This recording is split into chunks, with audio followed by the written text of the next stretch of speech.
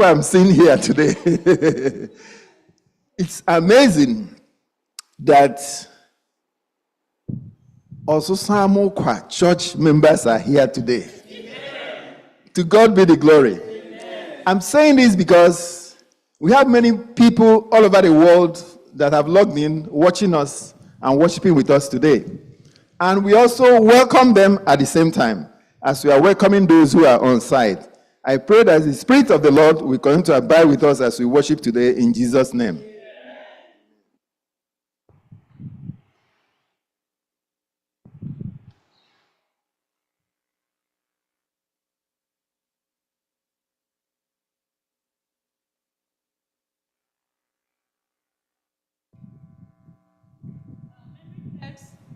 Our memory text this morning will be taken from the book of John, chapter 5, verse 36.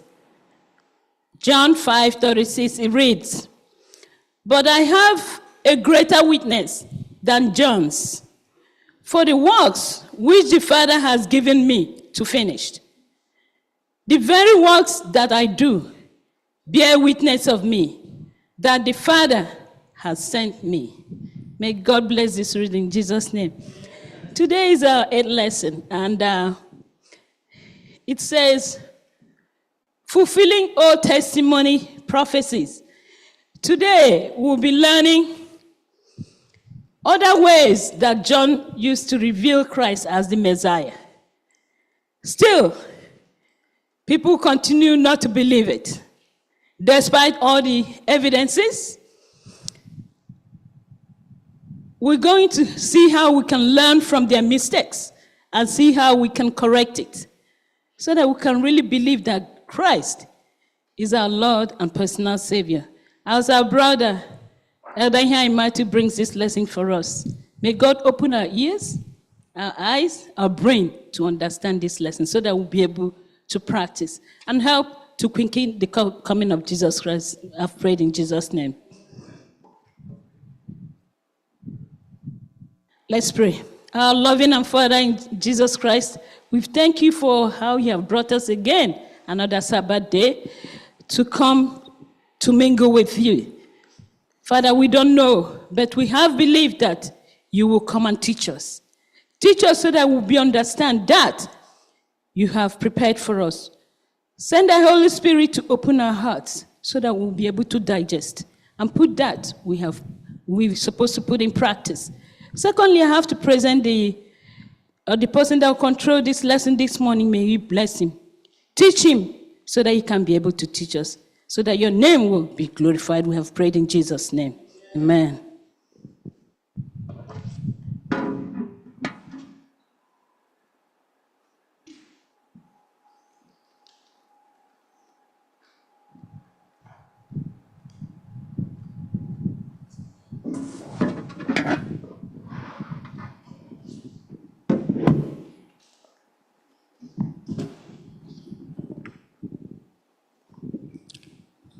Happy Sabbath, church. Are we happy to be in the house of the Lord?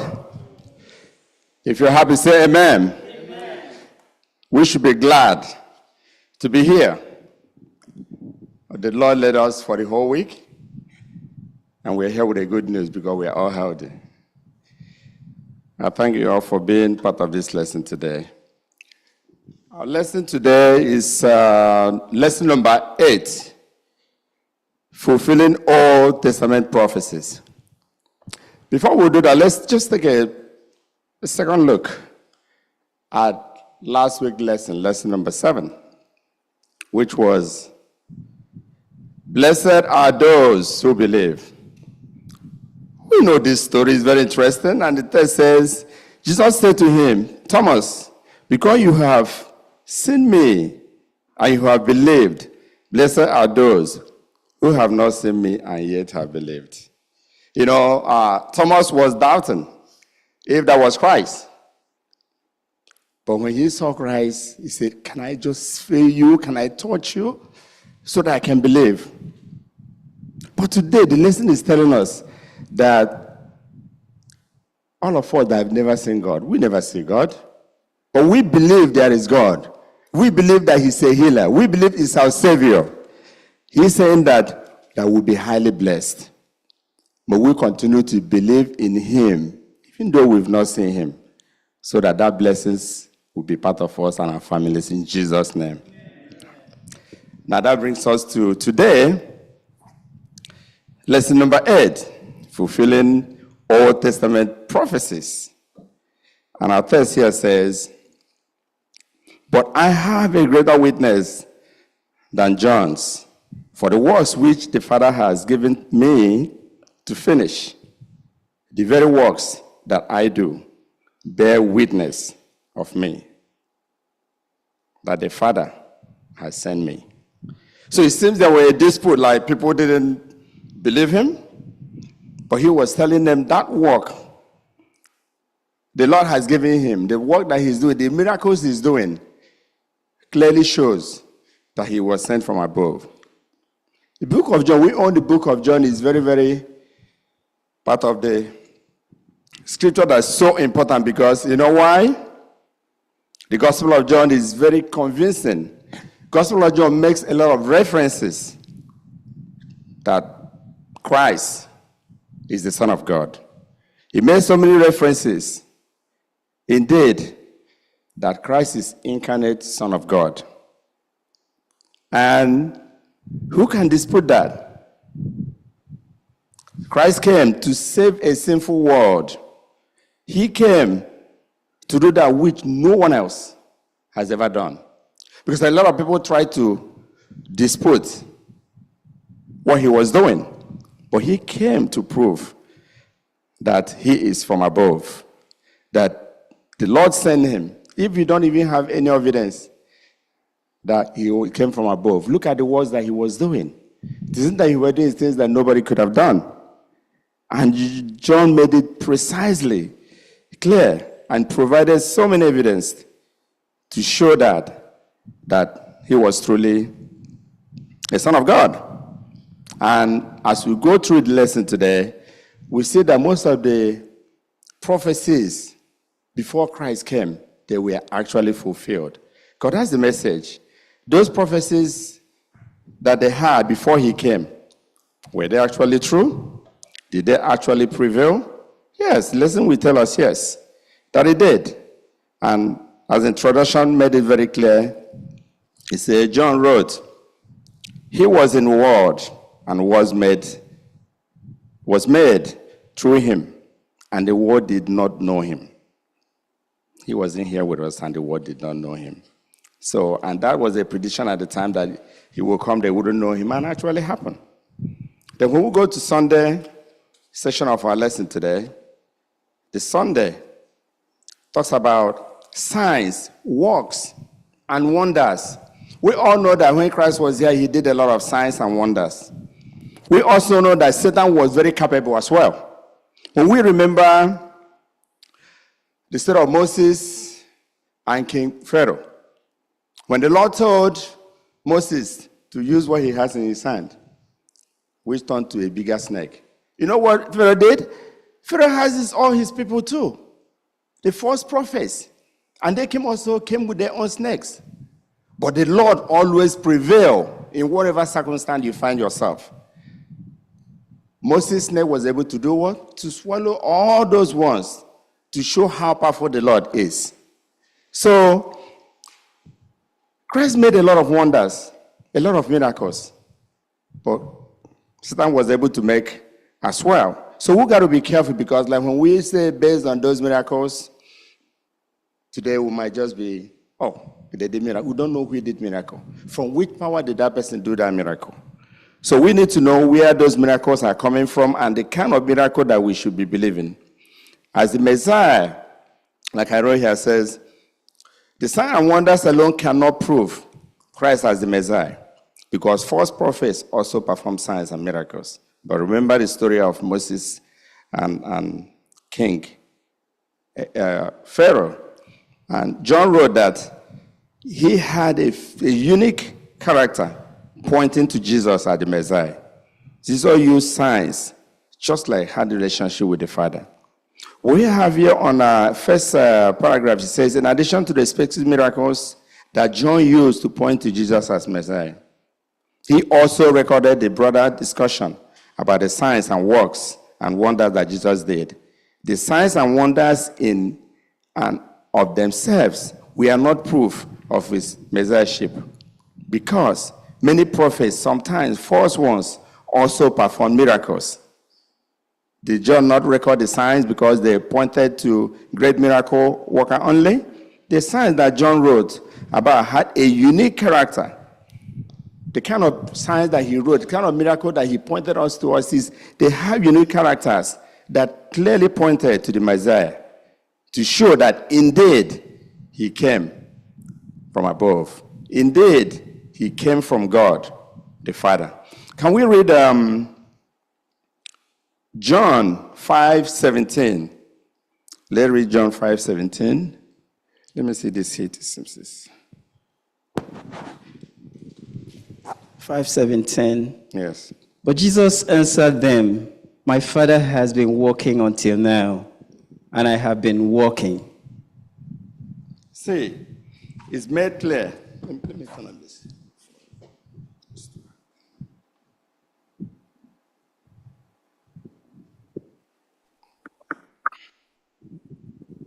Can you also read 20, then 36 to 38?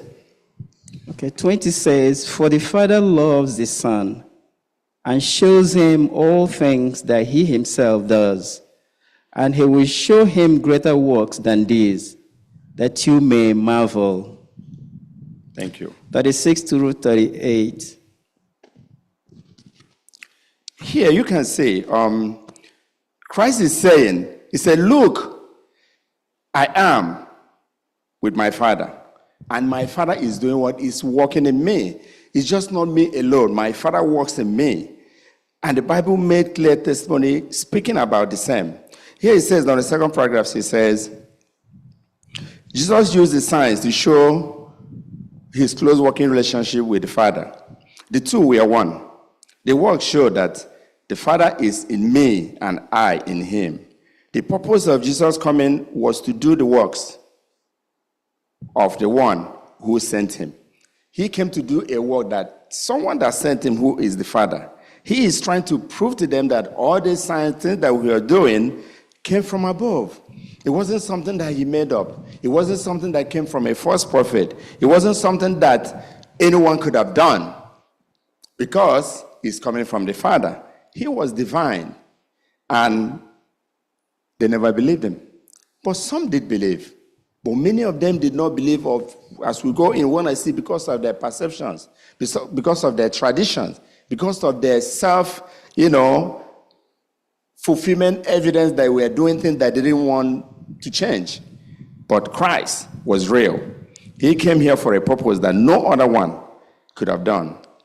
He said the word tells us that Christ was and where he came from above. Christ, the Father, who was sent by his Father to us, to witness what we were doing here and what he was doing. And we all know that Christ came from above. But many people didn't believe. As we go on, we see why they did not believe. There's a question down here. It says, how can we protect ourselves from having the kind of hard heart we see among the religious leaders? In what ways might we be fighting against the work of God in our own lives? That's the question that we all should respond to. Because the people were hardened, despite all the information they had, despite all the scripture, despite everything that Christ did, their mind was still hardened. Why? Can anyone respond to that? Why? Changing somebody's mindset is very difficult. But having learned the scripture, we are told to be open-minded. Though we have our own opinion, like you are teaching us now, we should just, number one is to listen.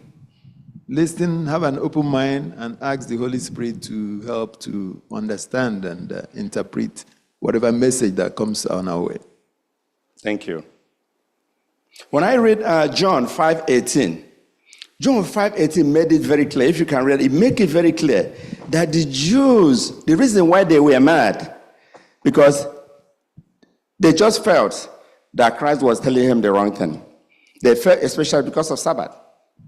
They felt that he broke the Sabbath. That's number one. They felt that he was making claim of being like the Father. They felt that who is he to make such a claim?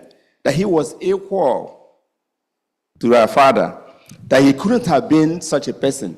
So those two things were so important to them. Because they felt, you know me now, okay, Matthew, how can you have a son who's going to claim to be a Messiah? How can you have a son who claimed that he's close with the Father, that everything he's doing, the Father says, who is that Father? So they never want to get over that because of their self-confused mindset. They were convinced that this was not true. No matter the signs that Christ was doing, no matter what they saw, no matter the scripture they saw, they still believe in what they had. Are we doing the same thing today? Today we do have more information, more than those people at the time. We know all the miracles Christ did. We know how John was able to get the message out. But they didn't have some of this information, all of them. But today we have more information than they do. Do we still stay in our corner, refusing to accept the truth? That's a big question for all of us. That's what the lesson brings to us. The whole lesson is not just studying, it's about relating to it. How does it relate to all of us? How do we see it? We have the message, you see someone, you know that thing is green, you look at it's green, but you know in your mind, but you don't want to accept it. That's why when the Christ was saying that some of them, outwardly, they were looking great, religious, but inwardly, they were full of disbelief. Why? Even though they have the message. Yes, Amma?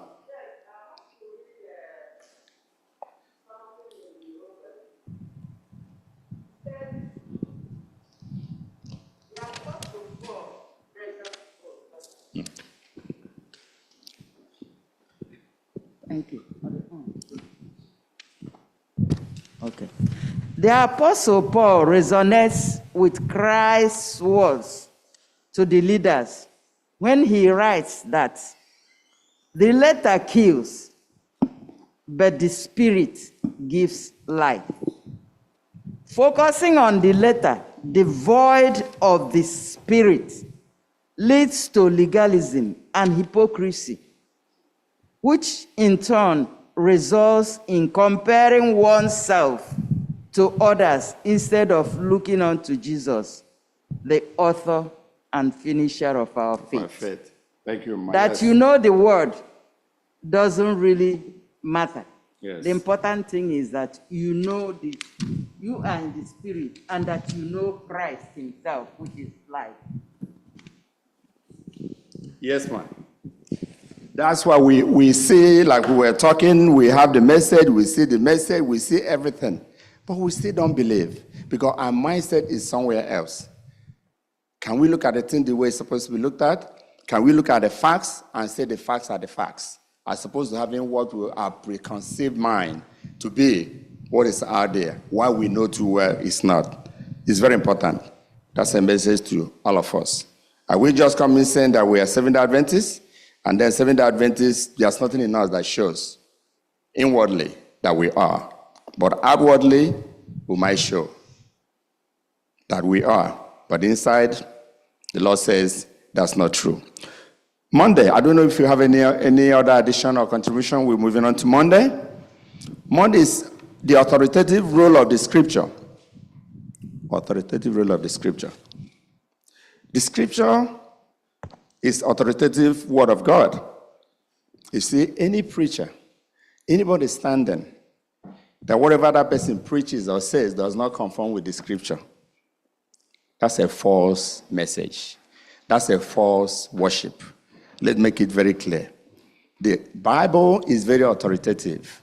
The Bible and the Scripture is the Word of God. Like what I usually do when I speak to people, like we talk about religion or something, I always use 2 Timothy 3 verse 16. That's where I usually start.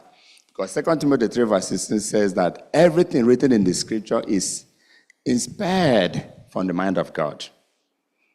That means those people that wrote it is just not, they just didn't go and write it. But the Lord inspired them. The Lord protected them. The Lord guided them so that they can write properly.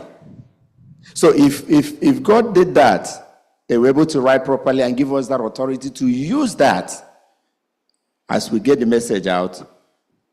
It is authoritative. It is important. It is special. And he made it clear, even also in Psalms, he made it very clear, that the word of God is authoritative, is very important, and it's clear. And again, he points out to the authenticity of the scripture. The word of God, it is a lamp unto our feet, and it also a light, what? Unto our path. So it's something that we got to hold on to. No matter how we feel about it, it is the word of God. And the Lord asks us to pay attention to it, to adhere to it, and to see what he has in the past. Because that's why we're studying this lesson. In the past, they already predicted that Christ was going to come. And all the prediction came to true. If not, just look at his life. Just look at his death. Just look at his resurrection.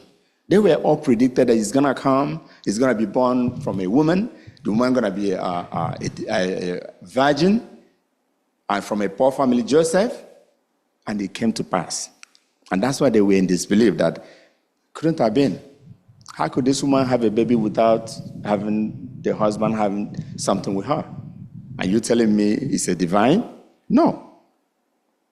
But the Lord said that's the way it is. That's the message. It was predicted already in the Old Testament and is being repeated in the New Testament as John was completely telling us all these things that it did happen. Let's see John 5:39. Let's do 39, 40, then 47. Let's see what the Lord says there. It says, "You study the scriptures diligently because you think that in them you have eternal life. These are the very scriptures that you testify about me, yet you refuse to come to me to have life." Verse 39 and 40. Yes, let's do 46 and 47. 46 and 47. "If you believed Moses, you would believe me, for he wrote about me. But since you do not believe what he wrote, how are you going to believe what I say?" Thank you. Moses wrote about Christ. And if you don't believe Moses, you wouldn't believe me. Because basically everything that he wrote was about me. And I'm here, you can't even recognize me. So in a sense, the Jewish people just discarded the information that they had, regardless of what Christ was saying. If Moses was predicting, was saying all these things, and some of them believed Moses, and some of them disbelieve. But why are you doing that? If you don't believe Moses, you're not going to believe him, because Moses came with the message. And the message was the Old Testament, and it's happening in the New Testament. So that's basically what the lesson is saying, the fulfillment of the Old Testament prophecies. Those are prophecies that I had in the past. So it's real. Because today someone can tell you, oh, I don't believe in the Old Testament, or I don't believe in the New Testament. But you can see both work together. It's not, you don't separate them. Because whatever they said in the Old Testament also auto predicted, then it's also happening in the New Testament. And those, they are true. And they all work together. I want to read something here. Second paragraph here. Although the gospel, time and again, Jesus points to the authority of Scripture as a key witness to him. For instance, Jesus often uses events from Old Testament to help point to himself and to what he does. The following is one of the cases, where he takes an event from Numbers 21, verse 5. As Moses lifted up the serpent in the wilderness, even so must the Son of Man be lifted. Here, not only does Jesus refer to the story, but by using it to point to himself, he basically gives authoritative interpretation of what the story meant to convey, and not just Jesus, but others as well. He used the Old Testament to point to Jesus. For example, early in John, we read the words of Philip, who have found him of whom Moses in the law and also the prophets. So he made all these references. Christ even used the Old Testament, like he referred to here in Numbers 21, to himself. He used it to refer to himself. He used it to point to himself, that those are real. Those prophecies were then, and this is me now. And it's a reality. And still, there is an issue accepting it. You know, the Bible is very clear, and it testifies. For Jesus was. When you read John 14:6, it tells you clearly, you know, what the word is and what the message is. But it's up to us today to look at this message and accept it. To do that which Christ expects us to do. Not to use our preconceived mind, our preconceived nature, preconceived opinion to override what the scripture says. The scripture does not move back and forth. It's straightforward, it's clear, and it's for us to accept it. It's for us as believers to know that the word of God, that the scripture that you are holding in your hand is an authoritative word of God, that it should be used as such. Just like it says, the scripture is used for correction, for strengthening a child of God to the right path. The scripture is there for us to learn. The scripture is there for us to just do the right thing, to strengthen us, to look at the examples of Christ, not to do what the Jews did, not to do what Thomas did. We don't see Christ today, but we believe that Christ lives. And he promised us that he will bless us because we believe. We don't see him, but we believe. Thomas was lucky that he told Christ, I want to touch you. I want to see. But Christ blessed him. Can you imagine? Even though he was doubting. But the Lord blessed him. But the Lord promised that he would bless us without even seeing him. May the Lord continue to bless each and every one of us today in Jesus' name. Amen. Now, Tuesday. Yeah, just... Oh, Eda, yeah, go ahead. Just before you move on, this section also clearly tells us that the whole Bible is important. There was a time many years ago when it was very rampant, for people to print only the New Testament. And you had that New Testament, and that's what people had in their pockets. And I'm wondering, I never saw the Old Testament being printed as a precise copy. And part of the reason was that people said that the Old Testament is gone. And we are in the New Testament. So, this section really tells us that Christ is all in the Bible, all through the Bible, both old and new. And no portion of the Bible should be discarded just because it's in the Old Testament. Here we can see Christ in the Old and, of course, in the New Testament. Thank you, Eda. Thank you. Is there any other contribution, addition? Because it's very clear. That's the whole message. Because people have that feeling that the Old Testament is done. Since Christ came, forget about the old one. Let's deal with the new one. No, the lesson is telling us both work together. Both are the same.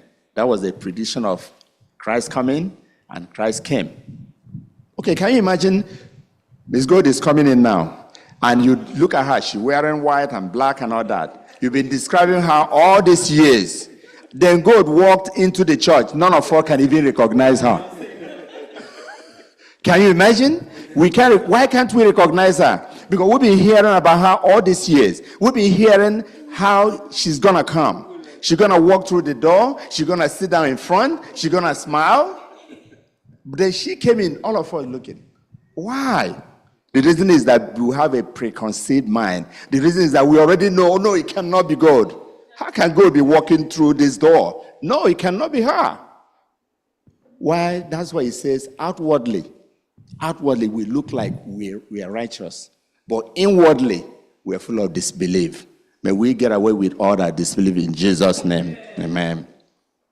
So when we look at this Old Testament prophecies here, it gave us, it was trying to compare, like we are saying, the new and the old. When you look at here, it says, there's a question here, it says, how are the following New Testament and Old Testament passages linked? That is, how does the New Testament use this text to bear witness to Christ? Now, it's giving you New Testament and Old Testament. For example, he says John 1 verse 23, then it says Isaiah 40 verse 3. Now, they're all both talking about, preparing the way of the Lord. Both of them are basically saying the same thing. They're trying to compare it and show you, yes, the old and new are the same. Then John 2:16, John 2:16 and 17, and then Psalm 69, verse 9, referring to both David and Christ himself. They had passion for the house of the Lord. Remember when Christ chased the merchants out of the sanctuary? When they were selling and everything, he sent them out. Both were referring to the same thing. And then John 19:36 and Numbers 9:12 talks about the Passover. Remember the 14th day of the second of the month? They were ceremonially defiled due to that. So they are referring to the same thing. What he's just trying to do in this session is just to show us Old Testament, New Testament. Old Testament, New Testament. So if someone come to you and say, don't worry, the Old Testament is gone because Christ came, that's not true. That's not true, because the scripture is very authoritative, because the scripture tells us that's not the case. The case is that both work together. You get the Old Testament, it happened, that's when they predicted it, then it happened in the New Testament, then when Christ came. It wasn't gone. And Christ himself that came, we are referring to himself. He pointed to himself using the Old Testament. If he did that, who are we to dispute that? Please, let's keep our preconceived mind on the side and see what the scripture tells us. It will be very, very helpful in our religious life. I want to read something here. Let me see in the bottom. It says, not just John, but Peter, Paul, Matthew, Mark, Luke, and all the New Testament writers under the inspiration of the Holy Spirit, time and again, straight how Jesus of Nazareth's life, death, resurrection, and ascension to the throne of God are all fulfillment of the Old Testament prophecies. When you look at all these things, when you look at all the stories, his life, his death, his resurrection, his ascension, they were all predicted in the Old Testament, and it came to pass. So it was fulfilled. Nobody's going to tell you it was not fulfilled. Yes, it was fulfilled. And we have to be strong in our message. We have to be strong in what we believe. We have to be strong and stood ground in case anybody want to dispute what we believe. We have to face challenges. As religious leaders at the time, they try to identify and say things wrong about Christ, but Christ stood his ground. He stood his ground because he used the scripture, which was very authoritative. He used the scripture to respond to certain things. Just like us today, we will face so many challenges in our walk with Christ. When those challenges come, we also have to use the Bible to reemphasize the message. We also have to use the scripture to answer the questions. It's not about us, it's about him. As I'm standing here today, none of this is my word. I'm being a vehicle that is being used to get the message out. I cannot put my own perception out there. I got to use what the scripture says, regardless of how it is. It might not be something we will all accept, but that's what the scripture says. And we are on the same page because we believe that everything written in the scripture is what? Is inspired from the mind of God. And it's good for teaching. It's good for reproof. It's good to strengthen a child of God to go through the right path. If that's the message that we all believe, that means the Old Testament prophecies are real. And they happened and they came to pass. And we ought to have that message going. Any addition? Any contribution? Because we are still moving on to Old Testament prophecies of Jesus, part 2. The one we just did was the part 1. Here, there's one song I always sing. I need no other evidence. I need no other plea. It is enough that Jesus died, rose again for me. In our minds, the scripture tells us there's no other evidence that we need. The evidence is there. We need no other evidence to prove the fulfillment of the old prophecies. The scripture is very clear. Even Thomas himself, even the scholars at the time, they all argued. After the argument, they all agreed that hundreds and thousands of prophecies were real. These are people that will dispute everything. These are people that believe they're knowledgeable, they're educated, they can dispute anything. But after every argument, after everything, the predictions in the past was real. It was clear, the message is there. So there's no other evidence. We don't need no other evidence. Just as somebody will go and tell you, oh, they do miracle here and there. Don't worry about those miracles. Find out where the miracles are coming from before you run. They could have been going to India to get miracles. And because something happened, you just jump.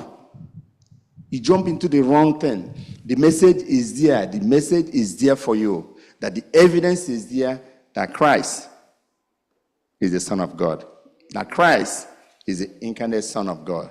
That Christ came from above. That Christ is a healer. That Christ is the beginner and finisher of our faith. That Christ came and died for sinners like us. For the fact that he came and died for us, what are we supposed to do? Do the same thing again? No. Try to do the best that we can so that he will continue to be with us. Now, I have a question. He says, what do each of the following passages from John's Gospel reveal about Jesus as a fulfillment of Messianic prophecy? Same thing again. Is trying to also compare the New and the Old Testament. When you look at John 12:13 and then Psalm 118:26, here, both of them referring to, blessed is he who comes in the name of the Lord. That's what they're referring to. Old, new, are telling you that blessed is he who comes. If you go to do something in the name of the Lord, that the Lord will be with you. You don't go with your own preconceived mind. You go with the message that the Lord promised that he will never abandon you, neither will he forsake you. It's a promise. But if you don't believe in the promise, then it's not going to happen. But if you truly believe in it, that he will. Look at us today in the United States. See what is happening every day. See shootings all along.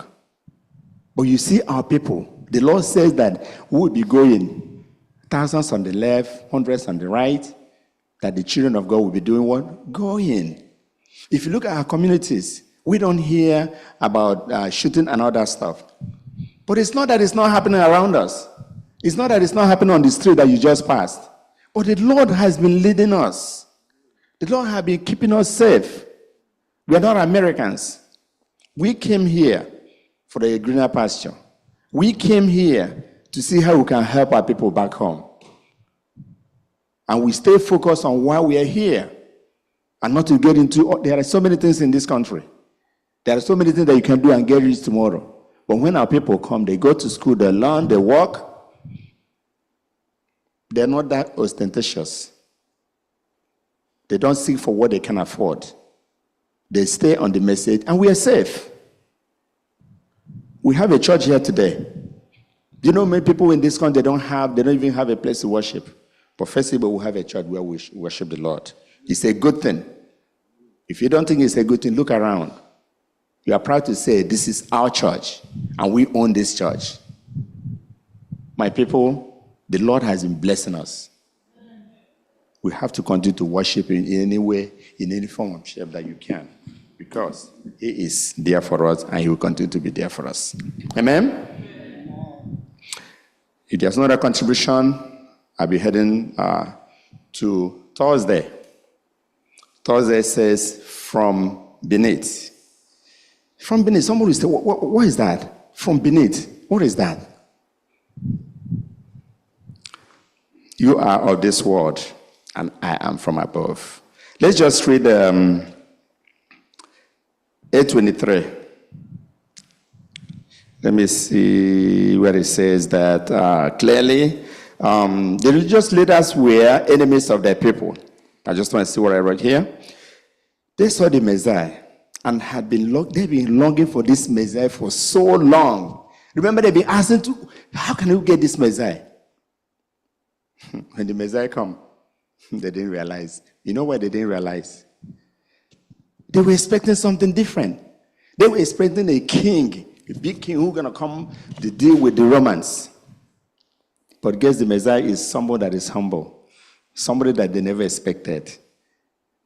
That's why they couldn't recognize the Messiah when the Messiah came. Because they were engulfed with their traditions. They were engulfed with their personal philosophies.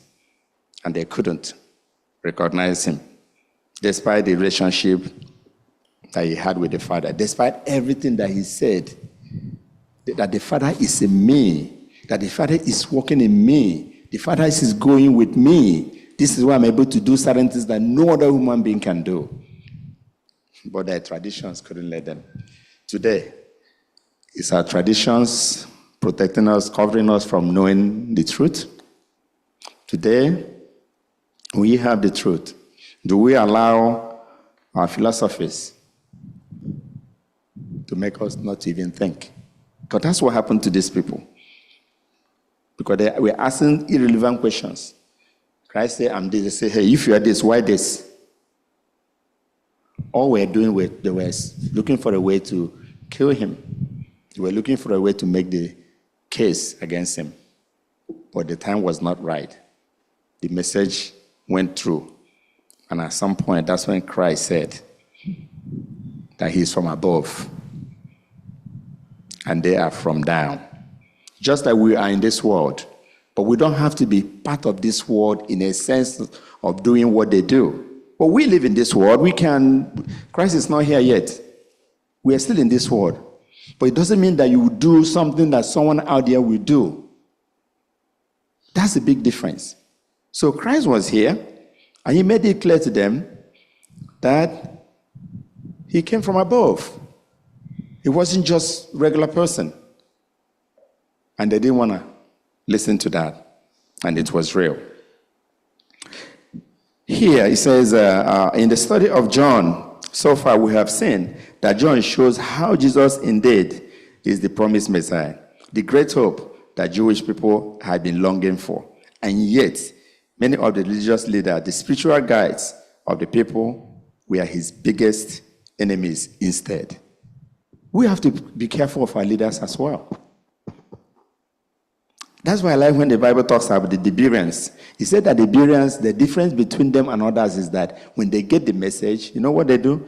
They go back and research on the message and look at the information for themselves.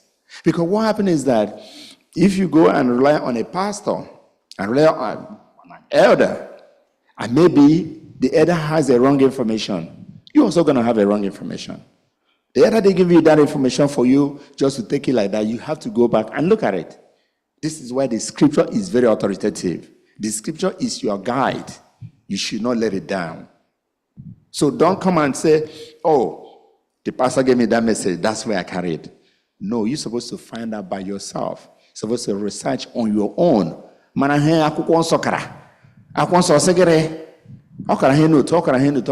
pastor Simotuna, they hokara. Let me get a one soccer. Make a shame or did anya. Ask the Lord to lead you to an understanding. He will lead you. You will understand the message and you'll be able to get through with that. So it's very, very important that what is happening here, that Christ was not happy with that. Yeah, when it says John 8, let's read John 8. Verse 12. Or actually, let's read 13. Verse 13. 13? Yeah. The Pharisees therefore said to him, you bear witness of yourself. Your witness is not true. See? The Christ told them he's bearing witness. He's using the scripture and everything to bear witness for himself because the Old Testament also said it. They say it's not true. How could you say it's not true? You can't even prove anything otherwise. The evidence is what there, but they were still saying it's not true. But the whole thing is some of them knew that it was true, but they just couldn't accept it. Just like today. You might say something, maybe our argument doesn't go well. Instead of us just letting down, we say, oh no, it's the right one. But we know too well it's not. So that's exactly what is happening here. So they were like, okay, that's not true. Let's read John 8:19 to 23. Then they said to him, "Where is your father?" Jesus answered, "You know neither me nor my Father. If you had known me, you would have known my Father also." This was Jesus spoke in the treasury as he taught in the temple, and no one laid hands on him, for his hour had not yet come. Then Jesus said to them again, "I am going away, and you will seek me, and you will die in your sin. Where I go, you cannot come." 22. So the Jews said, "Will he kill himself because he says, 'Where I go, you cannot come'?" And he said to them, "You are from beneath, I am from above. You are of this world, I am not of this world." Thank you. Look at what they were asking. Christ is saying, it's so funny. The Lord is telling them something, and they're objecting to it. And they're they're very aggressive too, right? And sometimes they have convincing, argument. But the scripture is very clear. When I read what it says here on the second paragraph, it says, second, Jesus says to them, "You are from beneath." In other words, however how religious they might be, these were not spiritual. They were not spiritual. Godly men, they had a form of godliness, like I was saying. They do have some kind of godliness when you look at them. When you look at the outlook appearance, you might say, "Wow, this is a nice elder, this is a nice pastor." But the Lord is one that looks inside. When he looks inside, he says, now they're full of disbelief. They might look nice on the outside, and inside, they're full of disbelief. Today, can someone refer to us like that? Oh, they might look like they say they're Adventists, but their behavior doesn't show they're Adventists. They claim, they preach, "I'm Adventist." But what you do, your actions should speak louder than words. Your actions should show what you are. As a matter of fact, your actions should even show more than somebody looking at you, if the Lord continues to work in us. But we have the Lady Holy Spirit to be with us. We have the Lady Holy Spirit to dwell in us. We have to let the scripture be authoritative weapon that we can use to defend what we believe. We cannot rely on our preconceived mind, and it's not going to take us nowhere. And he went on to say, this was nothing new, inasmuch as these people draw near with their mouths and honor me with their lips, but have removed their hearts from me, and their fear towards me is taught by commandment of men. See? These people, their hearts, we already removed. Their hearts, we are no longer with the Lord. But they were looking as if they were good. In our Christian walk today, what do we do? Do we just look good? Do we just come and just say things and not realizing how people are looking at us, not realizing what it means to others, because they're looking, because they're checking? There's one thing that I just want to, when I was going through this lesson, one thing that I really want to look at, that was when I talk about the authoritative role. I've rounded up. I just want to say a few things. I jumped a mobile. So, when what few takeaways that you take, I want you to take something home today.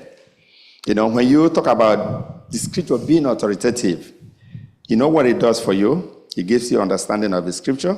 It changes your perception and my perception. It makes us know whom we are, whom Christ is, how he came, and where he's going. That's why he's being authoritative.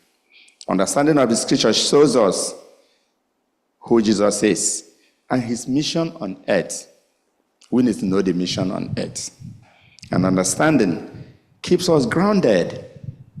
Because if we are not grounded in the message, if you don't know what the message is all about, if you just read it and just go, and not reading deep, and not researching on it, just doing like the Bereans did, get the message, go home, look at it, we cannot be grounded. Somebody can just come and throw us off. Somebody can just come and say, "Hey, you worship on Sabbath for real? For real?" No, there's nothing like Sabbath. So it was done with. What you gonna say? That's why the scripture is very authoritative. It tells you what to say. It tells you how to defend what you believe. It tells you to say the right thing at the right time. And when you say that you're a Sabbatarian, then people will know, yes, you're able to defend what you have. And your action is also able to defend what you believe. That way you can convince people. Sometimes making people come to you, to your church, to follow you, like our sister was saying last Sabbath, to fill the pews. It might not just be through, talking. It could be your action. It could be your behavior out there in the job, somewhere. Someone might look at you and say, wow, which church do you go to? There is something that person saw in you. That person might follow you. It comes in a lot of ways. And I ask that as we worship the Lord, as we do the right thing, we will continue to believe in him. Let's not be Thomas. Let's have that blessing that he said he will bless us mightily. You, I, your families. Because we've never seen him, but we believe that is God, right? Yeah. And we believe that he came and died for you and I, right? And we believe that he came and died, he was resurrected, right? And we believe that he ascended to heaven, right? See, these are the things basic things that we should believe. And those are the things that Christ said that it was predicted in the Old Testament. And it prevailed. That prediction came true. Those prophecies came true. So if someone tell you today, Old Testament is done with, please, it is not true. It is not done with. The Christ used Old Testament to also point to himself, point to what he did, point to his own message. And today, we can carry that message along. Use the scripture as a weapon. Use the scripture to be grounded. Use the scripture to be your guide. Use the scripture as the Lord will continue to bless each and every one of us in Jesus' name. Amen.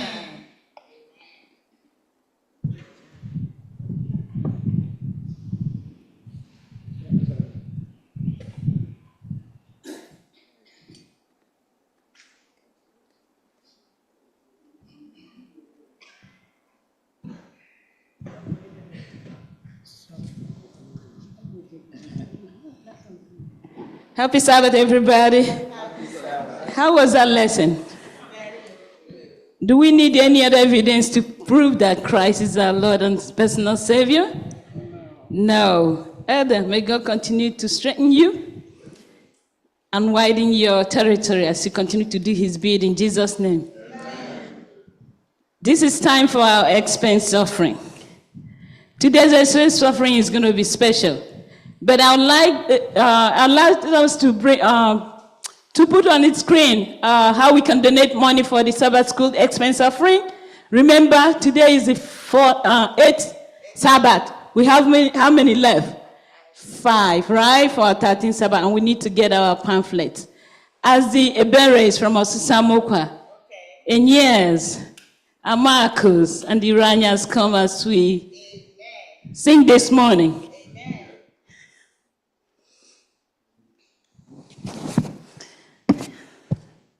Onye riwara ihe tọkara Jehova, Yenyela mo, yenyela mo, yenyela mo. Pastor riwara ihe tọkara Jehova, yenyela mo, riwa, yenyela mo, yenyela mo. Onye nariwara ihe tọkara Jehova, yenyela mo, riwa, yenyela mo, yenyela mo. Onye neriwara ihe tọkara Jehova, yenyela mo, riwa, yenyela mo, yenyela mo. Onye nariwara ihe tọkara Jehova, yenyela mo, riwa, yenyela mo, yenyela mo. Ọ bụ dike n'agha, ọ Obudimpa nume. Yenye lamo yariwa. Yenye lamo. Yenye lamo.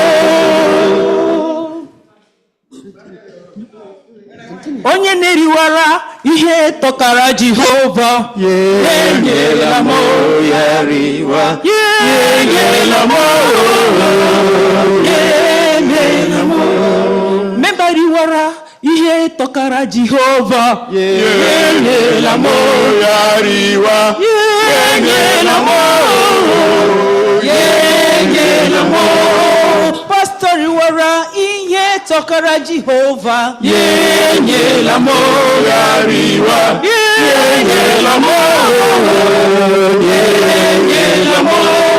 Eldariwara ihe tọkara Jehova. Yenye lamo yariwa. Yenye lamo. Yenye lamo. Dikin riwara ihe tọkara Jehova. Yenye lamo yariwa. Yenye lamo. Yenye lamo. Obudike n'agha. Obudimpa nume. Yenye lamo yariwa. Yenye lamo. Yenye lamo. Amen. SDA 560.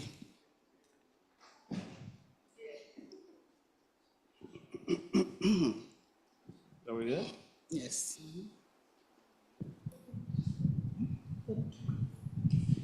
Let all things now living.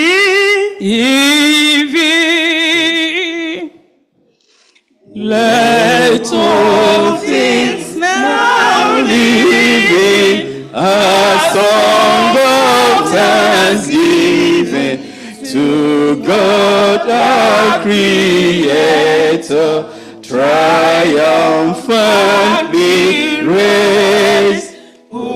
Fashioned and made us, protected and stayed us, who guided us unto the end of our days. His banners are ours, His light goes before us, a pillar of light shining forth in the night. Till shadows have vanished and darkness is vanished. As forward we travel from light into light. His love He enforces, stars and their courses. The sun in His orbit obediently shine. The hills and the mountains, the rivers and fountains, the deeps of the ocean proclaim Him divine. We too should be voicing our Lord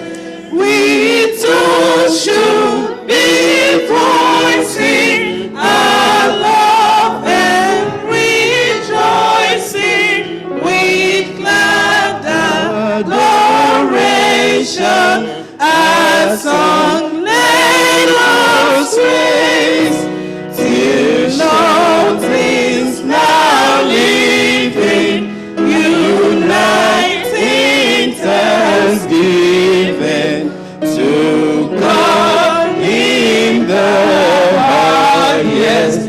Hosanna and praise.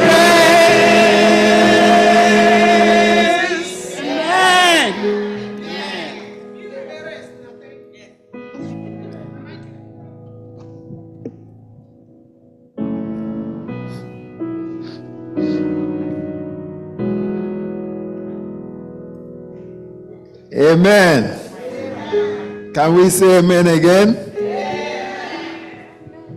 N'ezie, onye riwere ha tọkara Jehova ya enyela m. Unu anụfụ ha gụrụ? Onye riwere ha tọkara Jehova ya enyetụla ha. We are highly blessed today. I don't know, those that miss this special number. Amamoto again will ahụ. Maybe when they play back the YouTube and everything, then they will know what we enjoy today. May God bless this group that sang for us today. And I want to say, some of you, today is your first day worshiping with us here. This is your church. And I know you guys have worshiped with us online some time ago, and you are present here live to see that church, and that's the Festival Church. And that is your church. It's a church that was opened for everybody. Those here in America and those particularly, essentially, those coming from Africa, Nigeria, Alaibo. This is your church. Feel free. We want to hear more of these numbers. Anytime. We want to hear more of these numbers. It revitalizes us. It took our minds back home. I'm telling you the truth. And we are so glad, we are happy we had this message today in song.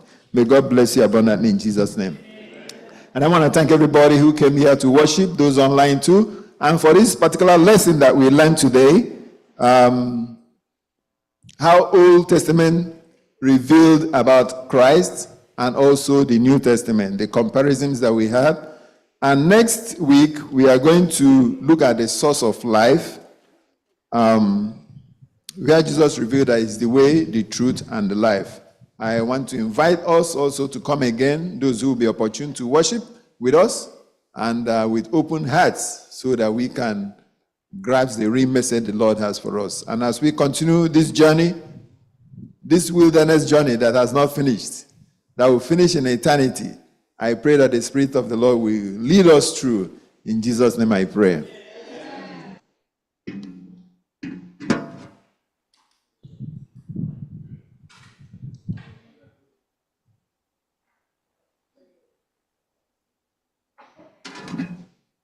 Amen.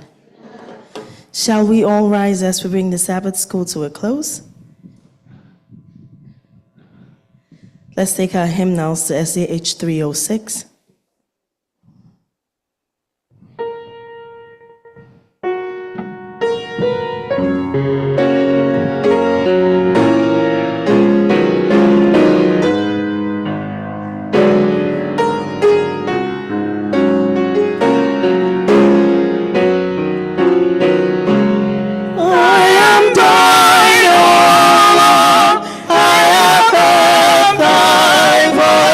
And it's all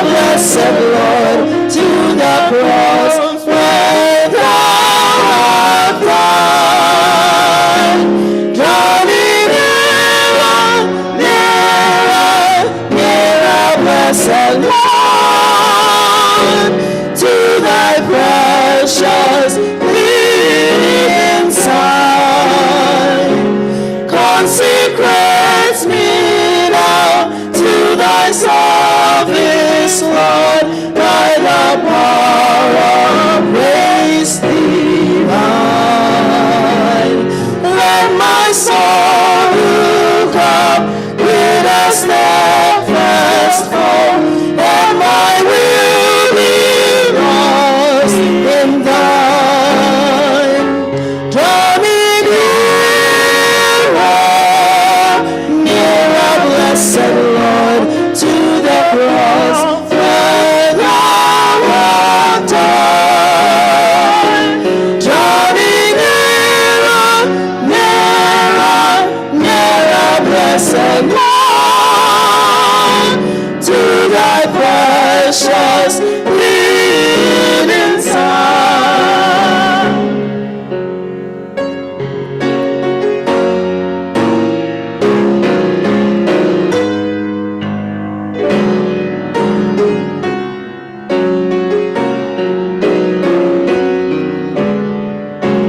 Oh, the pure delight of a single that before thy throne I spent. When I kneel in prayer and with thee, my God, I commune as friend with friend. Draw me nearer, blessed Lord, to the cross where thou art died. Draw me nearer, blessed Lord, to thy precious living Son.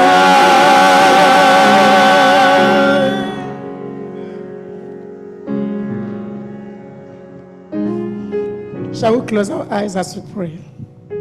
Our Heavenly Father, we are thankful unto Thee for all that You are doing and for all that You will do. Thank You for the lesson of today. Thank You for revealing Yourself unto us through the Scriptures. Thank You also because we have heard and we have believed. We are asking that You help us, Lord, to do those things that are pleasing in Your sight. Help us as we prepare to welcome You in Your second coming. We ask in Jesus' name.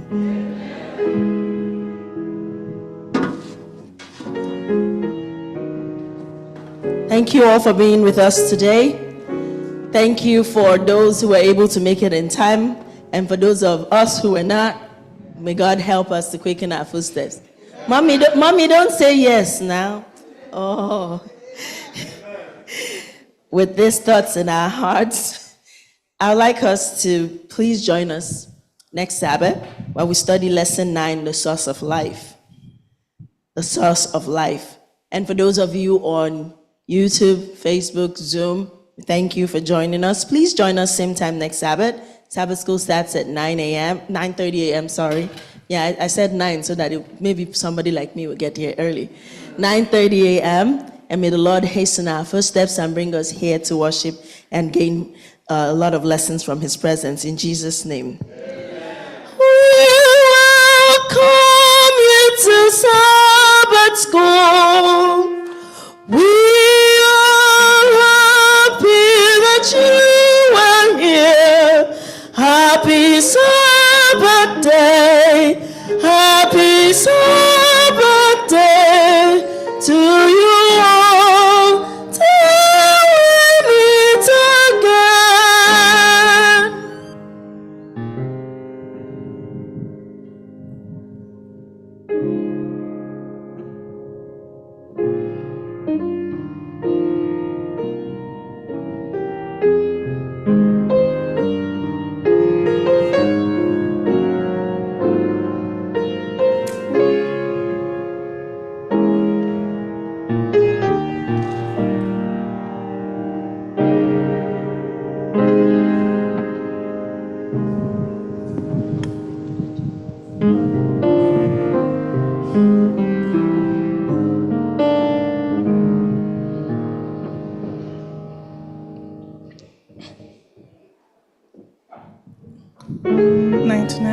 Let's open our SDA head to SDA 99. You what?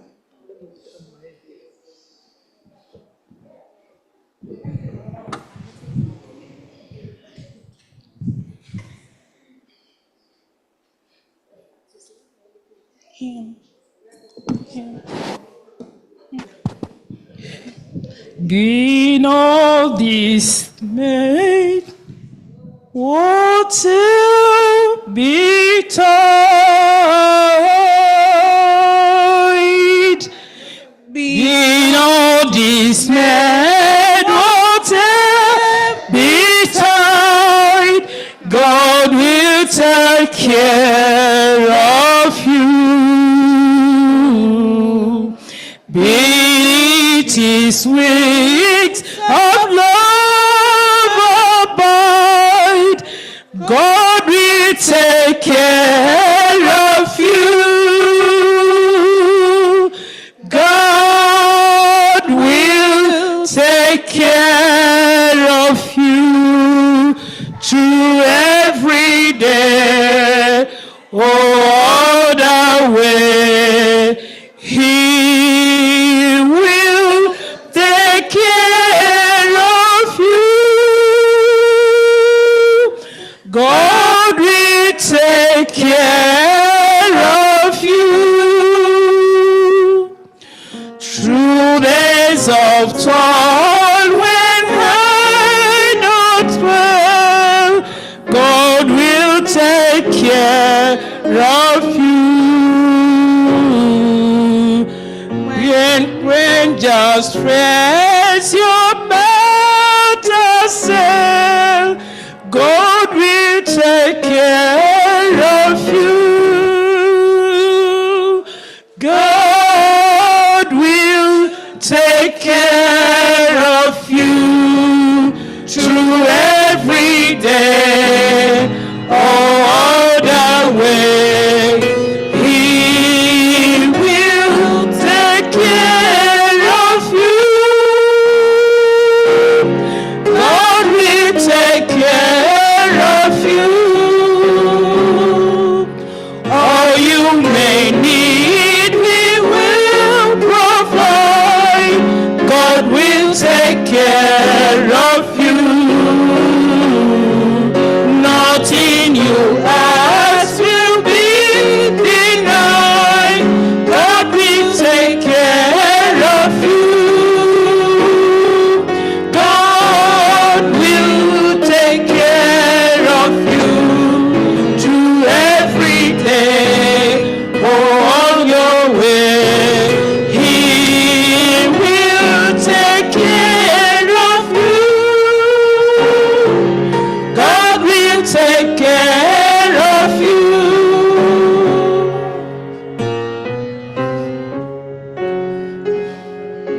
317. 317.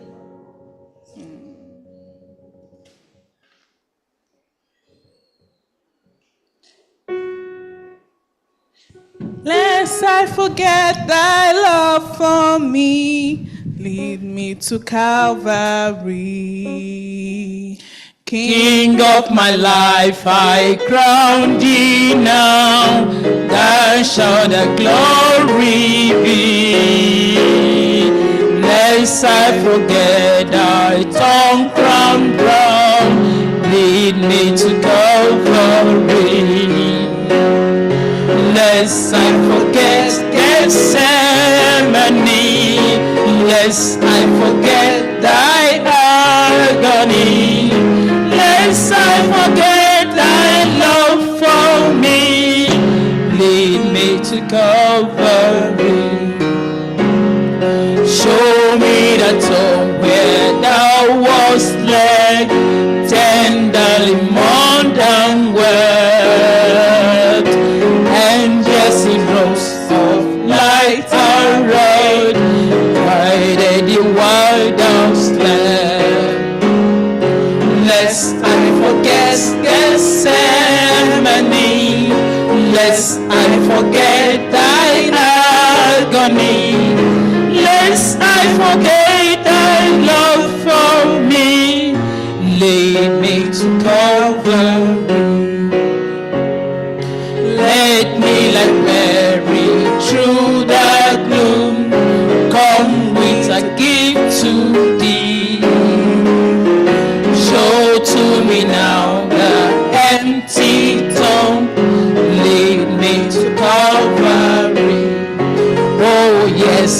lest I forget Gethsemane,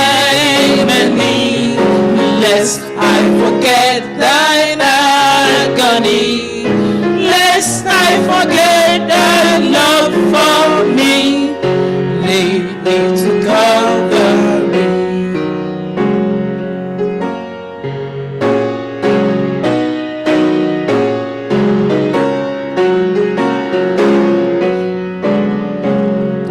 May I be willing, Lord, forget daily my cross for thee, even the cup of grief to share, thou hast gone all for me.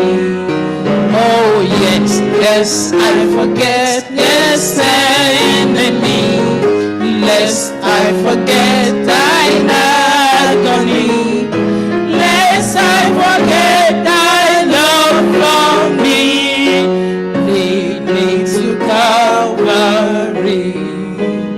Let's take 516. 516.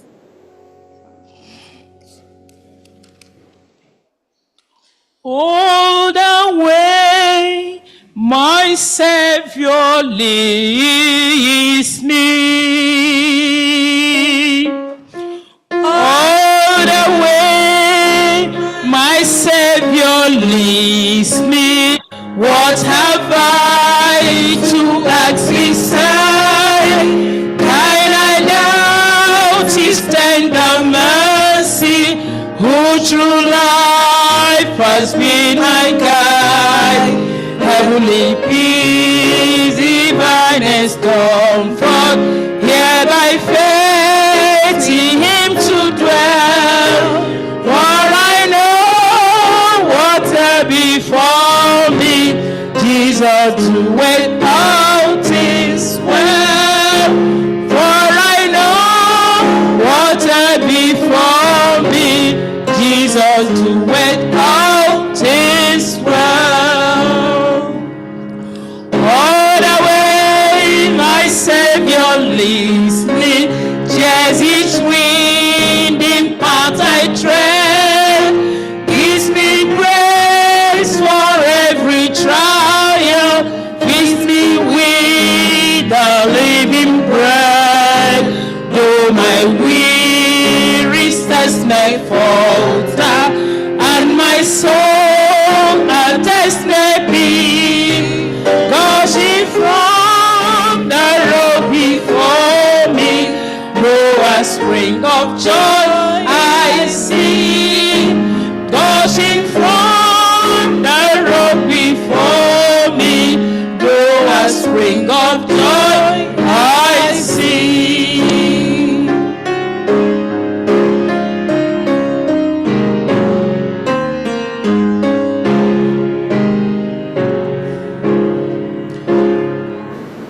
All the way my Savior leads me, oh the fullness of His love, perfect rest to me is promised in my Father's house above. When I wake to life immortal, bring my flight to rings above. This my song through endless ages, Jesus led me all the way. This my song through endless ages, Jesus led me all the way.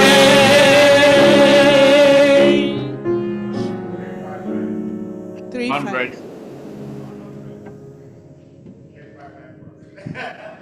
Okay, we'll take The next group first. 100. Oh. 359. How the voice of Jesus calling. How the voice of Jesus calling. Who will go and walk today? Feels how wide the harvest waiting. Who will be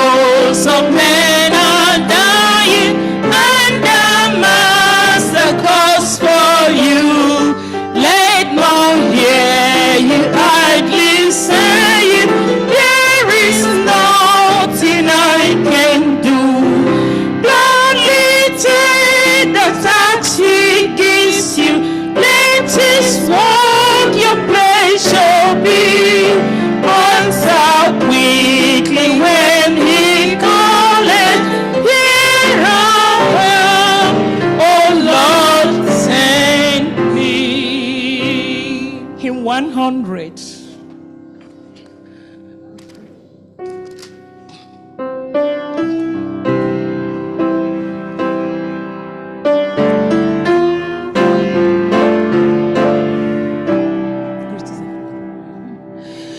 Great is thy faithfulness, O Lord my Father.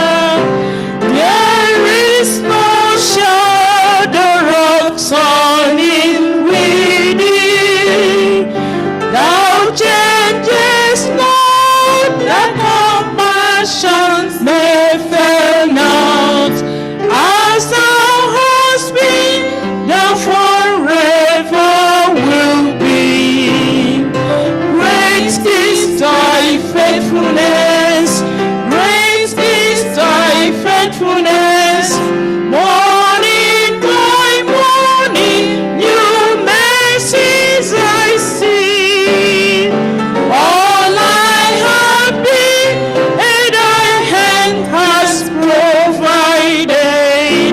Great is thy faithfulness, Lord, unto me.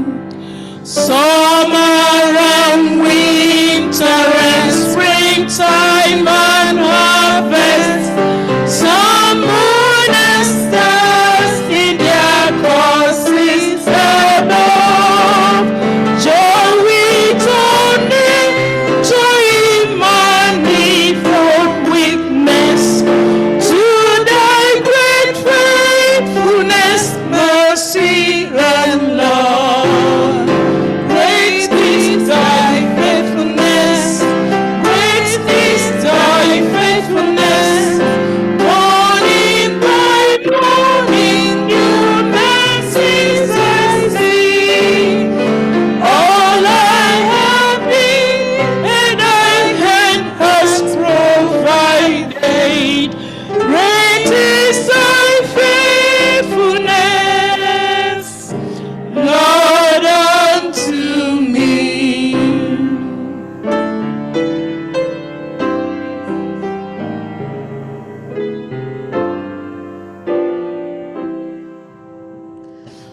Pardon for sin and peace that's endurance. Now on their presence to cheer and to guide. Strength for today and great hope for tomorrow. Blessings of mine with 10,000 beside. Great is thy faithfulness, great is thy faithfulness. Morning by morning, new mercies I see. All I have been, and thy hands has provided. Great is thy faithfulness, Lord, unto me. 625. 625. I'm pressing on the upward way.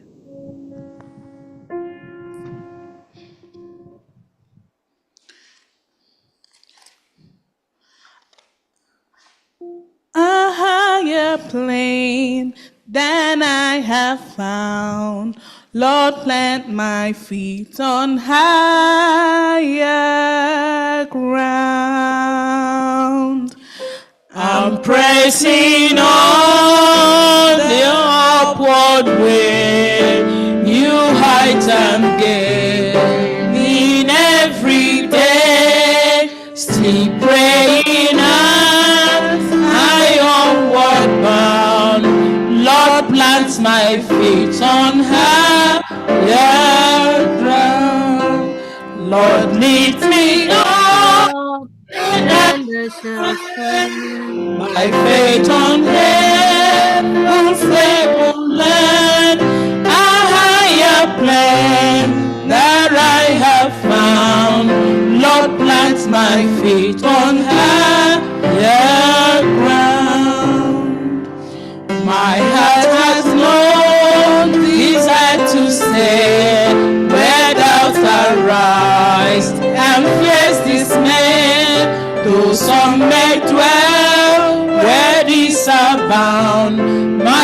where my faith is higher ground.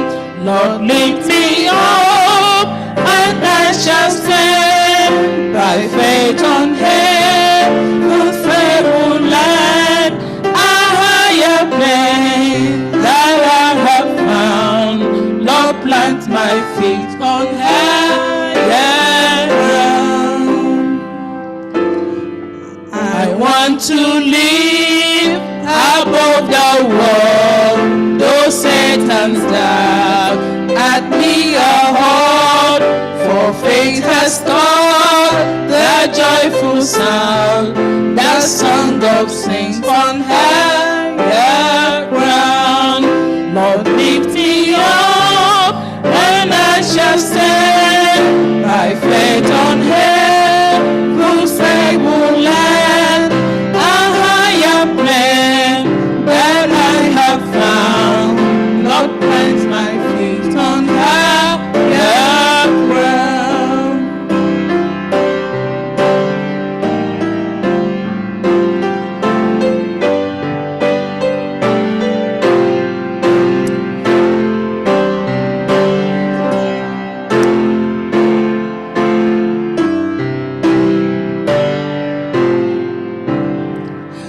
I want to scale the utmost height and catch a glimpse of glory bright, but still I pray till heaven I've found. Lord, lead me on to higher ground. Lord, lead me up, and I shall stand by faith on heaven's stable land. A higher plan that I have found. Lord, plant my feet on higher ground.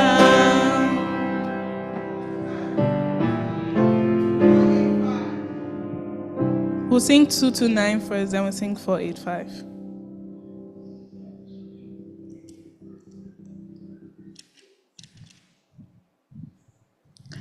Oh, hail the power of Jesus' name. Oh, hail the power of Jesus' name. Let angels prostrate, let angels prostrate fall, bring forth the royal diadem, and crown him, Lord, crown him, Lord, crown him, crown him, Lord, crown him, crown him, crown him, and crown him, Lord of all. Ye seed of Israel, chosen race, he ransomed of the fall, he ransomed of the fall. Hail him who saves you by his grace, and crown him, Lord, crown him, Lord, crown him, Lord, crown him, Lord, crown him, crown him, crown him, and crown him, Lord of all. Let every kindred, every tribe on the terrestrial ball, on the terrestrial ball, to him all majesty ascribe, and crown him, Lord, crown him, Lord, crown him, Lord, crown him, Lord, crown him, crown him, crown him, and crown him, Lord of all.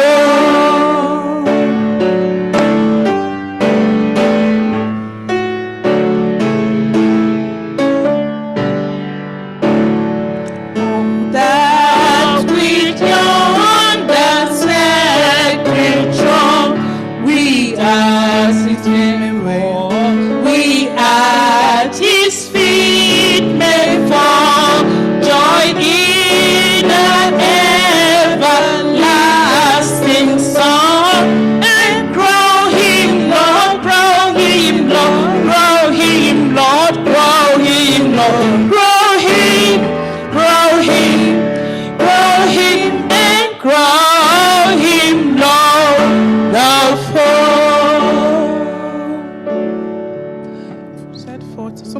485.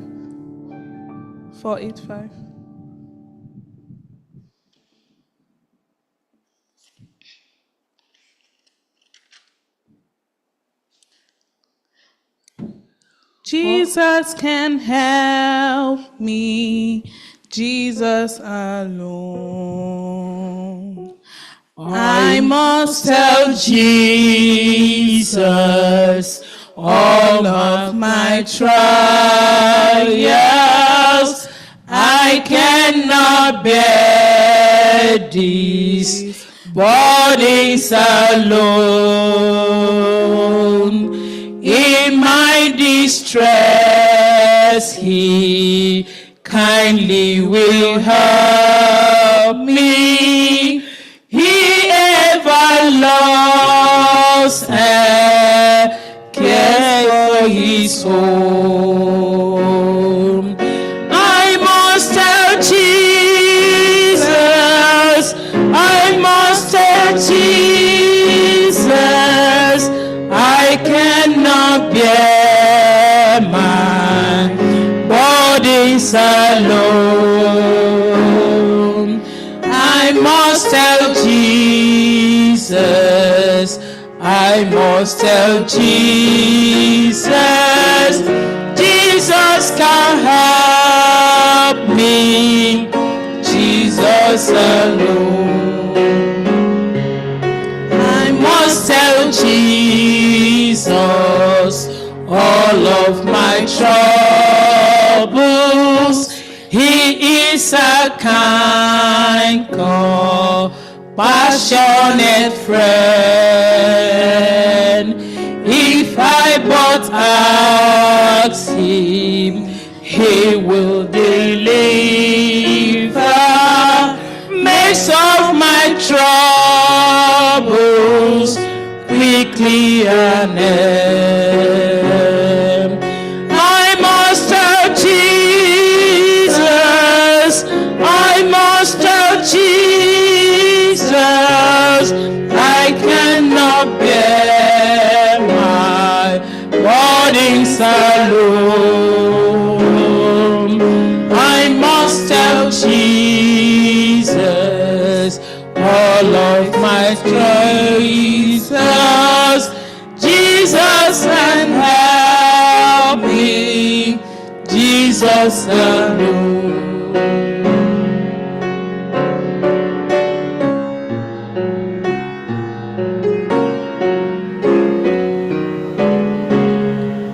Oh, how thou world to ever loves me. Oh, how my heart is tempted to sin. I must tell Jesus, and He will help me over the world, the victory to me. I must tell Jesus, I must tell Jesus, I cannot bear my burdens alone. I must tell Jesus, I must tell Jesus, Jesus can help me, Jesus alone. 600.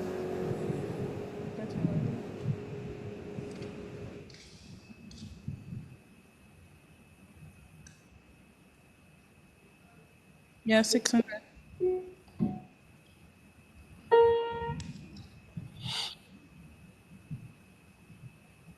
Bright crowns are in waiting. Hold fast till I come. Sweet promise given to all who believe. Behold, I come quickly, my own to receive. Hold fast till I come. The danger is great,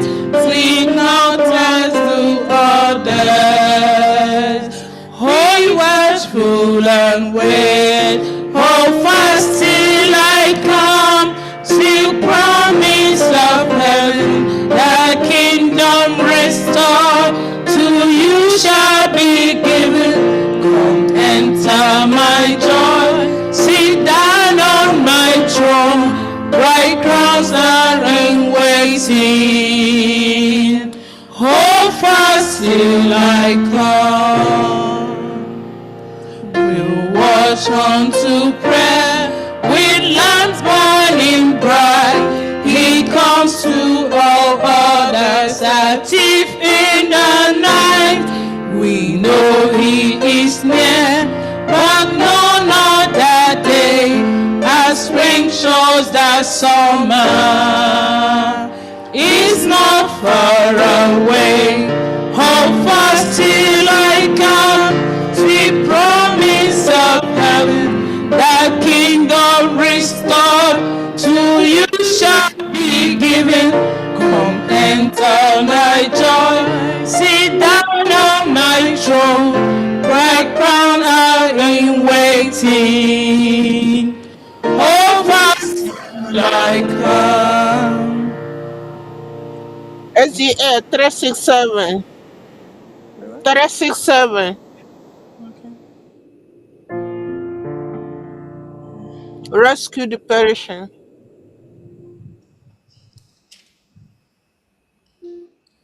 Rescue the perishing, care for the dying. Rescue the perishing, care for the dying. Snatch them in pity from sin and the grave. We order everyone, lift all the fallen. Tell them of Jesus the mighty to save. Rescue the perishing, care for the dying. Jesus is merciful, Jesus will save.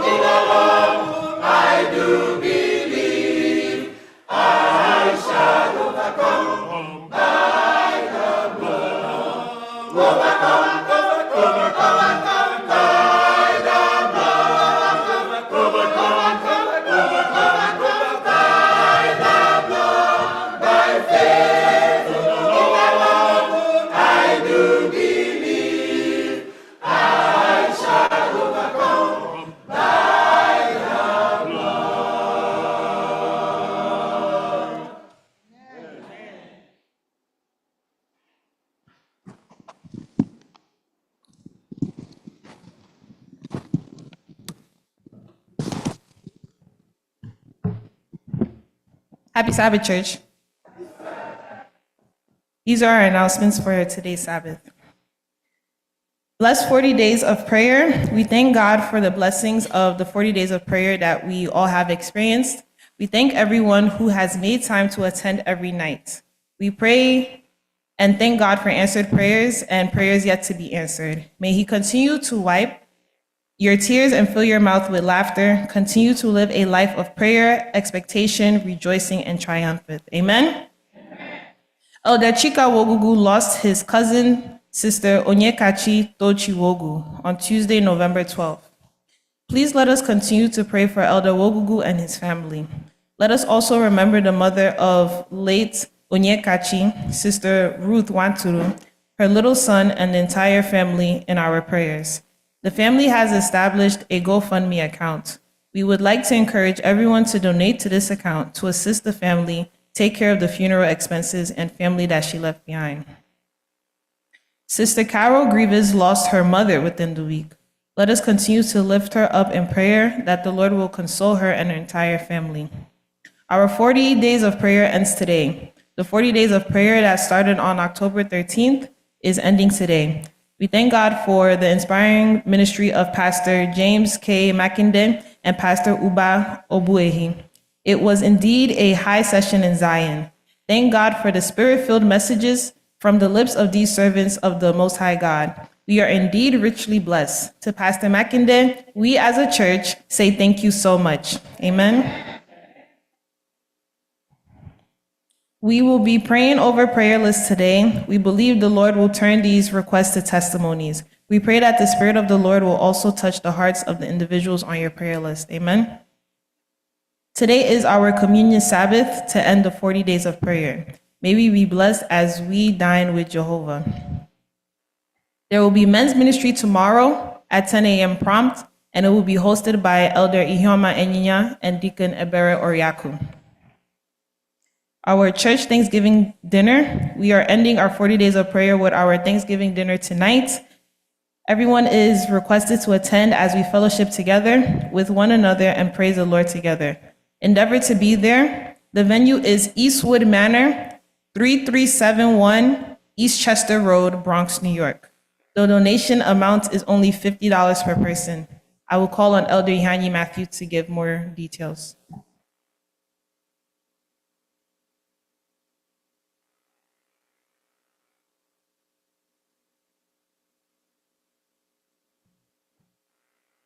Thank you, Adeze.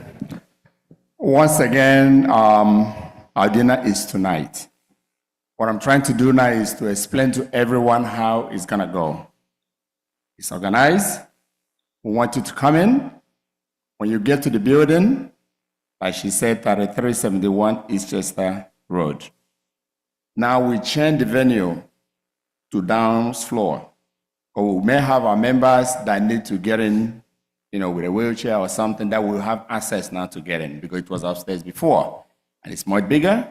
You come in, to the lobby, you're gonna see your name. It's on the table. You pick up your name, you go inside, you have a seat on your table. Basically, it's organized with families. We make you to sit with your families. And We want everyone to be there. At least 8 p.m., everything will start. From 7, will be like meeting and greeting. We're going to have cocktail from 8. After that, we're going to have dinner. Then we'll have a bunch of programs. You're going to hear a lot of speakers. You're going to hear a lot of people coming to sing for us. You're going to hear a lot of comedies. And we want all of you to come. At this point, we don't want to miss anyone. If for some reason you could not get in, to let us know. If you want to still come, we still have room for you. I can also make an arrangement with the manager. He told me if I have more people, he will accommodate us. So we are not excluding anyone. If you are still interested, please let me know. We will include you. We want you to be part of that Thanksgiving service today. We just ended our 40 days of prayer. I want to go in a different setting that is not in the church, where we can all socialize, where we can all eat together and talk together. That's what it's all about. We can all evangelize and talk to each other. I would like everyone to be there. Just try your best. Make an effort to come there with your children, or try to come on time.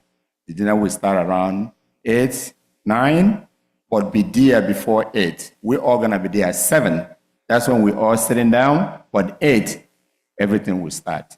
And I'm sure Pastor Makinde will be there, and our pastor will also be there. And many other people that you see there today, we ask that you come. If you do that, the Lord will continue to bless you in Jesus' name. I would just like to welcome everybody. Happy Sabbath, Church. I know we all had a tough week, but it's good to see everyone here worshiping all together. And I pray that the Lord will continue to bless you all now and forevermore. Amen.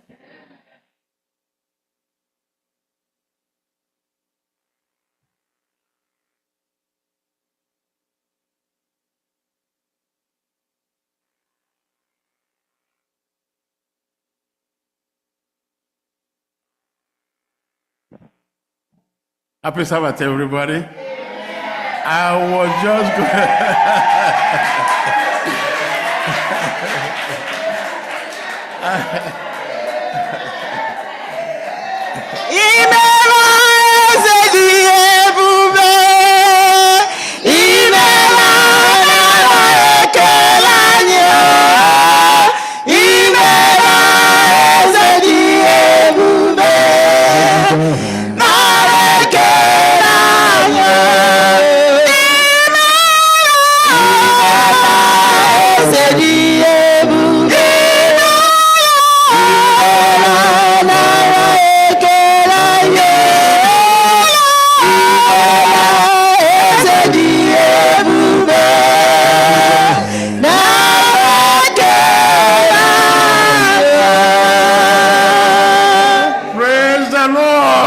the glory, to God in the glory.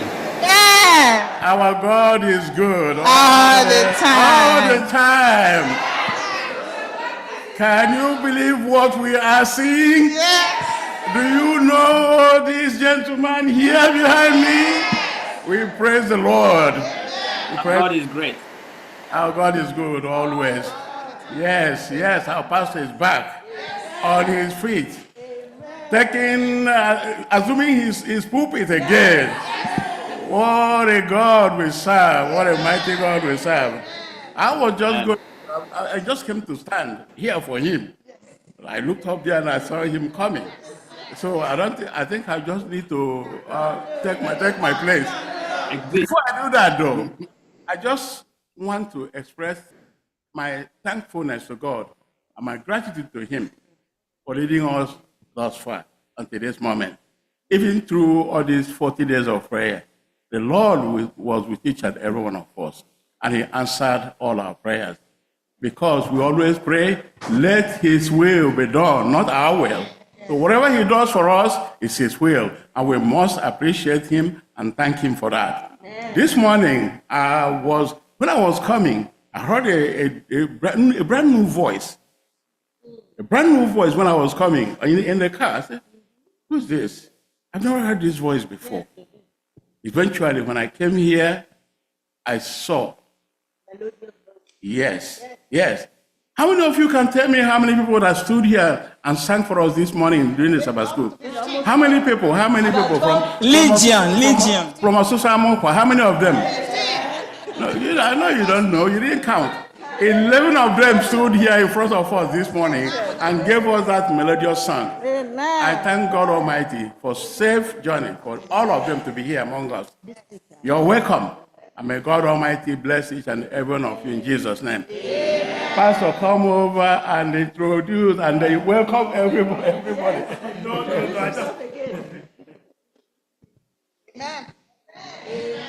Imela.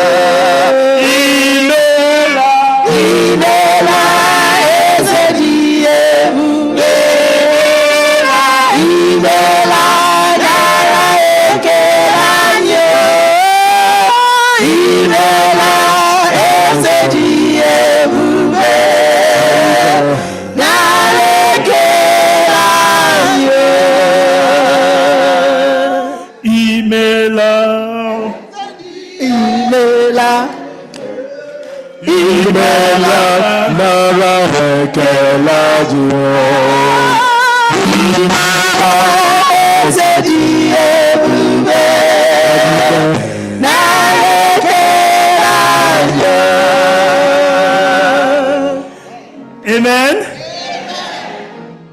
Hallelujah. Hallelujah. Hallelujah.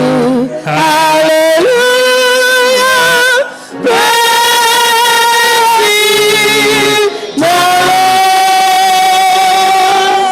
Hallelujah. Hallelujah. Hallelujah.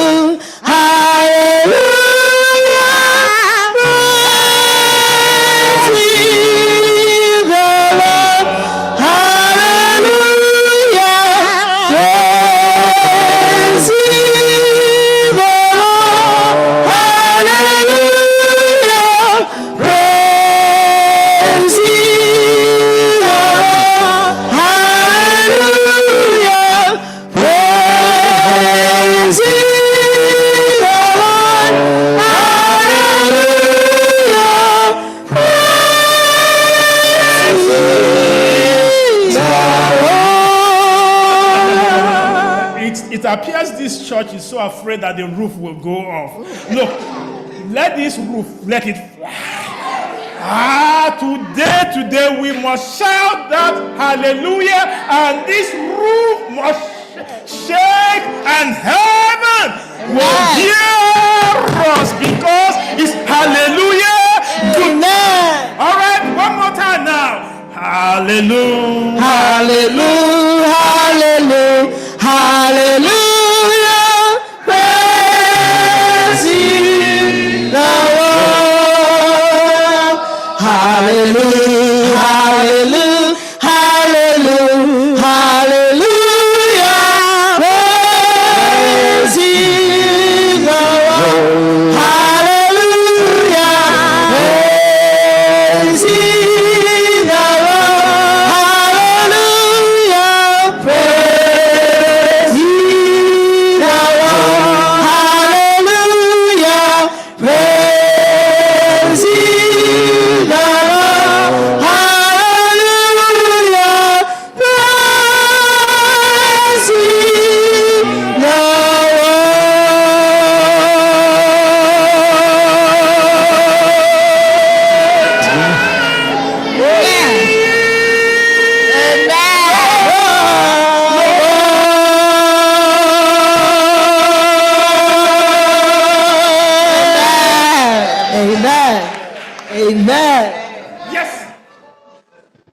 God we serve.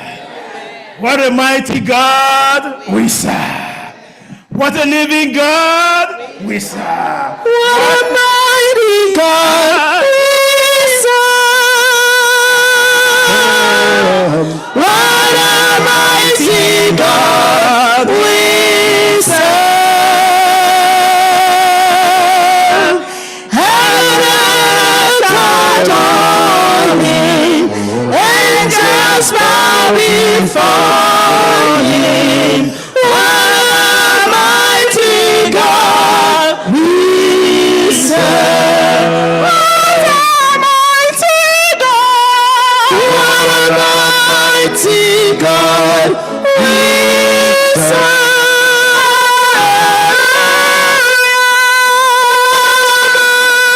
Mighty God we serve. Heaven and earth adore him. Angels bow before him. What a mighty God we serve.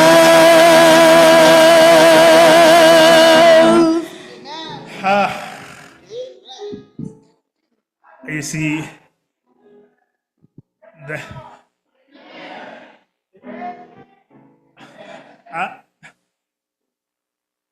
yeah, my dear wife, please come, because no, she's not even wife now. She's doctor in the house. I need to tell you. I need to let you know.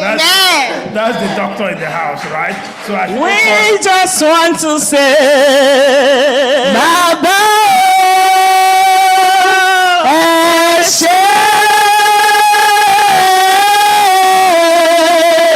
We just want to say, Baba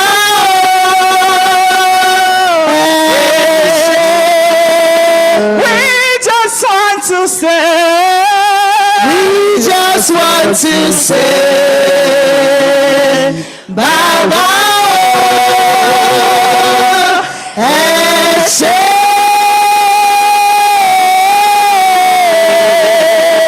We just want to say, Baba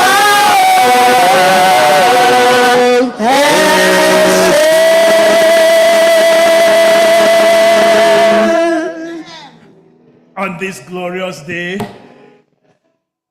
that Jehovah himself has done it and has done it again, because when we were living, we didn't know the road ahead, but we knew the God ahead of us. Because he says, even if I go through the valley of the shadow of death, I should not fear any evil. For what? He is with me, and he is with us. And it's been a journey. And today we are just so glad that I am here on my 2 feet. You can see I'm stamping this mirror. Right? Did you hear the noise? Yeah, they made it very strong. No? But you're hearing it, right? In case you're saying, can that man stamp the feet again? I'm still here. Not on a wheelchair, not on a walker, not on anything. Huh? Yes. That's the God we serve. So, what a day. And what a glorious day. So we bless the name of the Lord. As I said, she turned her title from my wife now to my doctor. And doctor, you want to greet the church? Happy Sabbath, church. Happy Sabbath. We just thank God. On this earth, God's people are pilgrims. We are strangers. We are on enemy territory.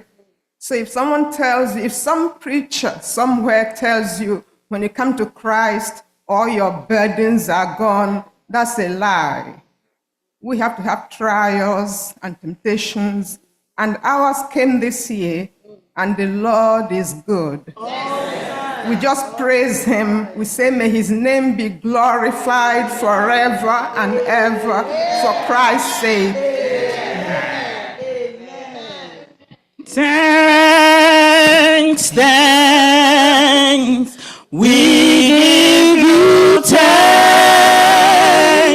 for all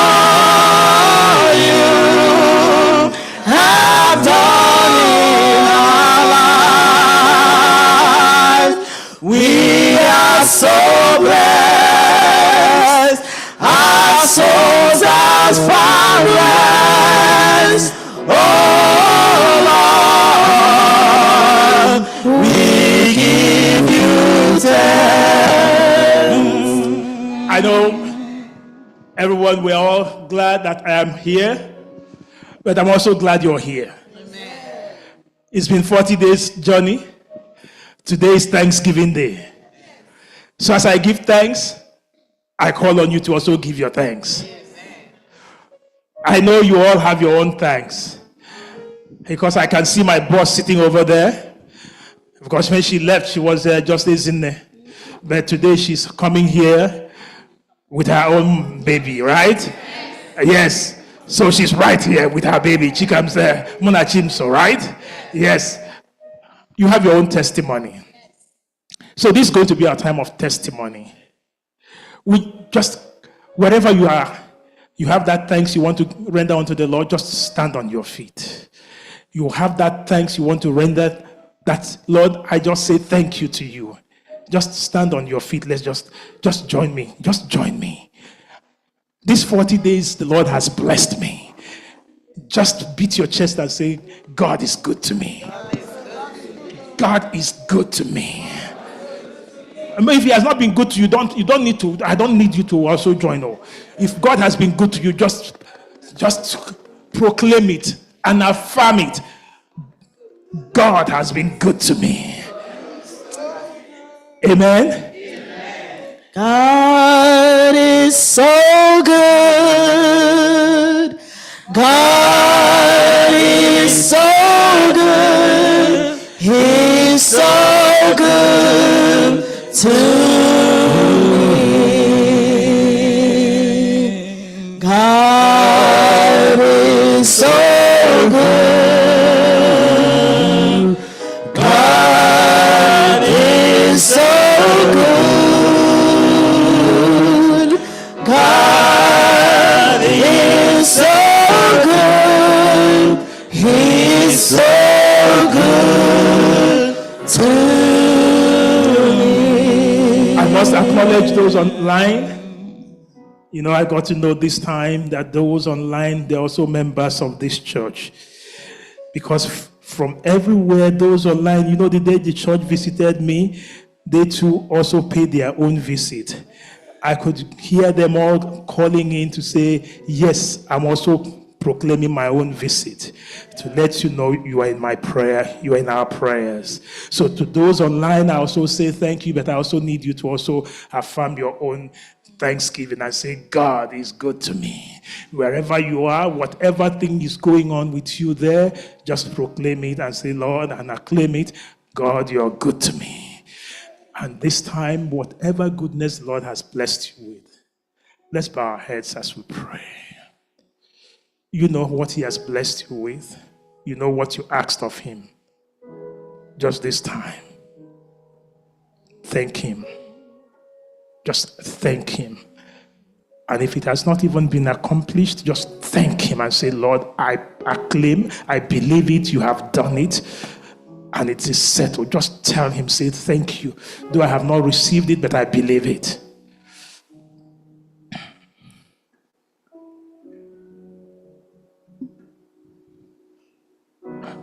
Remember what he did, say thank you. Remember what you're expecting, say thank you. And that prayer list that you have, also begin to also pray on that prayer list.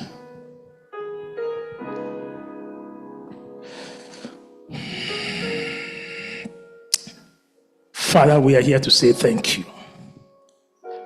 How excellent is your name in all the world. There is none like you. That feeble men like and women like us, we can call on you and you will hear us. We say thank you. That we can present our request and you will acknowledge it and do it. Father, we say thank you. Father, for that which your children are also asking of, we say thank you that you have already done it. So, Father, whatever thing the enemy has kept from your children, Father, we proclaim today that you will reclaim it and restore it to your children in Jesus' name. Father, whatever burden, thank you that you are the burden bearer. Lift this burden now and give them your rest which only you can give in Jesus' name. Father, we just want to begin to thank you for answered prayers. Yes, I'm a living witness. I'm a testimony of what you can do. And my people here are also testifying that you have also done much more for them. So for that which you have done for them, we say thank you. Father, that which appeared impossible, that you have made possible, we say thank you.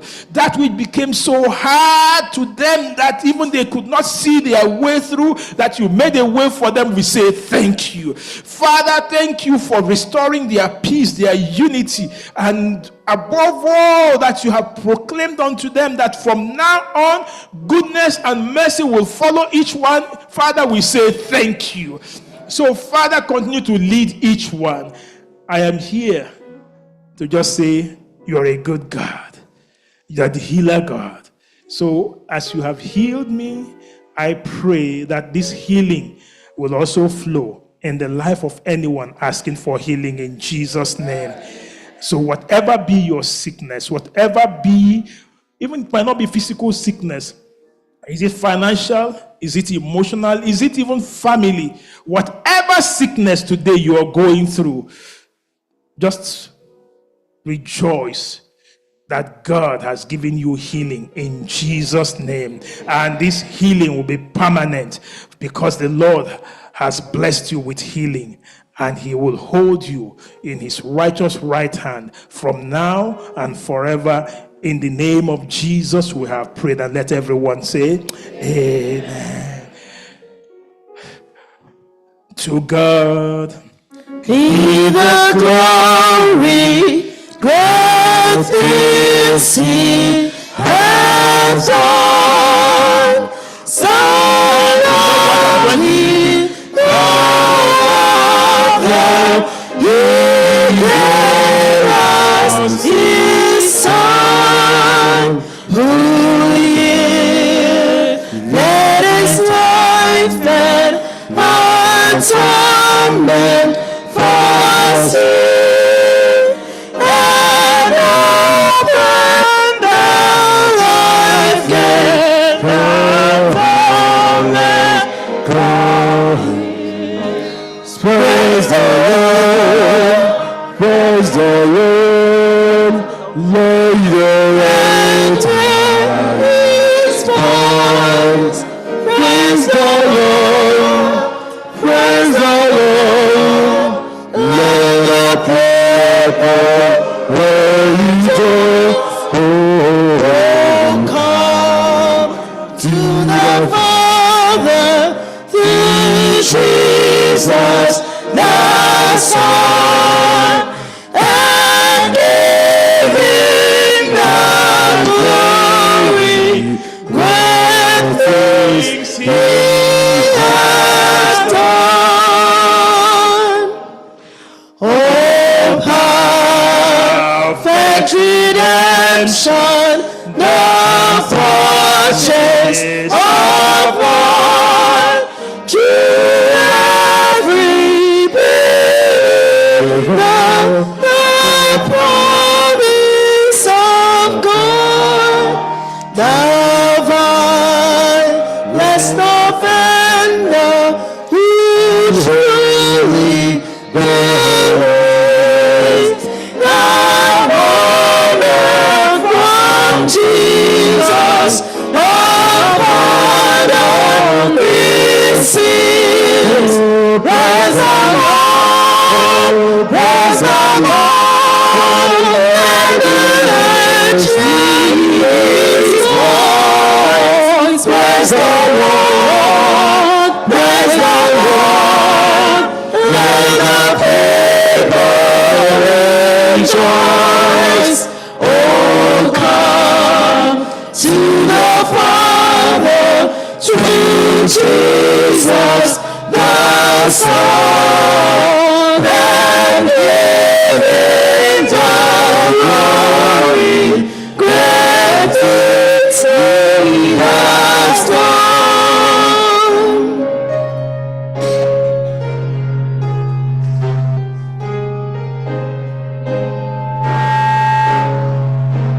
Great things he has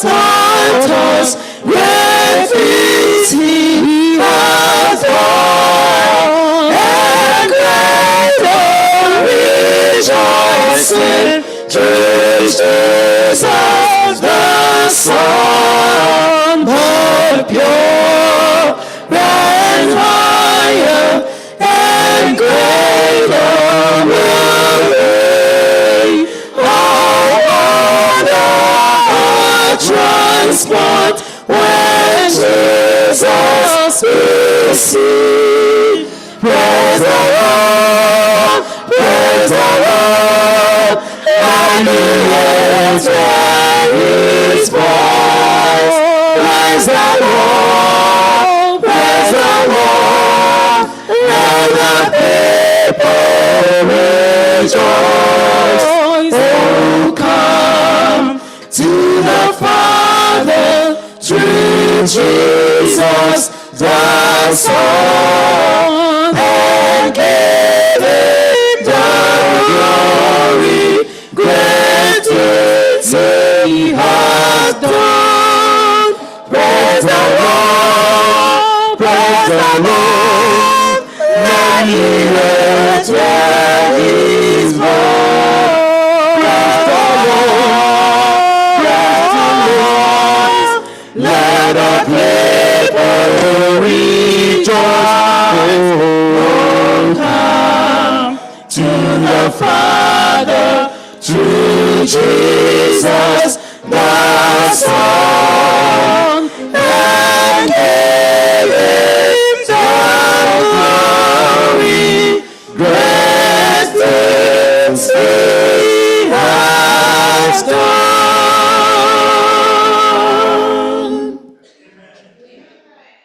Affirmation of faith is taken from Revelation 15, 6 to 7, and it reads 14, 6 to 7, and it reads, Then I saw another angel flying in midair, and he had the eternal gospel to proclaim to those who live on the earth, to every nation, tribe, language, and people. He said in a loud voice, Fear God and give Him glory, because the hour of His judgment has come. Worship Him who made the heavens, the earth, the sea, and the springs of water. Amen. Amen. A call to worship is taken from Psalms 33, verses 20 to 22, and it reads, We wait in hope for the Lord. He is our help and our shield. In Him our hearts rejoice, for we trust in His holy name. May your unfailing love rest upon us, O Lord, even as we put our hope in you. Will the Lord bless this reading? Amen. There's a sweet, sweet spirit in this place,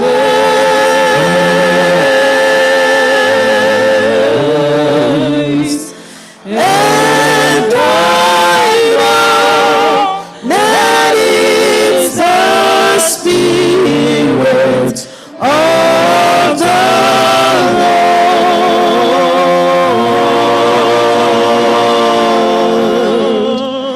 There are sweet expressions on each face,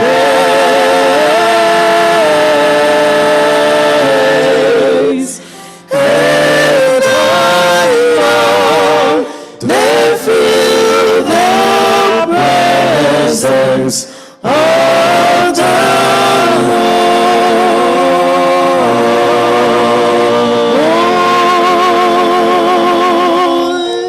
Sweet Holy Spirit, sweet Lord,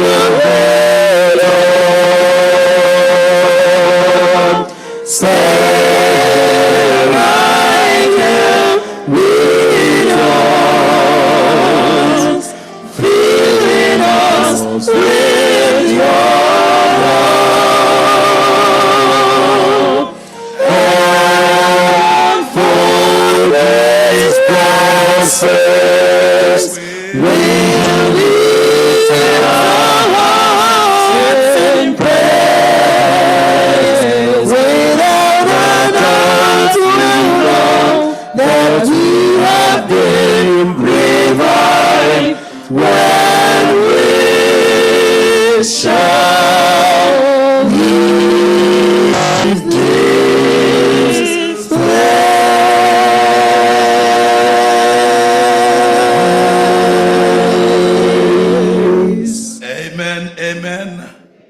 blessings and glory, wisdom, thanksgiving, and honor and majesty and power be unto the Lord from now on and forever.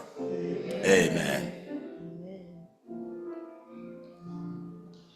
Shall we remain standing as we open the service by singing from SDAH 272? We'll be singing the first and the last stanza. 272.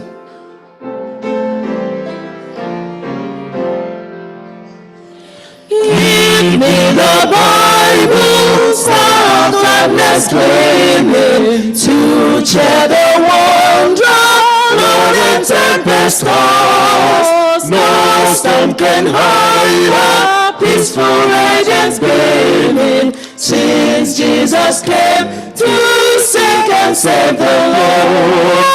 Give me the Bible, holy message shining, thy light shall guide me in the narrow way. Precepts and promise, law and love combining, till night shall vanish in eternal way.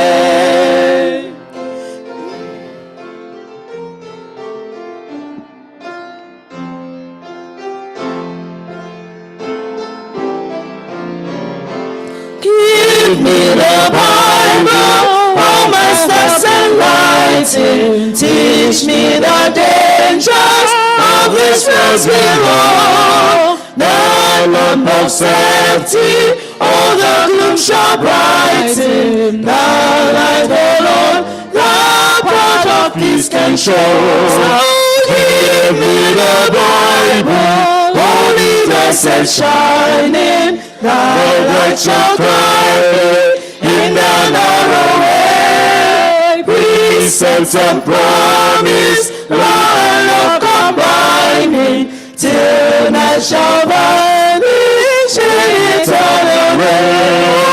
Give me the Bible, holy message shining, thy light shall guide me in the narrow way. Precepts and promise, law and love combining, till night shall vanish in eternal day.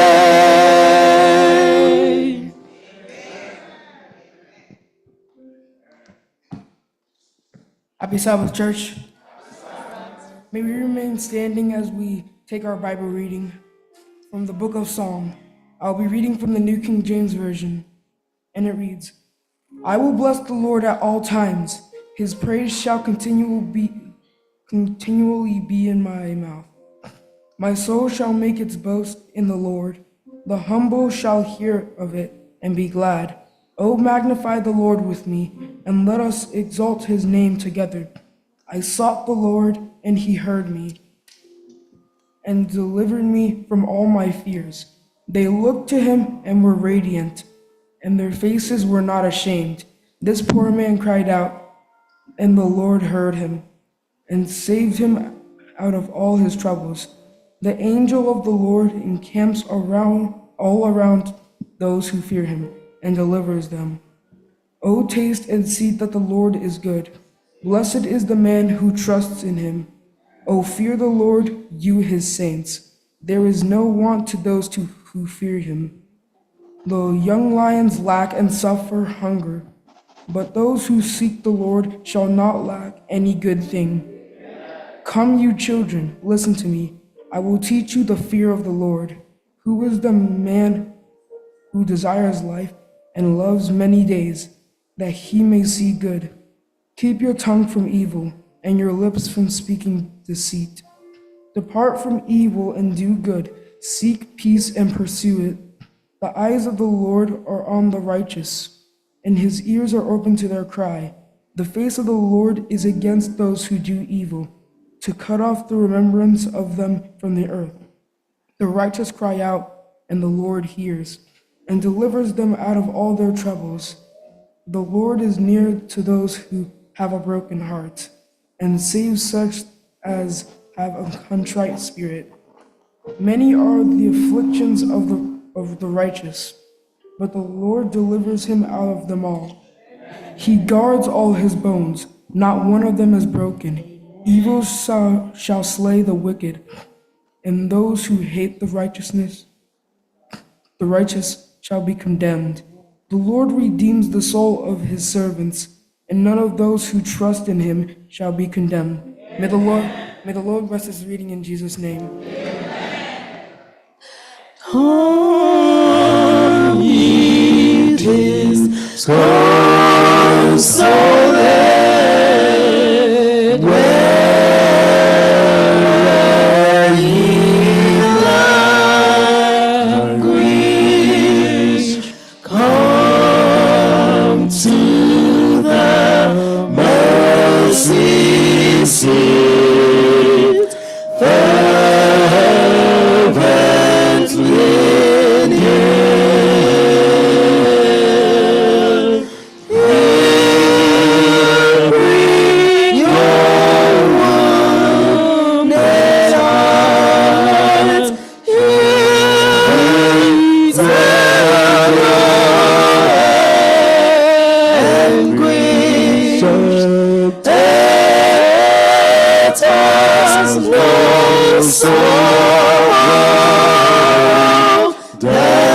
heaven cannot heal. Earth has no sorrow that heaven cannot heal.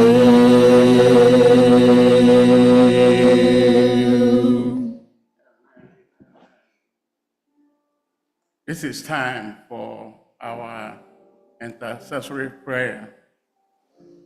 I want to invite Sister Odema to come to the front here. Sister Odema is a prayer ministry leader of this church, and God has blessed this church with her presence here. And I thank God for her. She has worked hard on the background throughout these 40 days of prayer. And God heard our prayer and led us through. We bring our testimonies, our thanksgivings, and our prayer requests to God because we believe He is the God that answers our prayer. I am sure each and every one of us can attest to one or more things that God has done for us even through these 40 days. So I will invite Sister Odema, the prayer ministry leader of this church, to come and lift this church and all our burdens, our thanksgivings to God Almighty in prayer. Sister Odema, over to you, please. Amen.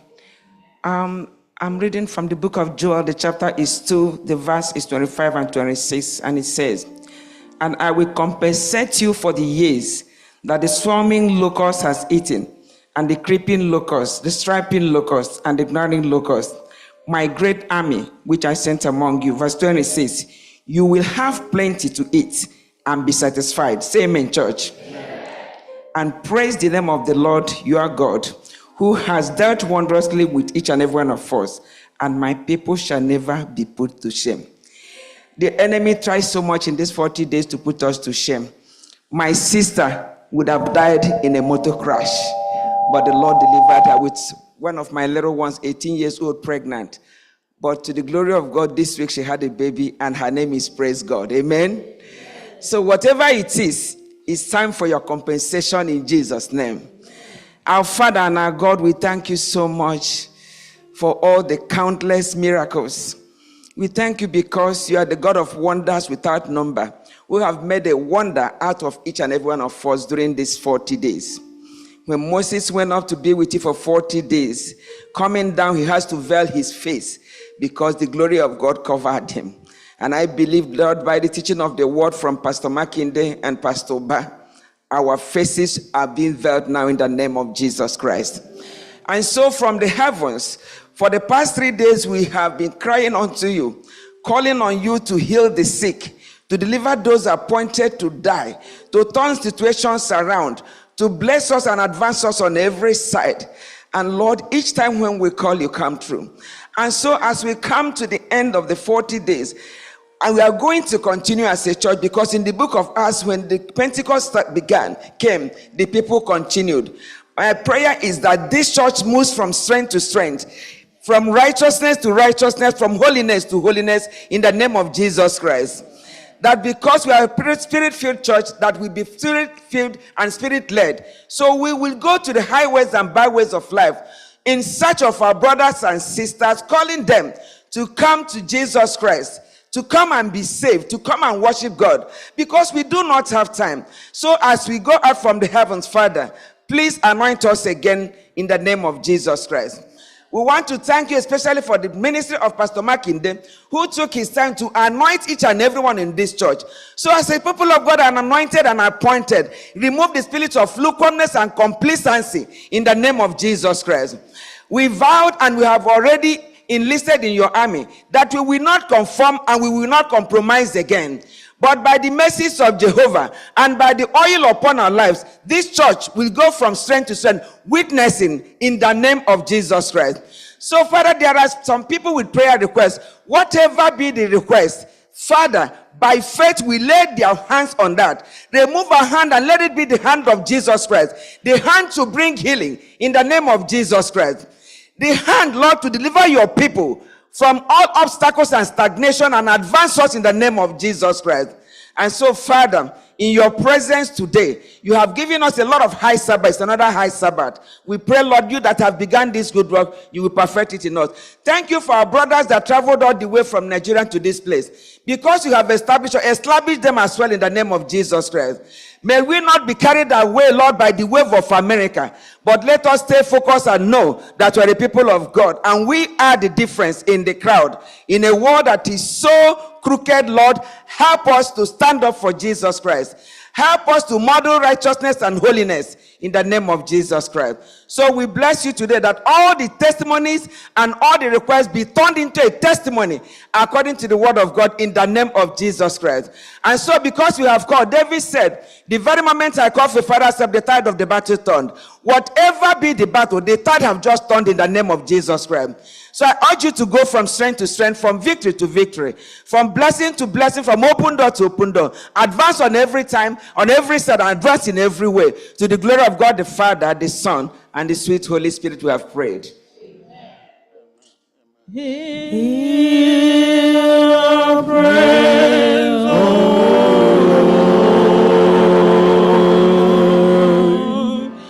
Hear our praise, O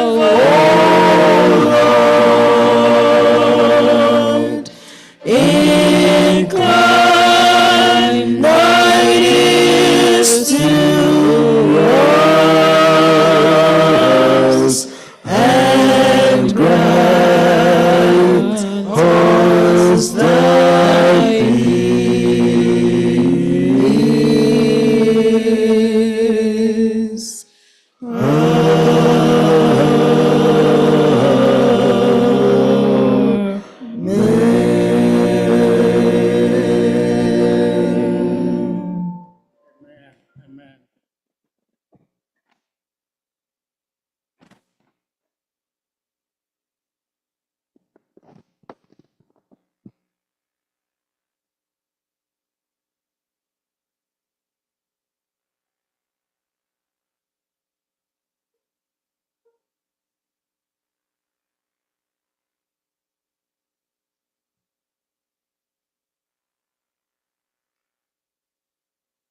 This is the time when we return what the Lord has blessed us with. And today I want to take a reading from the book of Romans, chapter 10, verses 14, and I invite the deacons to start collecting the offerings. That place says, how then shall they call on him in whom they have believed?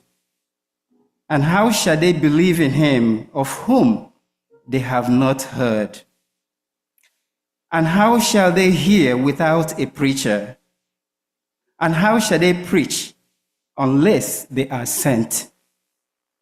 As it is written, how beautiful are the feet of those who preach the gospel of peace, who bring tidings of good things. If you see the reading that Paul is writing to the Romans, here Paul is telling us that the church has a responsibility. And that responsibility is to preach the gospel. Our offerings that we give in the church is used to advance the gospel. For the offerings we collect today, it will be moved to the advancement of the conferences. So today I implore you to give and continue to give. If you cannot preach like Paul, you can at least do one thing, give your offering that will be used to advance the gospel so that we can hasten the second coming of Christ. Choir. ịkwụghachi ụgwọ ihe ọma niile meworo anyị Chineke. Anyị apụghị ịkwụghachi ụgwọ ihe ọma niile meworo anyị Chineke. Inyere anyị ndụ, inyekwara anyị ihe oriri, anyị apụghị ịkwụnye ya niile. Asị na anyị nwere ụwa nke anyị niile, ozugbo anyị ji kwụghachi ihe ndị a niile. Anyị na-enye gị nke gị.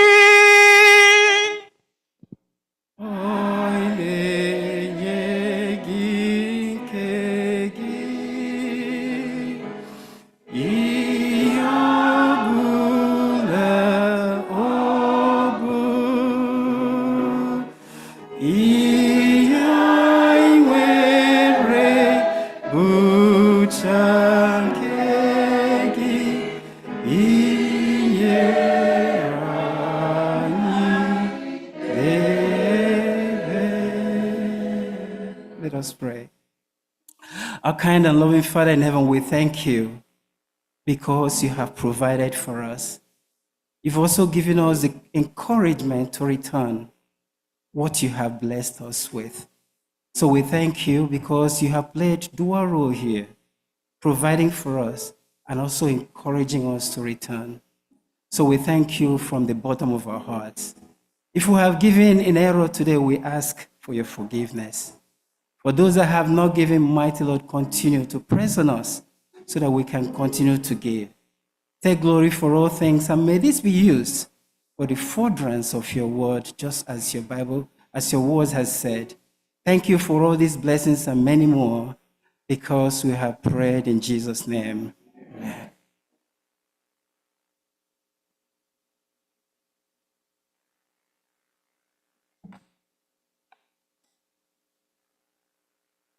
Happy Sabbath, church. May we remain standing as we take our scripture reading from the book of Matthew, chapter 4, verses 1 through 4. And it reads, Then Jesus was led up by Spirit into the wilderness to be tempted by the devil. And when he fasted 40 days and 40 nights, afterward he was hungry. Now when the tempter came to him, he said, If you are the Son of God, command that these stones become bread. But he answered and said, It is written, Man shall not live by bread alone, but by every word that proceeds from the mouth of God. The Lord bless this reading in Jesus' name.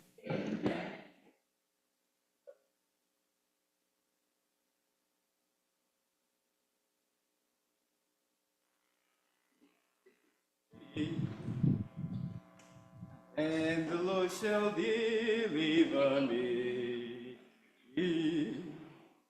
from every evil work, from every evil work, from every evil work. The Lord, and the Lord shall deliver thee,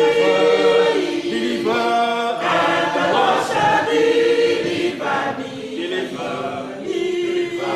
from every evil work, from every evil work, from every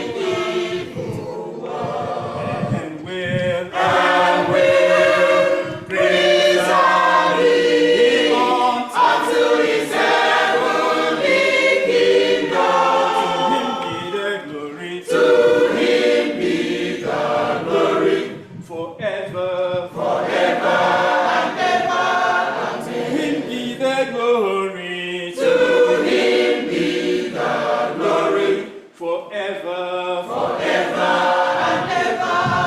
To him be the glory. To him be the glory forever, forever and ever. Amen. And will praise our Lord unto his heavenly kingdom. To him be the glory. To him be the glory forever, forever and ever.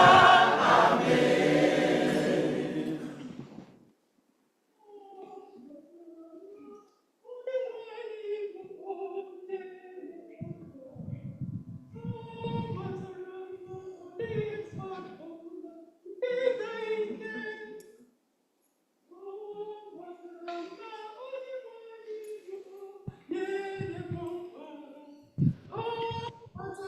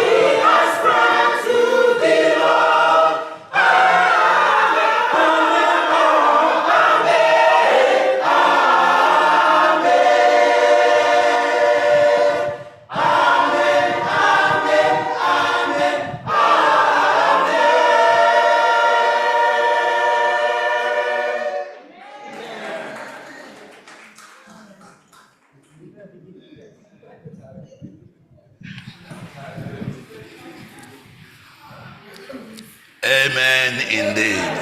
Amen. You know, when you have a church choir where the head elder sings bass,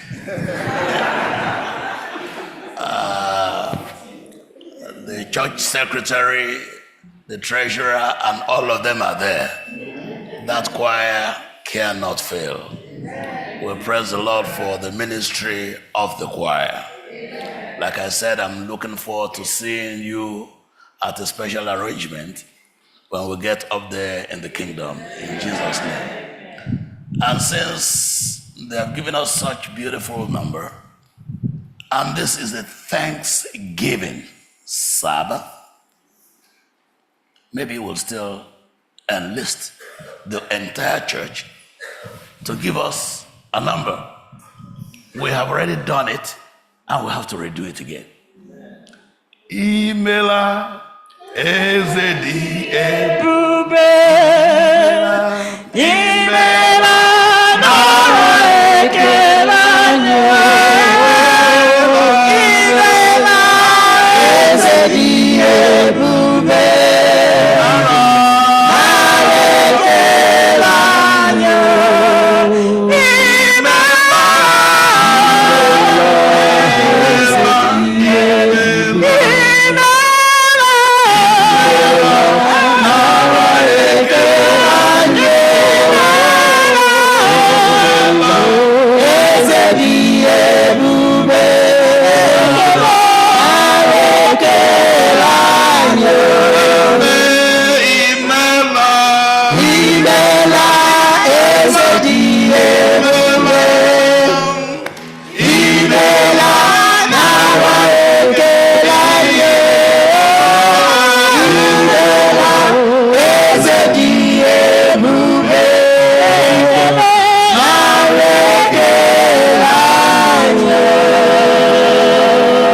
What shall I render unto your Lord?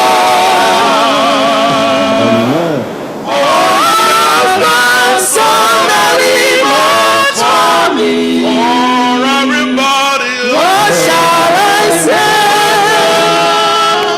unto the Lord? For he has done so very much for me.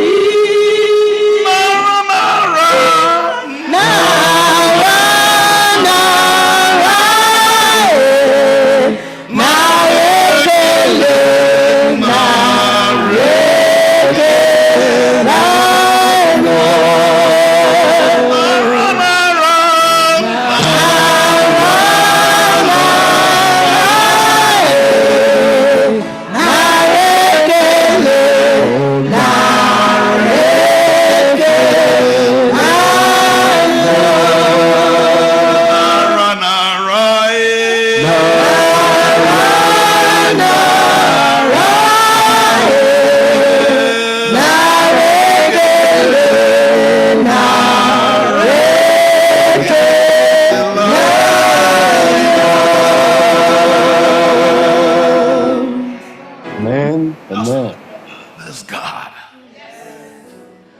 I just love this God. The God that made and that brought us all together in one big family. Families are not perfect, by the way. But we praise the Lord because it could have been worse. You could have been alone. Have you ever thought of that? At least when you have somebody to quarrel with, that's a privilege. There are people who would have wished at least to have somebody to fight with in the house, and there's nobody. So they have to fight with the spiders, the mice, the mosquitoes. In fact, at a point in time, even the mosquitoes would ignore them. And it's a beautiful thing. That's why God says it is not good that these people that I have created should just be alone. To God be the glory. One day at a time, one night at a time, you stuck it out. Night after night. Every time I would ask the pastor, I hope these people have not all gone away, because I was not quite sure if the messages were not too hard. But again, you see, the problem with loudspeakers is that they don't have an independence. If you want to change the message, you need to go to the microphone, not to the loudspeaker. A messenger is nothing but just an amplifier that amplifies whatever he has gotten. 40 days. I wonder exactly what Jesus did for all the 40 days that he spent in the wilderness. But today we have communion service. And I'm impressed to remind you precisely what this is all about. He had had so many different times, meal times with his disciples. And they were not special. Why was this particular meal so important that Jesus had to send for them to go to a specific location? And that location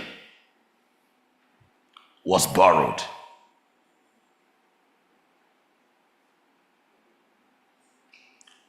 Where Jesus was born, was it his house? That location was borrowed. Where Jesus was buried, was it his tomb? That location was borrowed.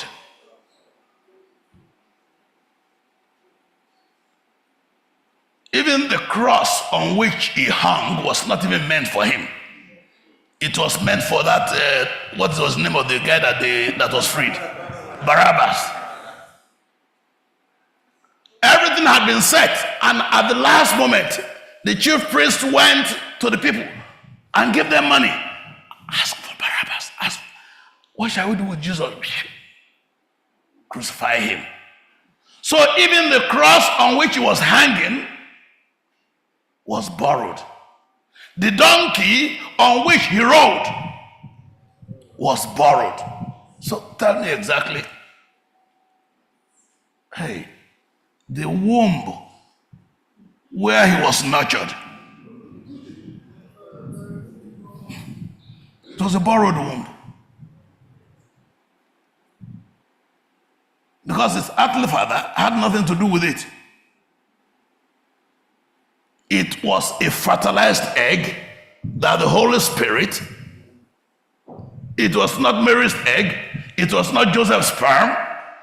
The baby was just incubated, ready-made, gestated for all of that period. Everything about Jesus was borrowed. Even when he needed to pay taxes, what happened? He went to told Peter, go to the river there, go and look for a fish. Even the taxes that he paid was borrowed from a fish. Then what is your problem? Why are you depressed? Why do you panic? Why do you think that God has not done anything for you when the Lord and the creator of the whole earth,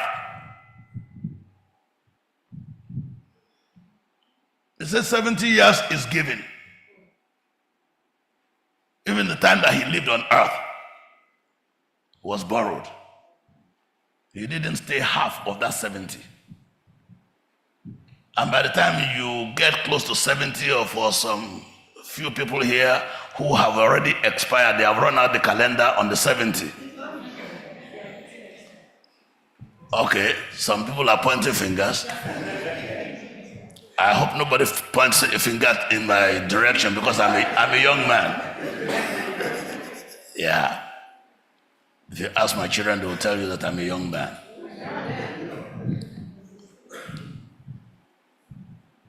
You have nothing. And I mean absolutely nothing that should send you panicking, because it is written. Jesus came to earth because he needed to come for you, not because when the earth was created, he was there, as we saw.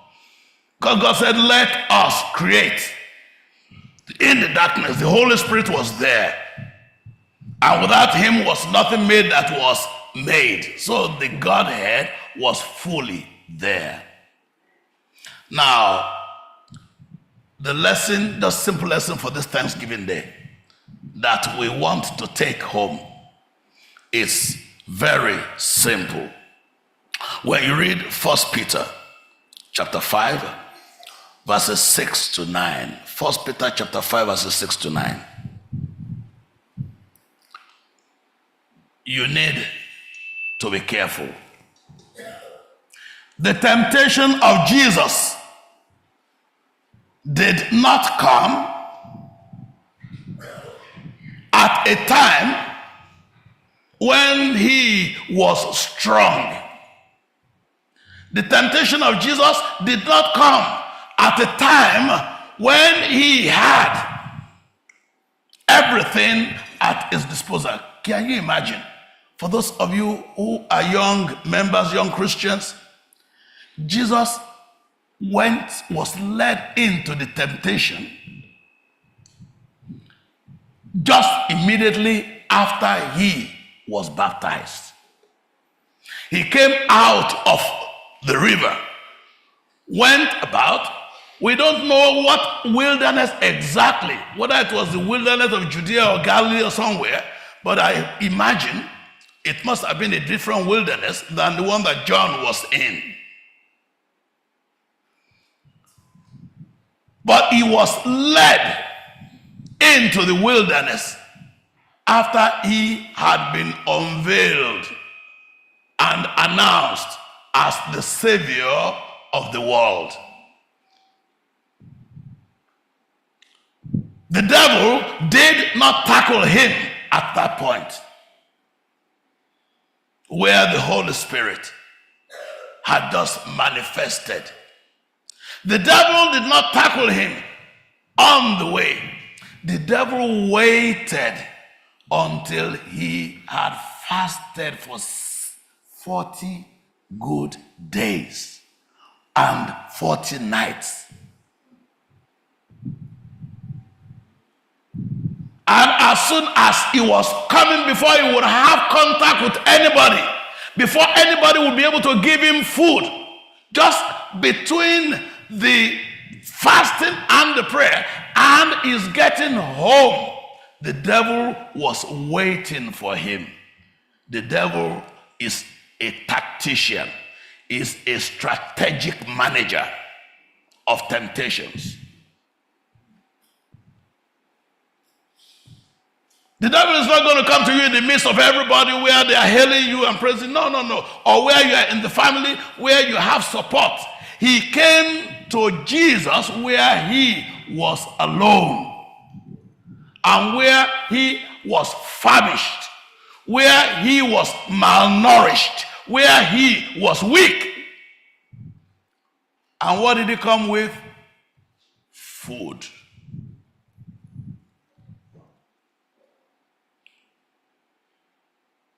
Appetite. Maybe you don't get it. The devil will never tempt you on something on which you are strong. He looks for the weak points. He looks for the times of vulnerability. And then he knocks and he strikes at the time. That's why he says we should be careful. Let's read that. You're going to.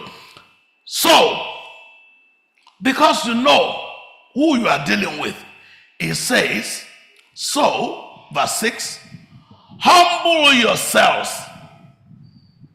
Humble myself. I chose humility not because I liked to be humble. Let me tell you, I hate to be humiliated.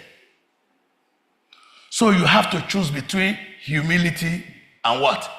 Humiliation. It's a choice. It is a personal choice. Between what? Humility and humiliation. Humility is one that you accept by yourself and you choose. When you choose humility, there's nothing you cannot achieve. But those who refuse humility, who reject humility, they have already chosen humiliation. Those are the only two choices there are. That's why it's encouraging us. So, First Igbo SDA Church, Mount Vernon, whether at home, abroad, or in the air, wherever you are under the sound of my voice, at the end of these 40 days, be careful. This is not the time to rejoice and celebrate and think that it is done. Because God is going to begin to answer those prayers already. I can tell you, I have testimonies that just go beyond. Humble yourselves when your prayers are being answered.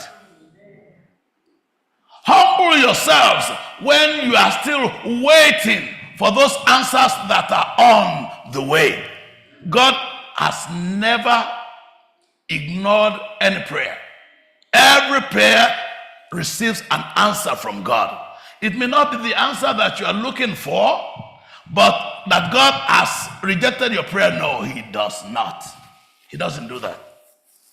The answer is either yes, go ahead, no, don't, or yes, but wait, or yes, but not exactly this, something better. Humble yourselves under the mighty power of God, and at the what? At the right time. At the right time. Sometimes we try to tell God what he should do. We try to tell God how he should do it. We try to tell God where he should do it. We try to tell God to whom he should do it. It says, at the right time, he will lift you up in honor. Another translation says, at the right time, he will what? Exalt you. Not that he may. Not that he possibly could. No. At the right time, he will exalt you. Cast all your cares, all your burdens on him. If we cast all our cares, all our burdens on Jesus, wow, then we have nothing to care. Because he cares for you. He just does not care about you. Somebody they can care about you, but not care for you. Caring for engages contact, engages attention, engages deployment of resources. How many I love you do you have that are actually empty calorie I love?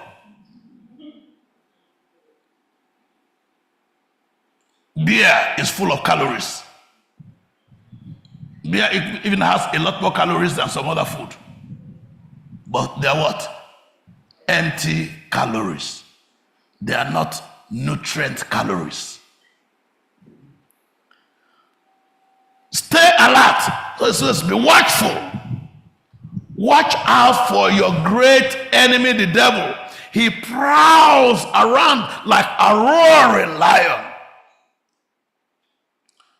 The lion is an animal of contradictory abilities. He prowls, which means stealth, gradual. He doesn't want you to know that he is coming. He just stealth, very quiet. And then when he has gotten you locked and loaded in his sight, then he roars. Because at that point in time, the roar is meant to paralyze. The roar is meant to intimidate. He could have roared when he was 1 kilometer away. What would happen? Of course, he ran. So when the Bible chooses the lion as an example, is because of those contradictory but complementary attributes that he has. The power to roar, and yet the ability to stealth, to go gradual, depending what he wants to do, who he wants to catch. Stay alert. Watch out for your great enemy who prowls around like a roaring lion, looking for someone to devour. It says, stand firm against him. I don't know if you have seen on YouTube, you could look at this, watch the Maasai in Kenya and Tanzania. In the Maasai land, lions, they compete with lions for the flesh of animals. But the Maasai, I watch it and I'm like, no. The Maasai wait for the lion to go and kill an animal. The Maasai will go, the lion will go and hunt. They are following the lion as the lion is going around. They are watching the lion because some of those animals, they don't have the ability to catch. Those animals are too fast. They can run and the Maasai knows, I can't catch this animal. So they wait until the lion goes and catches the animal. And then the Maasai, with their spear, then they go towards the lion. And the lion is watching around. They make sure that they catch the eyes of the lion. They catch the eyes of the lion. They make sure that the lions, they don't startle the lion. Because when you startle the lion, that could be deadly. They make sure they clap, the lion sees them from afar. Then they begin to come. And they don't lose the gaze of the lion. They go like that. And they are approaching, and the lion is wondering, wait a minute, these guys are supposed to be running. These guys are supposed to be running from me. If they are not running, and they are coming and they are looking at me, there's something they know that I don't. There's something they have that I don't. The lion, he will and the Maasai, he doesn't even stop. The moment he hears, he knows that the lion has seen him. Then he now begins to go faster, faster, faster. And the lion will look again. I watched that. You need to just go on YouTube and watch that.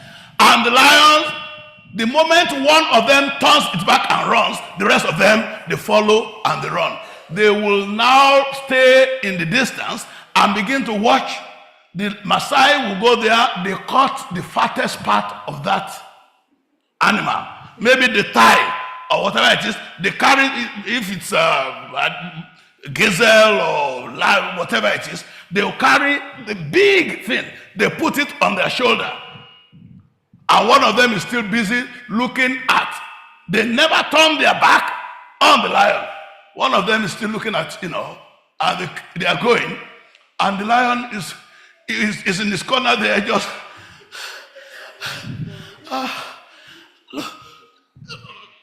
look at this thing that I struggle, this animal but the lion would not dare move because he suspects that these guys have something that I don't know about. I don't want to end up being dead like that animal. So the lion waits. And then when the Messiah has gone out of range, you need to see how all of them will now run to capture and fight over whatever is left. Then they'll begin to fight each other over what is left. When this is what this passage is talking about, it says, stand firm against the devil like the Messiah stands against the lion. Stand firm. And the question is, somebody asked, what if a lion should attack? At that point in time, the Messiah would not run. He stands firm. When the lion is coming, and then it's just galloping, and it says, they are always waiting to see the victim, to see the prey turn and run. But when the victim is alert and he looks at them eye to eye, before they get there, they break. Before they get there, they break. And in case that lion is mad enough to come, the Maasai just puts his spear. He puts his spear, the tip of the shaft of the ground, he puts it on the ground. He puts the spear in front of him. So that with the same power, that velocity, that speed, the weight that the lion is bringing to pounce on him, he will pounce on the spear. And guess who is hurt? It's not the Messiah. Don't run away from the devil. Says resist what? The devil, and he will do what? He will flee. It is not easy to resist the devil. It's not easy. But in a space of a few minutes, Jesus did it 3 times.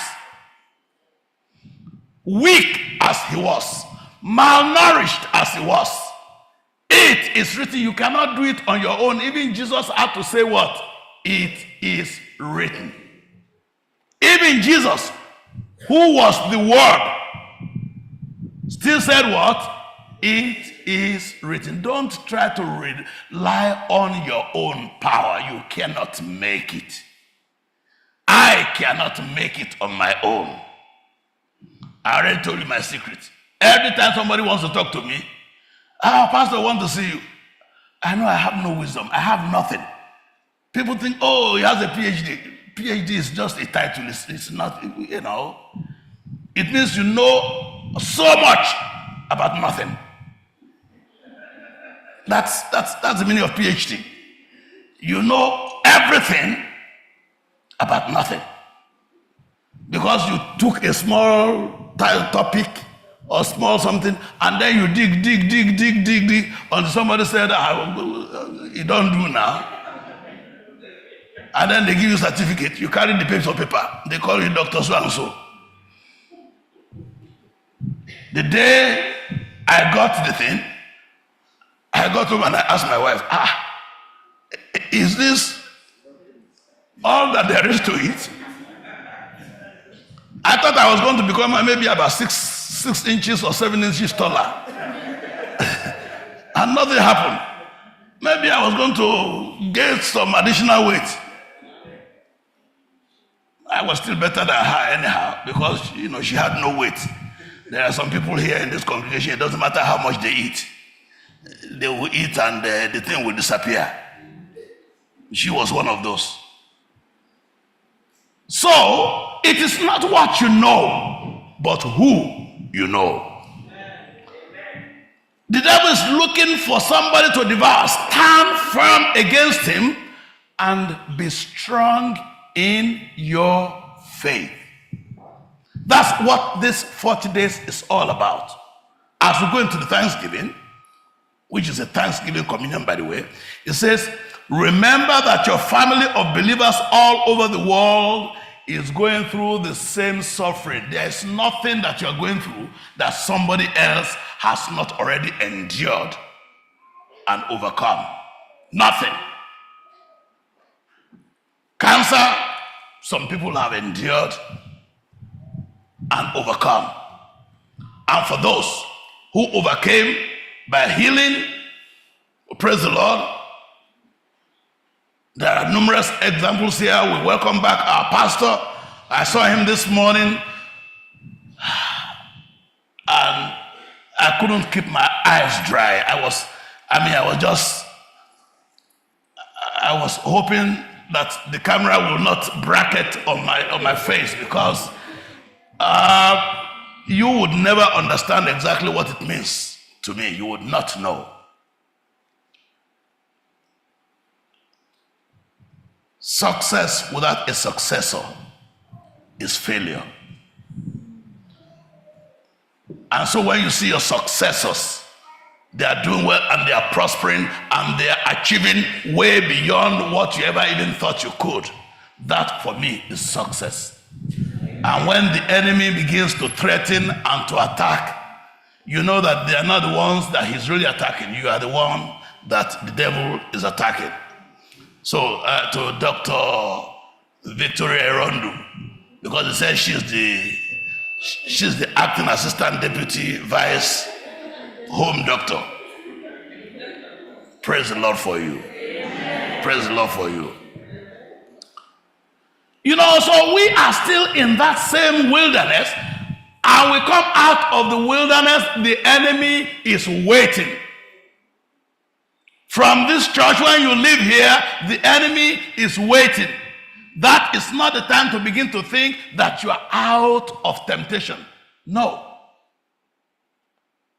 That is the time when you know that the enemy has bracketed you, has targeted you, has completely is enraged at you. I didn't know she could even go through the 40 days. Can you imagine? What affront. They want to dismantle my kingdom. They want to spoil everything that this one I already got. Look, now they got them out. The enemy is enraged like a lion. Every time he comes at you, it is written. Depend on the word of God, and you can never become a victim. When you depend on God's word, he transforms you from victim to victor. From victim to victor. Today, we are reminded that it's not how long you have been in this church, but how long you have been able to resist the enemy. It's not how long. It's not what position I hold. You know, my family and I actually believe that this 2024 edition of the first Igbo prayer retreat was made for us. Yeah. Because there was no reason for the pastor to just come. Like I said, he was not even proposing. He just came and just gave the order. And I said, I'm going to, yes, okay, when you go, you come back. And, yes, even with that one, you will. And I did everything, and it just didn't work. So the children said, you know him, you better just surrender. Okay. So I agreed to 1 week. And then from 1 week to 2 weeks. And after the 2 weeks, he said, well, okay, I'm still here at home. If you want to leave the church. And I did not know that the Lord God, by the way, I don't know how many people could actually do that and just throw the assignment. But God used one of the very few people who could. And at the end of the day, when on Thursday that 40 days concluded, we were together like the apostles in the upper room. After Jesus was crucified, we were together, huddling together, and just standing with each other. Because 1 year after, you didn't really know exactly what was going to happen, how was it going to pass, was there going to be a nervous breakdown, the question. We had never been through this before. Because that woman was the one that kept all of us together. When I see the women here, I just love you and I bless you. I praise the Lord for you. Amen. You will not fail in your assignment. Amen. Because when you have done your work very well, even when you are no longer there, the result is still evident. Amen. Yeah. If I want to do something, it's like, they just remind me, really? Will she approve? Okay. Everybody, all of us just come together and we won the greatest victory in our family lives together like you never could have thought. Like you never could have imagined. So for me, this week, 2024 edition, First Igbo Prayer Retreat, praise the Lord. Amen. We're going to go on and do it again and again and again and again. As a matter of fact, I told my people, the first elder, I said, I have been converted. I have been converted. And you don't know what you are missing when you don't belong. For those online, for those who have actually been ostracized from the community, it is what brings us together is more and greater than what separates us, what divides us. The devil wants you to focus on what somebody did, what the pastor said, what the elder did not do, wants you to focus on all these things, because once he can remove your eyes from Jesus, he knows he's got his target. Turn your eyes upon Jesus. Look full in his wonderful face, and the things of earth will go. Our last text here that I want to call your attention to, it says, take on the whole armor of God. Take on the whole armor of God. Maybe, let me just call your attention to what the armor is. When you read that text in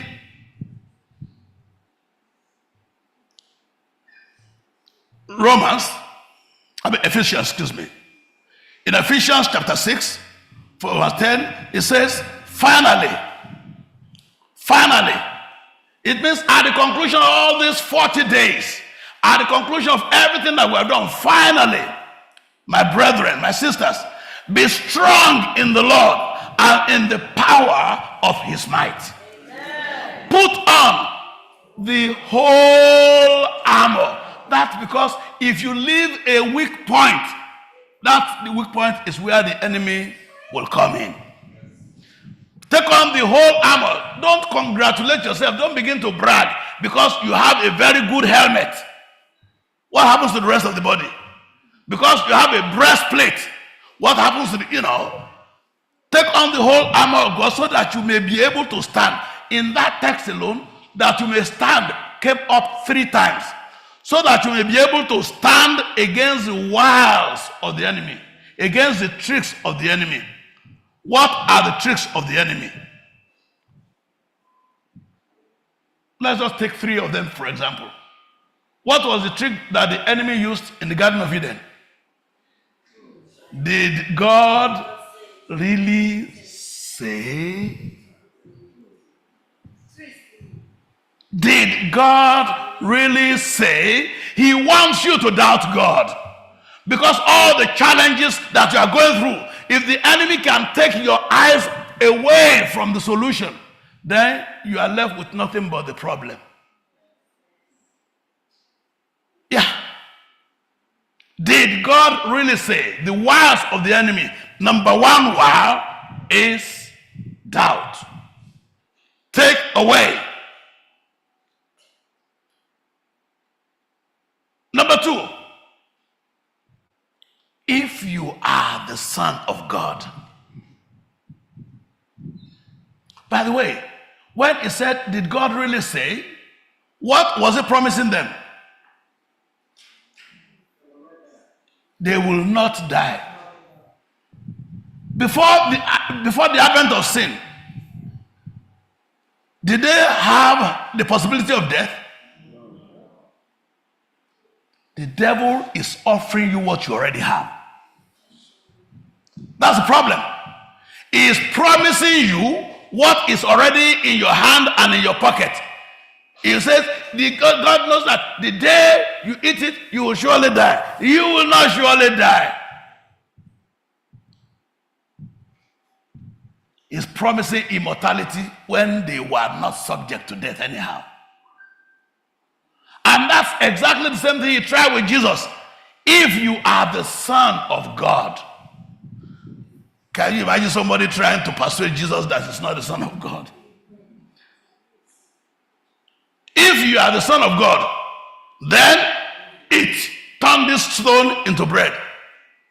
That was what he was trying. He used it for Eve, and it worked. And so he thinks that he can use it against Jesus. You are hungry. Turn the stone to bread. When the enemy is one that is offering you food, no matter how delicious, how luscious, how inviting that food is, be careful. Inside the nourishment, there is poison. And unfortunately, the poison will not allow you to enjoy the nourishment. Because only somebody that is alive that can be nourished. Was there nourishment here? Oh yeah, there is nourishment. Is the fruit good? Yes, the fruit is good. But inside that fruit, inside that nourishment, there is poison. If you are the Son of God, 3 times he used that same thing. If you are the Son of God, trying to get Jesus to doubt his divinity, trying to get Jesus to doubt his mission, and trying to get Jesus to doubt the purpose for his coming. Worship, worship, worship. If you are the Son of God, the only thing that the enemy is not aware of, the cruel Assyrian army of Sennacherib had no way of seeing all the hosts of heaven. When Sennacherib, the Assyrian king, was bragging and bragging, I will do this to you, I'll do this to you. He was blind to the fact that there was that angel, one single angel. God did not send a battalion. He did not send the host of heaven. Sennacherib was bragging through his general, and that angel stood by and he was watching. Quiet, invisible. Until Hezekiah challenged Sennacherib, challenged him and said he put his letter in front of God in the temple. And then suddenly the angel woke up and said, He was praying. This is not my name. This is not my problem. This man has challenged you to a battle. He has challenged his chi. He has challenged his chi to a wrestling match. And what happens? Of course, the angel just went and, went to the power, to the control tower, and just turned off the light for 185. Pam, pam, pam. No, I think it was the master switch. He just put on the master switch, and the NEPA just struck. 185,000 of them forgot to get up in the morning. 185,000. This man had no idea that the angels was there. That angel, when Jesus won the victory over the enemy, what did he say? He says, and angels came and ministered unto him. So today, angels are waiting. They are close by. When Elisha, the servant of Elisha, was trembling, we are lost. Elisha just looked at him. What's your problem? They that are with us are more than they that are with them. Open his eyes. My brother, my sister, if after the 40 days of prayer, after the 40-day retreat in the wilderness, you still fall to sin, it would not be because the devil had more power than you. It's because you rejected and you failed to call upon the help that is already at your disposal. It's because you are buying a good from the devil that is already in your pocket. If you are the Son of God, Satan has no power to determine whether Jesus was Son of God or not. Because Jesus was higher, above him. You cannot be offering to promote your boss in the office. You go to your boss in the office and you say, okay, look, you better do this and this. If you do that, I will promote you. The man will look at you. He will sign your sack letter. And that's what Jesus said. Get thee behind me, Satan. It has been written, you will not tempt the Lord your God, and only him shall you worship. I offer you that power today. As we go into the communion service, knowing that the power that we have at our disposal, the enemy cannot interrupt. Knowing that the power that we have at our disposal, the enemy cannot circumvent. Knowing that the power that we have at our disposal, the enemy cannot abrogate it. He cannot. So today, my dear brothers and sisters, what then shall we say to these things? Romans 8:31. If God is for us, who can be against us? Verse 37, it says, yet in all these things we are what? More than conquerors through Christ who loved us. I invite you to come to the table with the Lord. The table that Jesus invited the disciples to come to in that borrowed place, on the borrowed donkey that he rode to the place, that table was special because he set that table just before he went to the final temptation. Maybe you have not connected the two. If you are the Son of God, convert bread to wine. If you are the Son of God, what was it that you attend? 3 groups of people while Jesus was on the cross. If you are the Son of God, do what? Come down from the cross. The language, the devil has no new message. No new message at all. It's still the same old message. And that's what he's still trying to do to you today. If you know you are really a child of God, then do this. Because he has promised that even if you go there and you cheat on your family, forgiveness is there.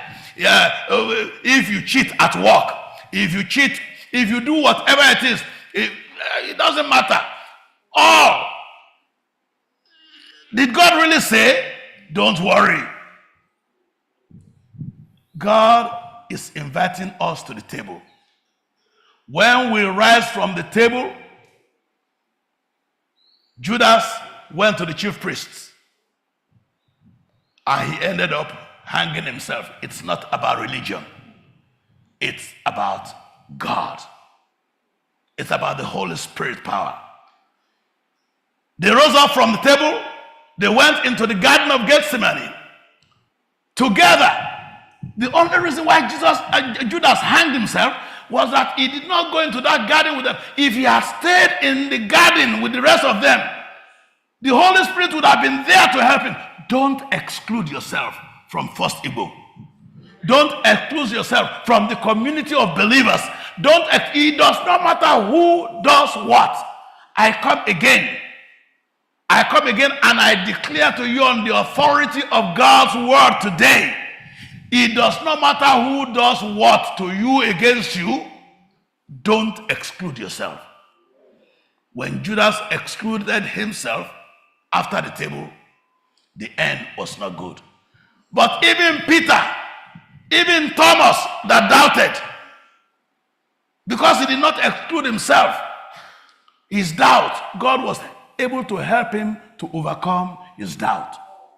Peter, that was bragging, I can never forsake you, I can never deny you. And Jesus said, before this, we are talking, look, within the next 24 hours, okay, you don't even know what you are saying. You don't know me again. I'm one now. I'm Peter. You don't know me again. God is warning us against overconfidence. He's warning us against pride and arrogance, ego. So that as you sit at table with the Lord, that's why it is preceded with what? Ordinance of humility. May the Lord grant you the grace in your life to choose humility and avoid humiliation. That the grace of God will uphold you, that he will exalt you in due course. I invite you, as we go, I'm going to pray now. We'll go out. Did we wash, or did you do foot washing already? Okay, we wanted to actually do it immediately after Sabbath school, but somehow we admitted that we'll do it the next time. We want to innovate so that we can save on the time, because today is a high Sabbath. It's a day of celebration. Shall we pray? Heavenly Father, we're thankful, Lord, because you are God. Thank you, Lord, because we can always recite what you said. It is written. And we can quote what you have quoted and get the victory that you got for your people today on this high Sabbath after the 40 days of prayer retreat. No matter whether we were there for only 1 day or 2 days or for the entire duration. Oh Lord our God, when the enemy came like a flood, the Spirit of the living God was there to raise up a standard. And the angels ministered unto Jesus. They are here to minister to us today. Father, make us willing. Make us able. As we go into this ordinance of humility, Father, may you clothe our hearts and mind with the humility of Jesus, that we may also partake in his victory. In Jesus' name we have prayed. Amen.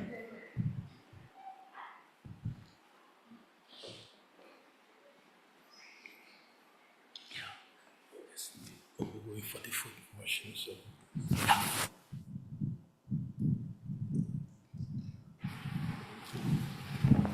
Amen. Amen. As we would always do, we would now proceed to do the foot washing. The women will go downstairs, the men upstairs, and for the couples who would want to look each other in the eyes and do the washing together, we have a room for you upstairs where you can do that. And remember, as a church, the Adventist Church, we do the open communion.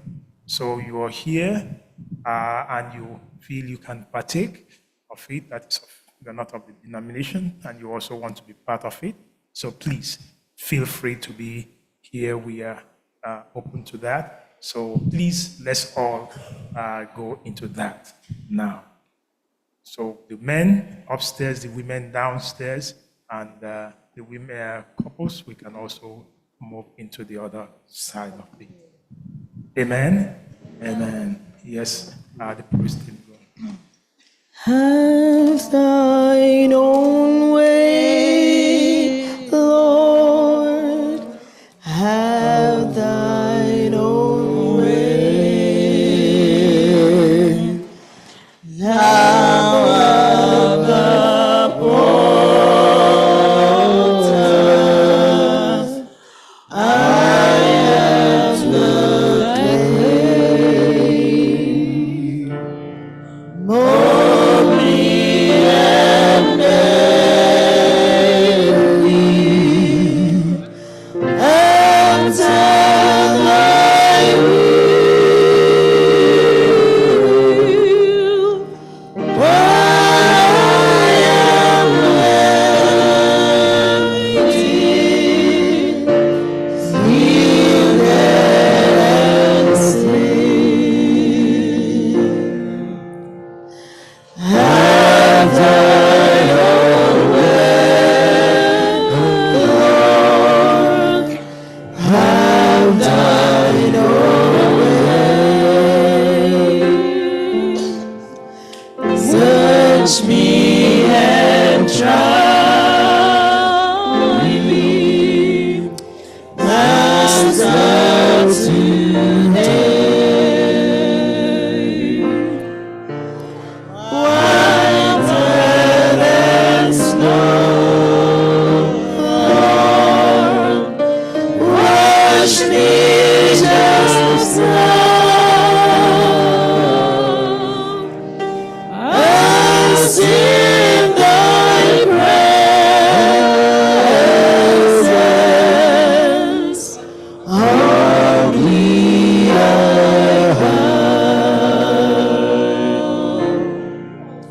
I have thine own way, Lord. Have thine own way.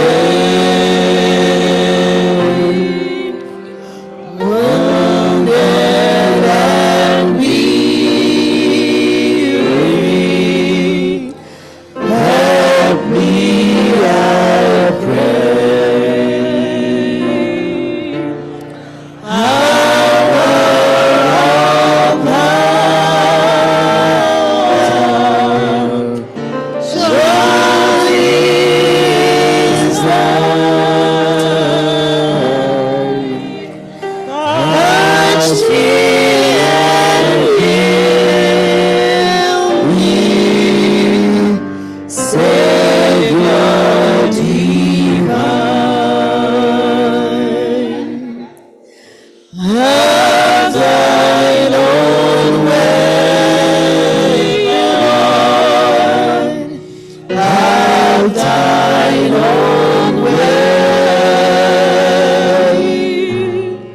Hold on my being,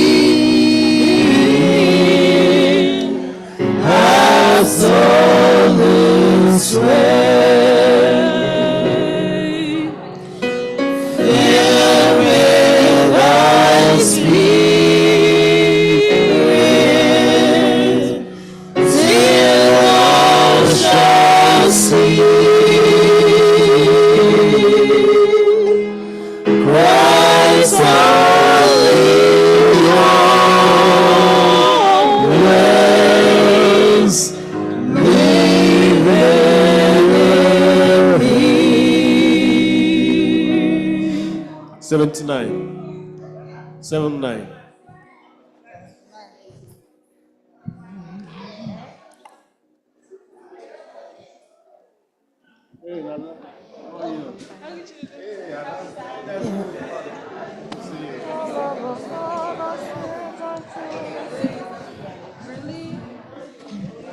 Love of God has straight and true, eternal, yes, love you, all comprehend, dead and all words, beyond all knowledge and mortal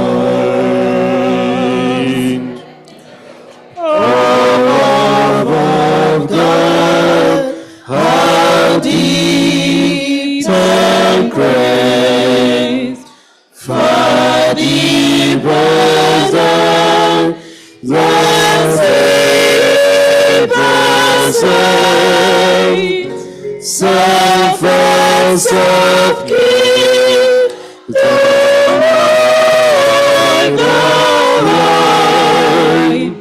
changeless Satan, now infinite.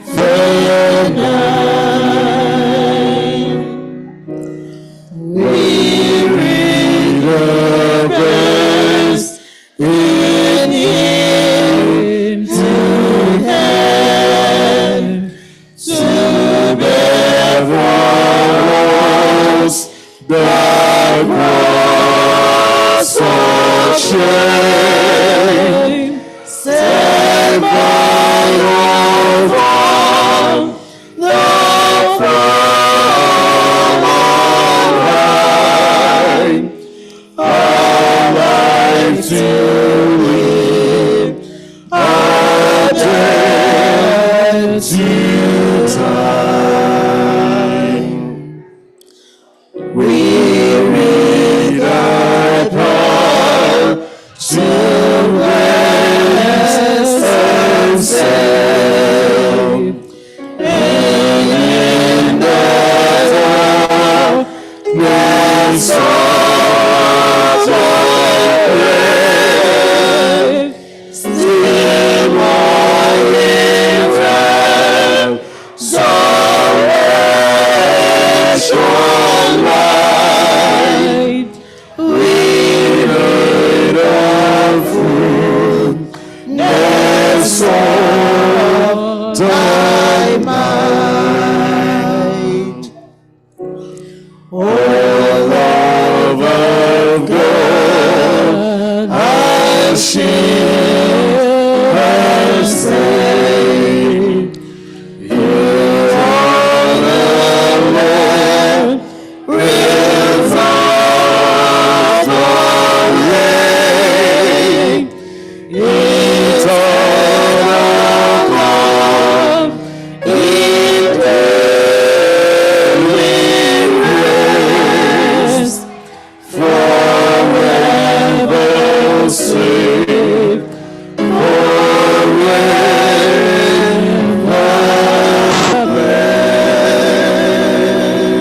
blessed. Amen.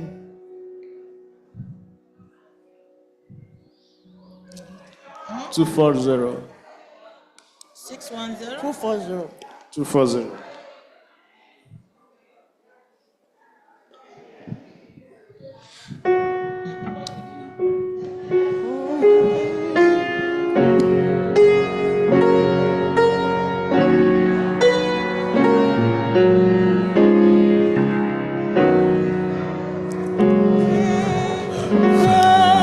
Yes, Lord Jesus, ruler of all nations, all God and mine, awesome. Dear will I cherish, thee will I honor, thou art my glory, joy, and throne. Fairer than the angels, fairer still the woodlands, robing the blooming dawn of spring.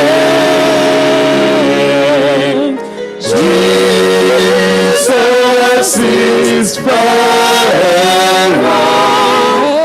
Jesus is Lord, who makes the love for all to sing.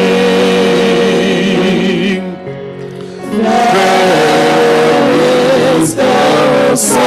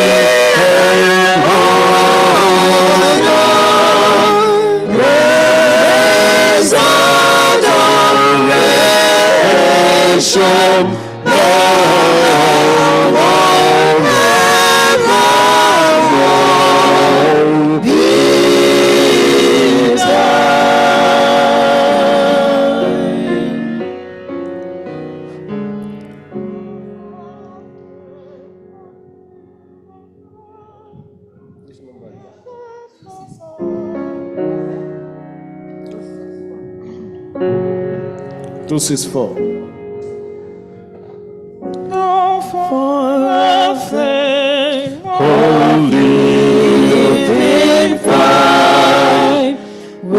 Shone so bright, essence of all, which led our souls to heaven as well. Come in distress, in danger's bold. There is the Spirit, Lord, which dwelt in Abraham's breast and sealed him joy, which made us out with sorrow melt and bore with death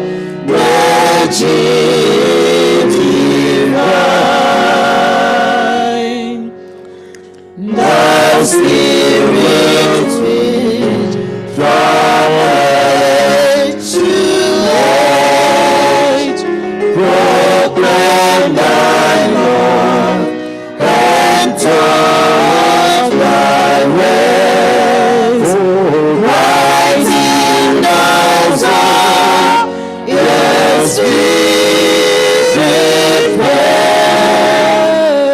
and brightens in victorious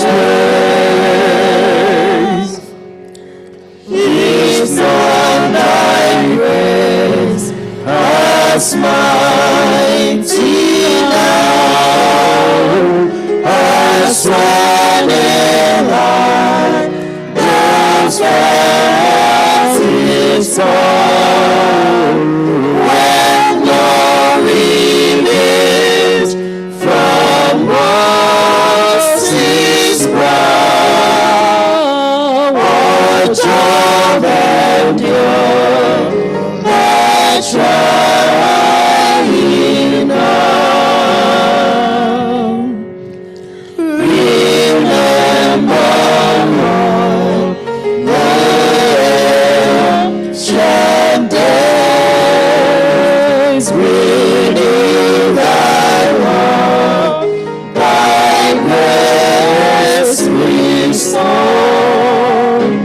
and what to thee, our hearts we raise, on us thy home, with Spirit more. 238. 38. I'll speak the name of Jesus. I'll sing the name of Jesus. Oh, sweet the name of Jesus sounds in a believer's ear. It soothes his sorrows, heals his wounds, and drives away his fear. It makes the wounded spirit whole and calms the troubled breast. 'Tis manna to the hungry soul and to the weary rest.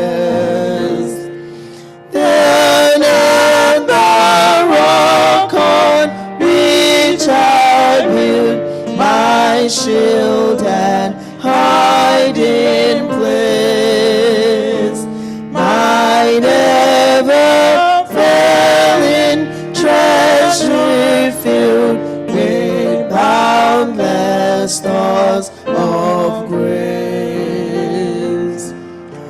Jesus, my shepherd, guide and friend, my prophet, priest and king, my Lord, my life, my way, my end, accept the praise I bring. Weak is the effort of my heart, and cold's my warmest thorn. But when I see thee as thou art, I'll praise thee as I Lord.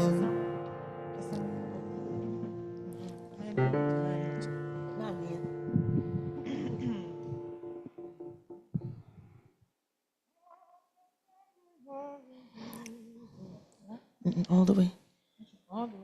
All the way, my Savior leads me. What have I to ask beside? 516. Can I doubt His tender mercy, who true life has been my guide?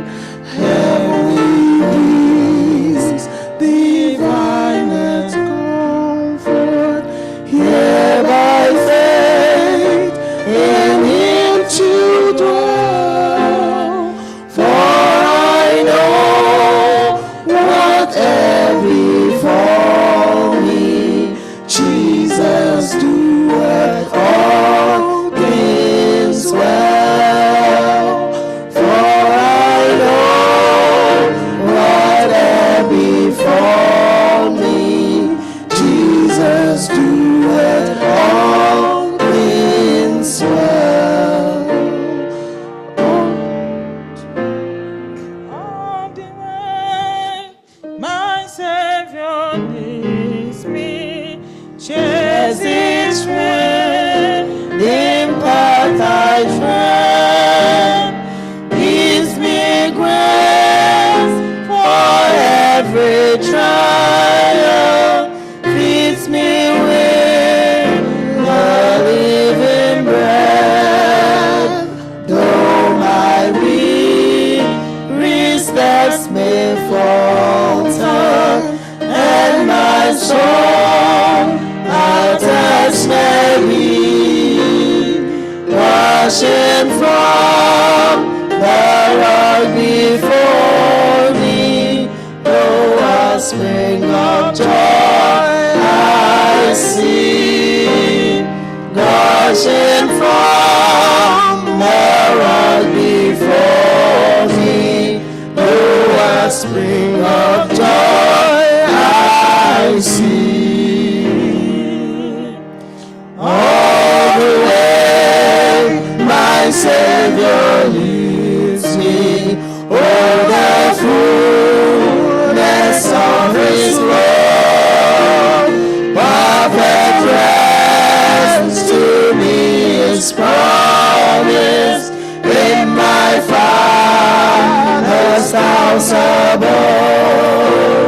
When I wake to life immortal, when I fly to realms of day, raise my soul to endless ages. Jesus led me all the way. Raise my soul to endless ages. Jesus led me all the way.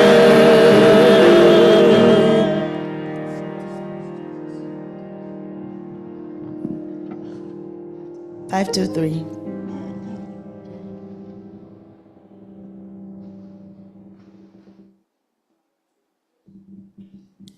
My faith. My faith has found a resting place, nothing a man may create.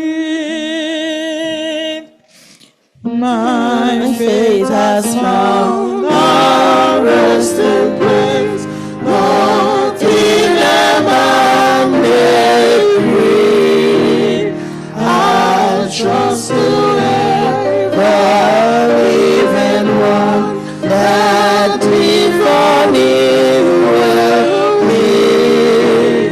I need no other evidence. I need no other plea. It is enough that Jesus died and rose again for me. Enough for me that Jesus saved. He stands my fear and down. Sinful soul. Now wash your feet, please go and wash your feet. He will not carry out. I need no other evidence. I need no other plea. It is enough that Jesus died and rose again for me.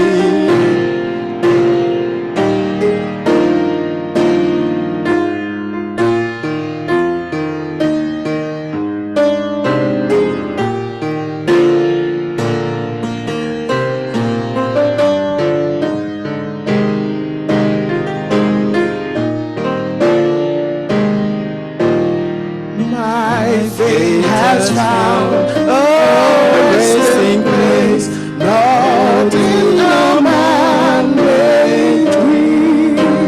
I trust the ever-living one that before me shall be. I need no other evidence.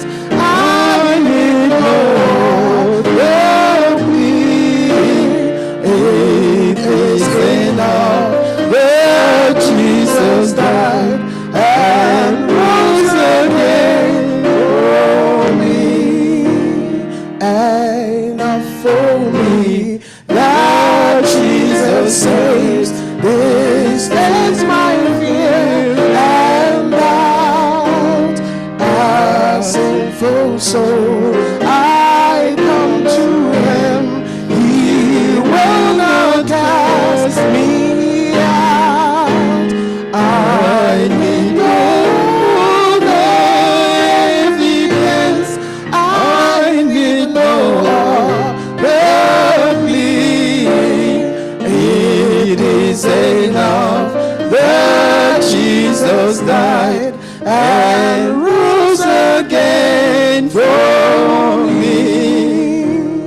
My soul is resting on the word, the living word of God. Salvation in my Savior's name, salvation through his blood.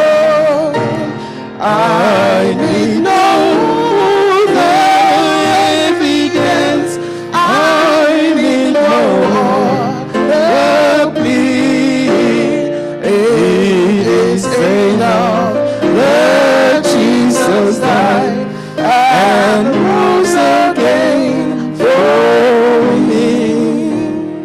My great physician heals the sick. The lost he came to save. For me his precious blood he shed. For me his life he gave. I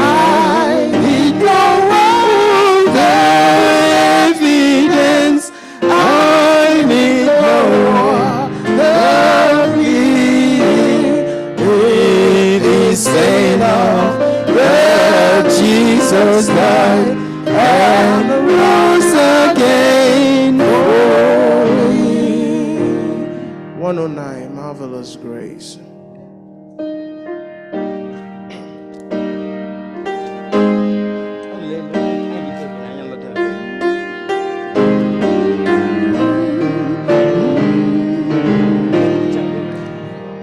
Marvelous grace of the Lord, and the Lord, grace that exceeds our sin and our good, yonder on Calvary's mount upon, there where the blood of the Lamb was spilled. Grace, grace, God's grace, grace that will pardon and cleanse within. Grace, grace, God's grace, grace that is greater than all our sin. Sin and despair like the sea when it's gone, threaten the soul with infinite loss. Grace that is greater, yes, grace untold. Points to the refuge, the mighty cross. Grace, grace, God's grace, grace that will pardon and cleanse within. Grace, grace, God's grace, grace that is greater than all our sins.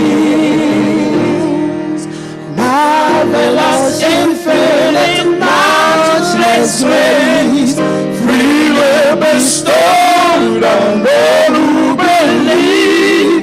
You that are longing to see His face, will you this moment His grace receive?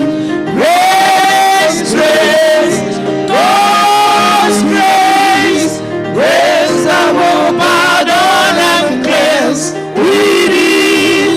Grace, grace, God's grace, grace that is greater than all our sins. Grace, God's grace, God's grace, grace that will pardon and cleanse within.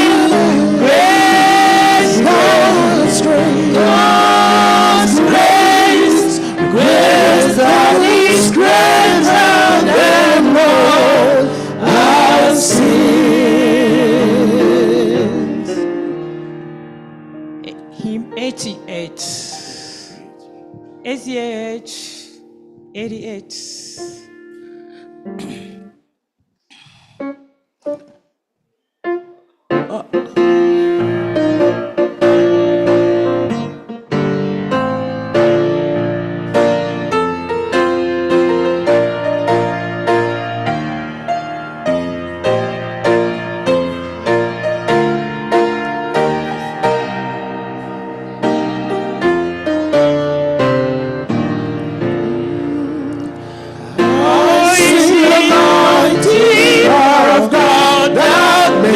Mountains rise, the sweat of flowing seas abroad, and you the lofty skies. I see a wisdom that ordained the sun to rule the day. The moon shines through at His command, and all the stars obey. I see the goodness of the Lord down through the earth with fruit. He formed the creatures in His word and then pronounced them good. Lord, how the wonders are displayed where I turn my eyes. If I survey the planet trade, above the sky. There's not a plant or flower below, but makes the glories born.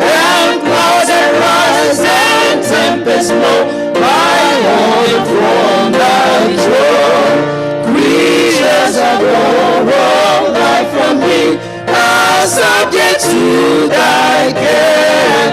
There's not a place where we can flee, but God is present there. Number 8. SDA number 8.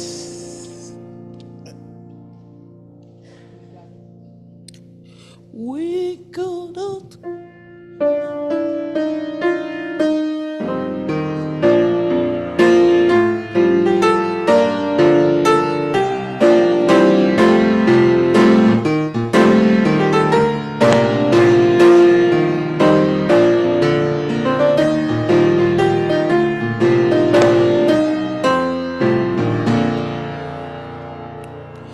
We gather together to ask for God's blessings. He shares in our hands in His will to make known the weekend oppressing our seas for His stressing. Sing praises to His name.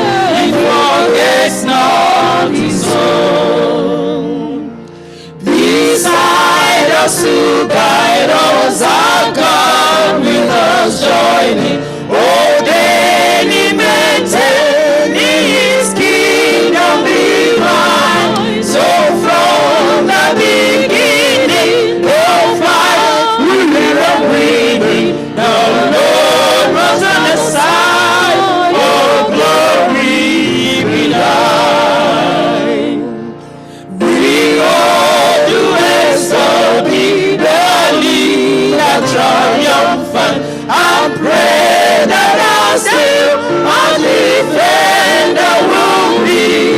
May thy congregation escape tribulation, thy name be ever praised, oh Lord, make us free. Amen. 206, face to face with Christ, my Savior.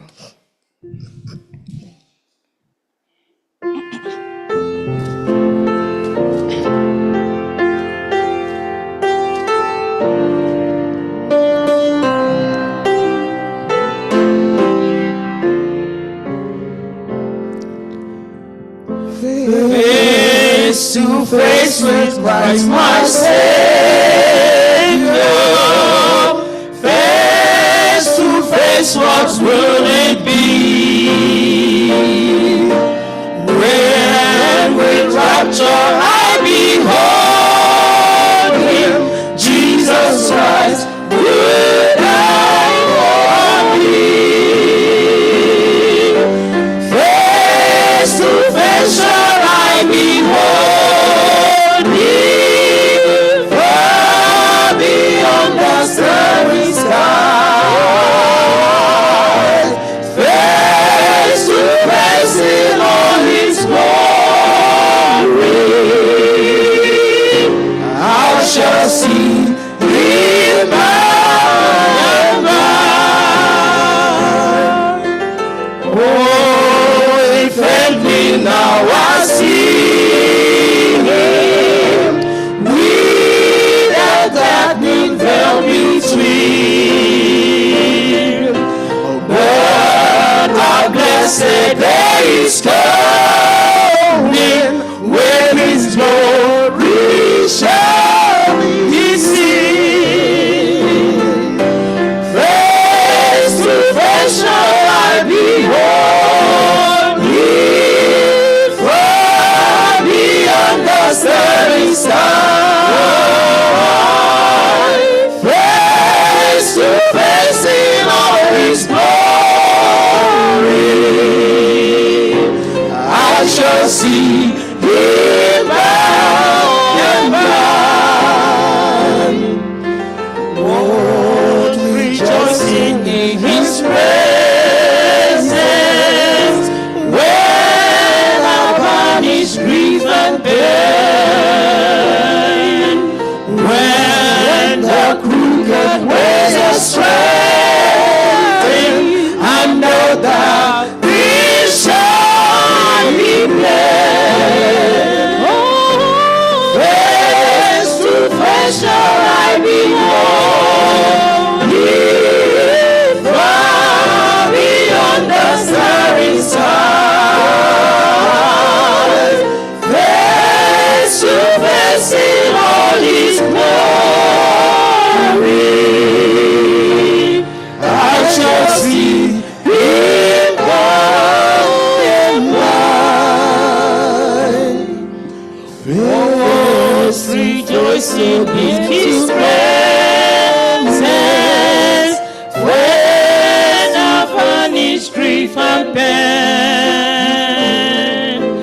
When the crook is seen and the darkness shall be fled. Oh, face to face shall I behold Thee far beyond the starry sky. Face to face in all His glory, I shall see Him by and by.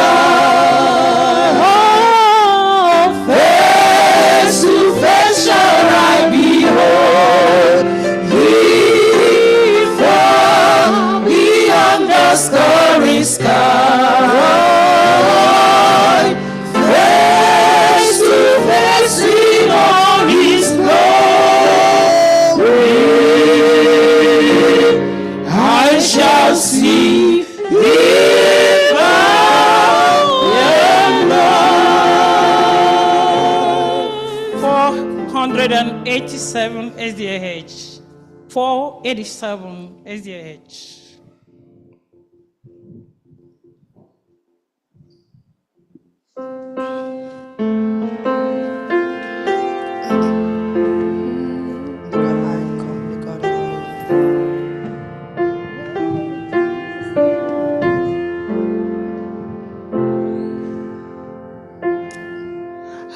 I come to the garden alone, why that you is still on the roses, and a voice I hear calling on my ears, the Son of God discloses.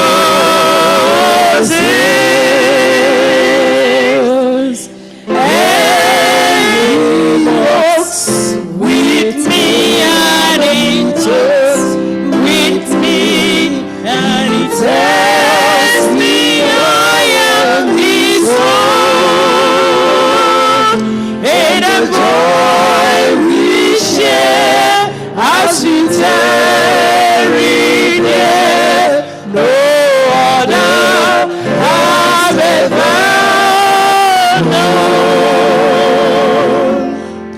His face and the sound of His voice, oh, it's so sweet, the best hush their singing, and the melody that He gave to me within my heart is ringing.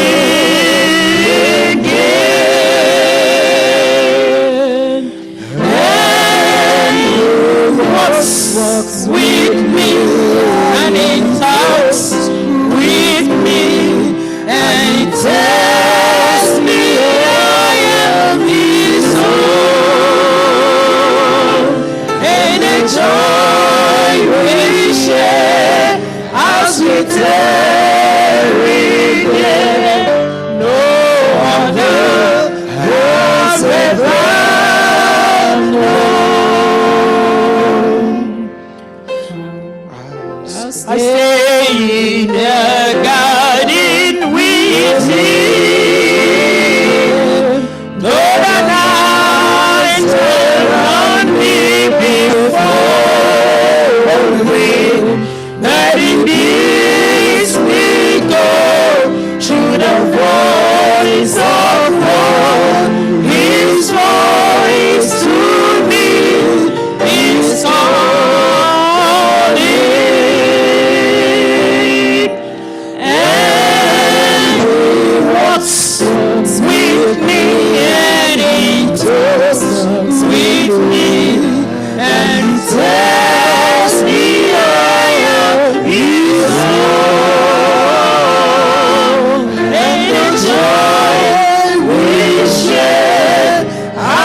till we hear no other has ever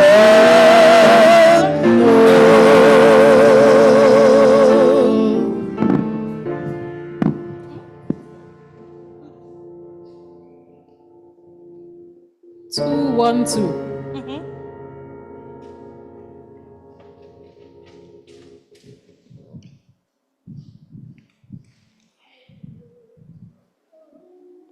Two, 1, 2, or 2, 1, 6?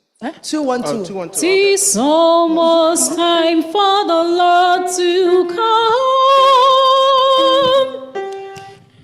Tis almost time for the Lord to come and lead the people say, the stars of heaven are growing dim. It must be the breaking of the day. Oh, it must be the breaking of the day. Oh, it must be the breaking of the day. The night is almost gone, the day is coming on. Oh, it must be the breaking of the day. The signs foretold in the sun and moon, in earth and sea and sky, Allah proclaimed to all mankind, the coming of the blessed drawing man. Oh, it must be the breaking of the day. Oh, it must be the breaking of the day. The night is almost gone, the day is coming on. Oh, it must be the breaking of the day. It must be time for the waiting church to cast the bride away. With guided lights and burning lamps to look for the breaking of the day. Oh, it must be the breaking of the day. Oh, it must be the breaking of the day. The night is almost gone, the day is coming on. Oh, it must be the breaking of the day. Go on, people in the streets and lanes and in the road highway, and call them and hold them line to be ready for the breaking of the day. Oh, it must be the breaking of the day. Oh, it must be the breaking of the day. The night is almost gone, the day is coming on.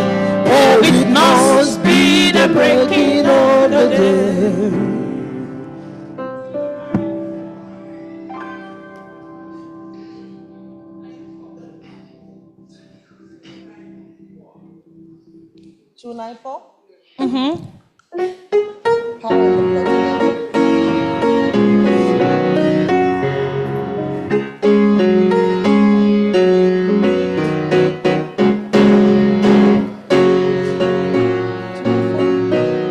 What number? 294. Would you be free from the burden of sin? There is power in the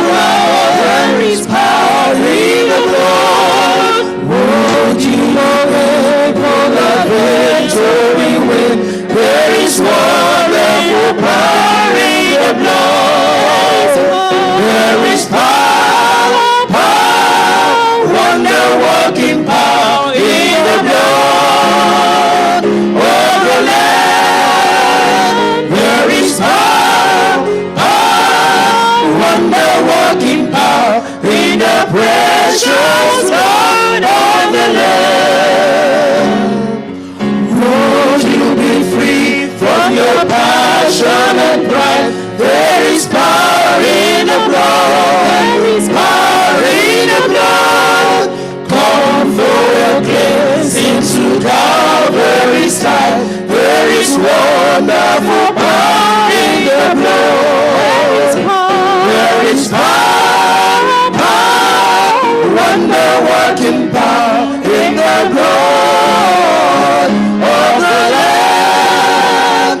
There is power, power, wonder-working power in the precious blood of the Lamb. Won't you do service for Jesus your King? There is power in the blood. There is power in the blood. Won't you live daily His praises to sing? There is wonderful power in the blood. There is power. There is power. Power. Wonder-working power in the blood of the Lamb. There is power. Wonder-working power in the precious blood of the Lamb. There is power, there is power, power, wonder-working power in the blood of the Lamb. There is power, power, wonder-working power in the precious blood of the Lamb.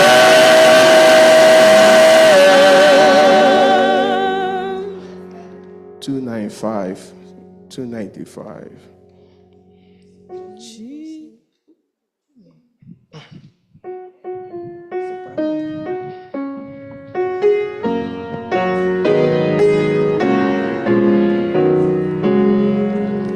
Chief of sinners though I be, Jesus shed His blood for me, died that I might live on high, died that I might never die, as the branches to the vine.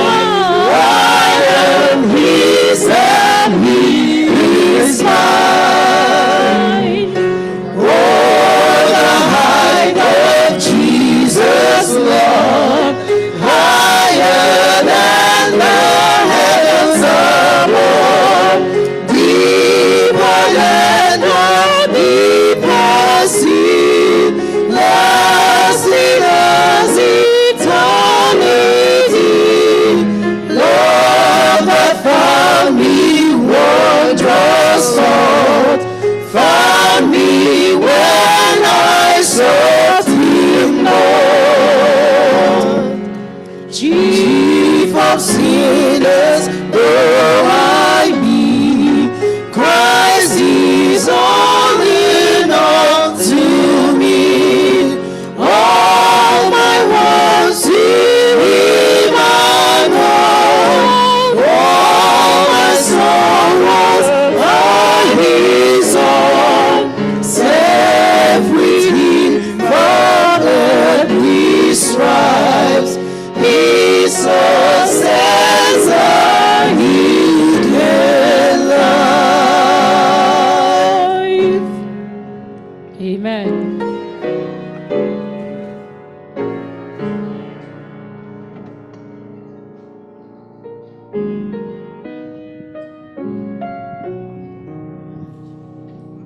Out of my wounded soul and mind, Jesus, I come to Thee.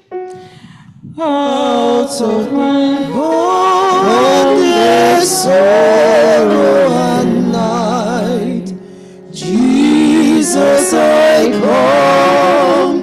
Jesus, I come into Thy freedom glad.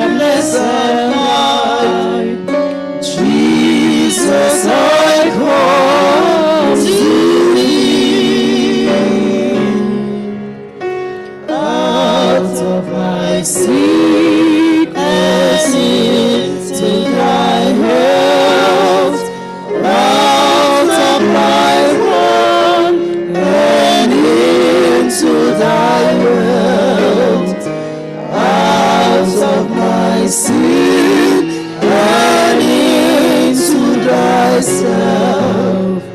Jesus, I come to thee.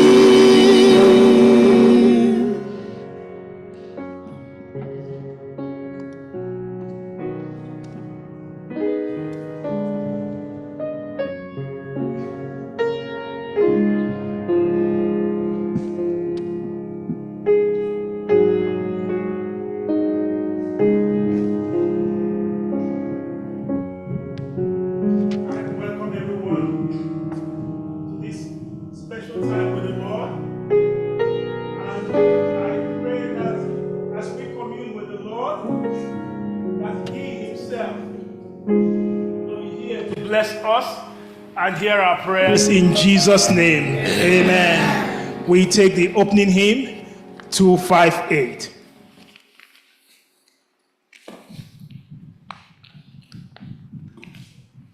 Baptize us anew with power from on high. Baptize us anew with power from on high, with love or refresh us, the Savior drawn nigh. We humbly beseech thee, Lord Jesus, we pray, with love and the Spirit, baptize us today. Unworthy we cry, unholy, unclean, oh, wash us and cleanse us from sin's guilty stain. We humbly beseech thee, Lord Jesus, we pray, with love and the Spirit, baptize us today. Oh, heavenly dove, descend from on high, we plead thy rich blessings in mercy draw nigh.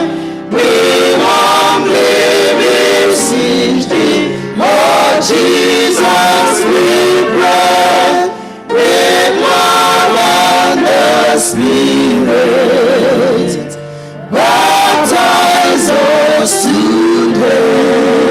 We bless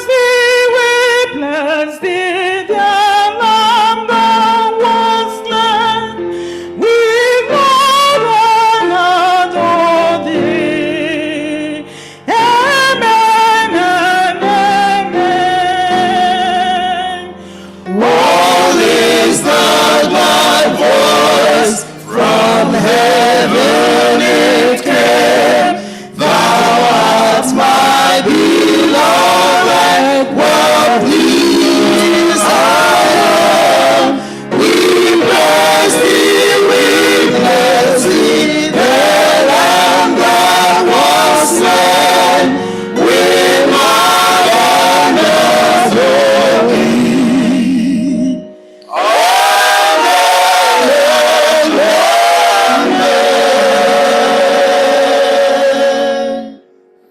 As the table is being opened, this is the time I will also invite you to open your heart to the Lord. This is the time that you ask of the Lord what you want the Lord to do for you between now and the next communion if He tarries. Bow your heads, ask of the Lord, open your heart to Him, and just pour out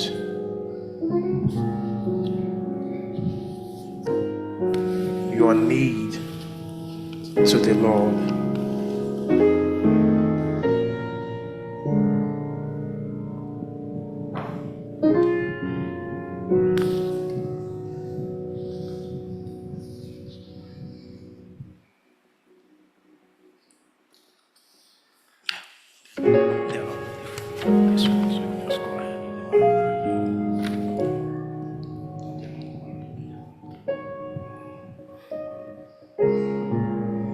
Yes, keep speaking to the Lord.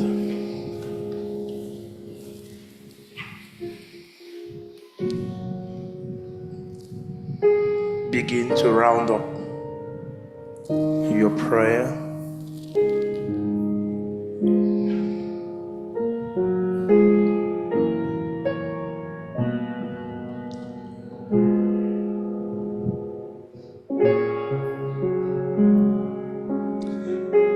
Let us pray. Heavenly Father, we come to you now. We have opened our heart and our mind and our whole being unto you. Father, we beseech you now.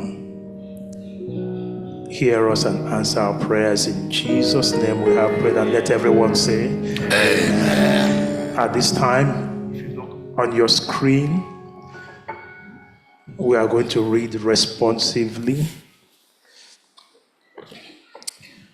I will read that side that says the pastor, and you read where it says the people.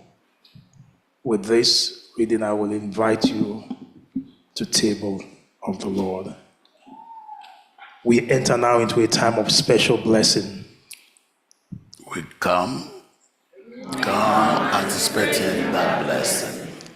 When we eat, we remember the broken body of Christ. When we drink, we remember the spilled blood of Christ. Reveal yourself to us now, our Lord, as you revealed yourself to your disciples then. Grace our temple with your presence and give us a foretaste of the feast to come. And all will say, Come, for all is ready. Amen. Amen. Our scripture is taken directly from John chapter 6. John chapter 6 will go from 33 to 36. For the bread of God is he who comes down from heaven and gives life to the world. Then they said to him, Lord, give us this bread always. And Jesus said to him, I am the bread of life. Amen. He who comes to me shall never hunger, and he who believes in me shall never thirst. Verse 36. But I said to you that you have seen me, and yet do not believe. May the Lord help us indeed to believe and to accept. Amen. We want to pray right now over the bread.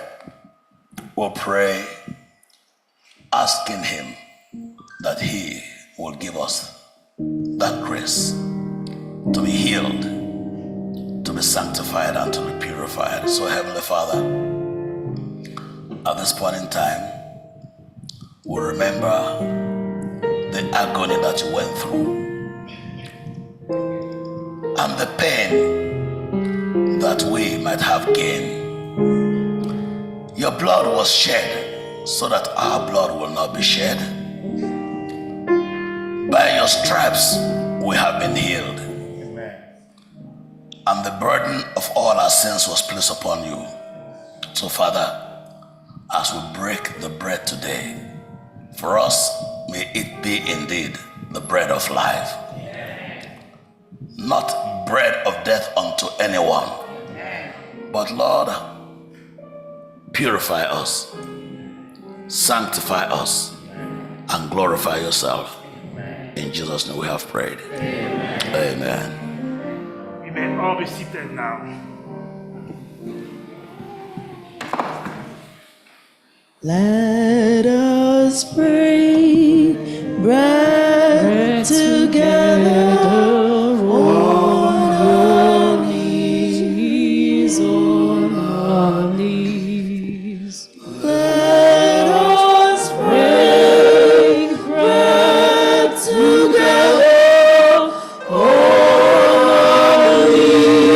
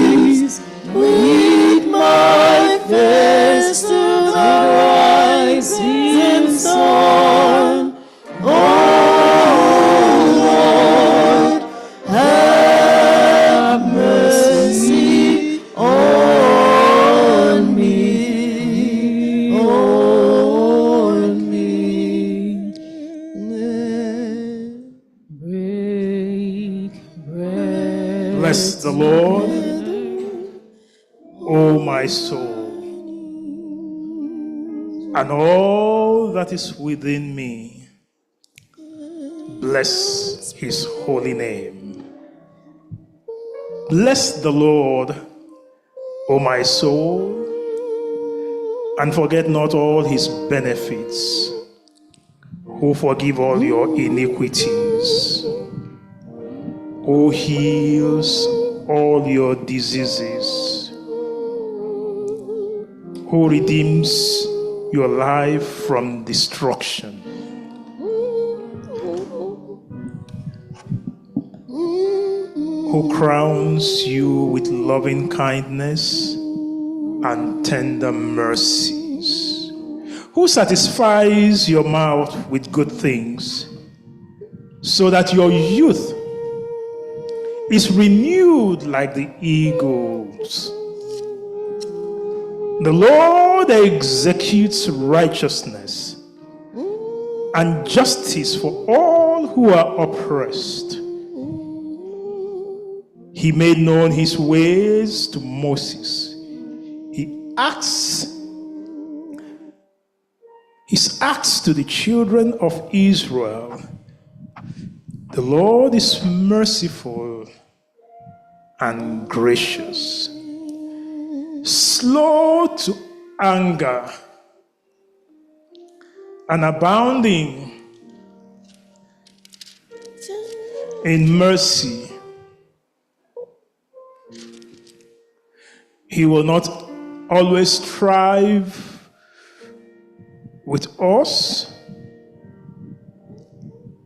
nor will he keep his anger forever.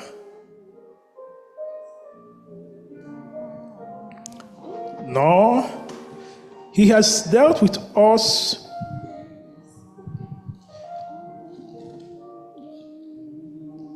he has dealt with us he has not dealt with us according to our sins, nor punished us according to our iniquities. For as the heavens are high above the earth, so great is his mercy towards those who fear him. As far as the east is from the west, so has he removed our transgressions from us. As a father pities his children, so the Lord pities those who fear him. For he knows our frame. He remembers that we are dust. Let us drink wine together on our knees, Let us drink wine together on our knees.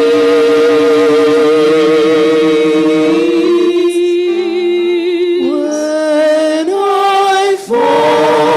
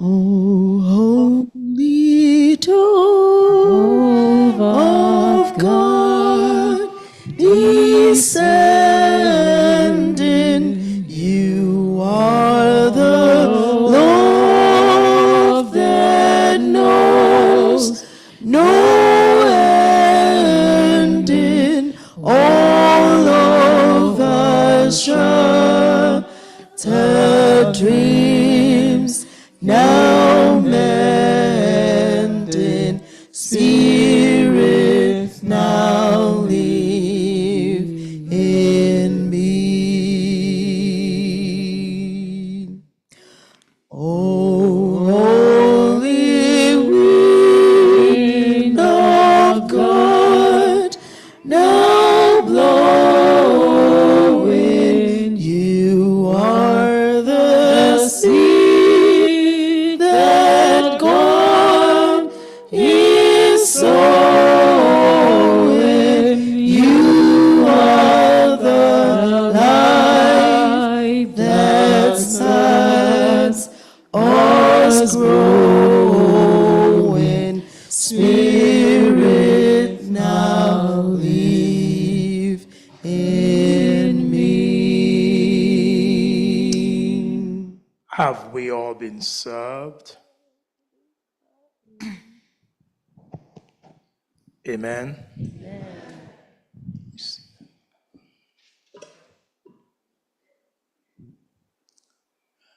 If you look at your cup,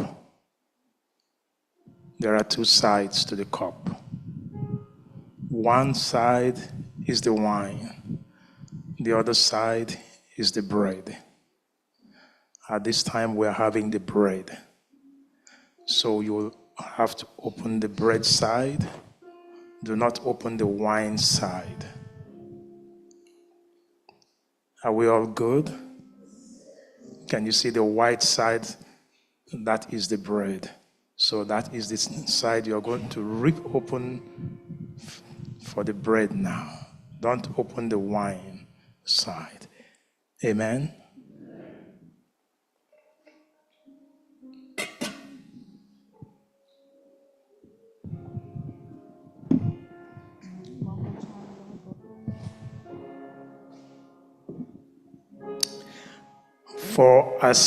For I received from the Lord that which I also delivered to you, that the Lord Jesus, on the same night in which he was betrayed, took bread. And when he had given thanks, he broke it and said, "Take, eat. This is my body which is broken for you. Do this in remembrance of me." Amen. Now you can open your bread and eat as the Lord commanded us, and eat in remembrance of him. Amen. Amen.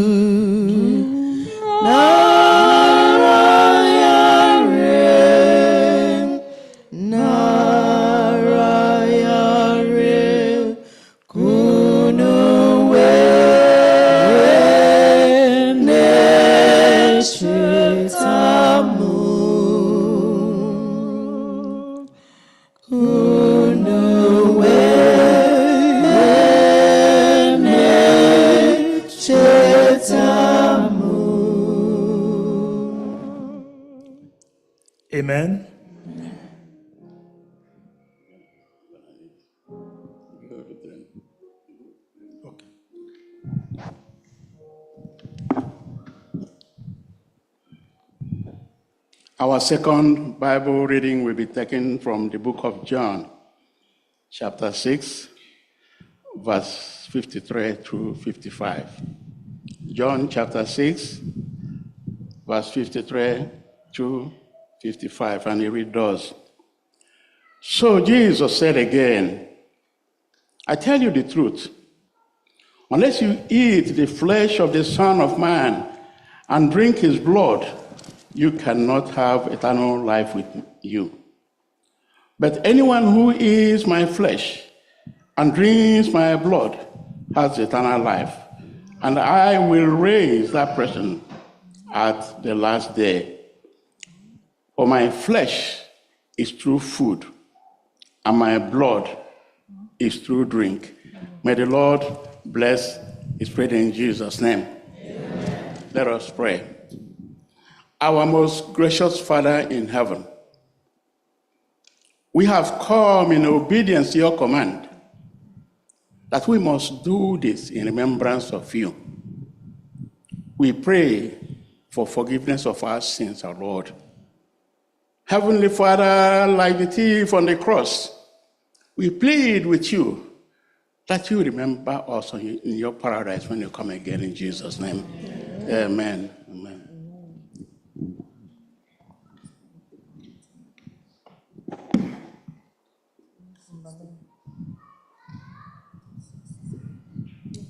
Again, I invite you to take your cup. In the same manner, he took the cup after supper, saying, this cup is the new covenant in my blood.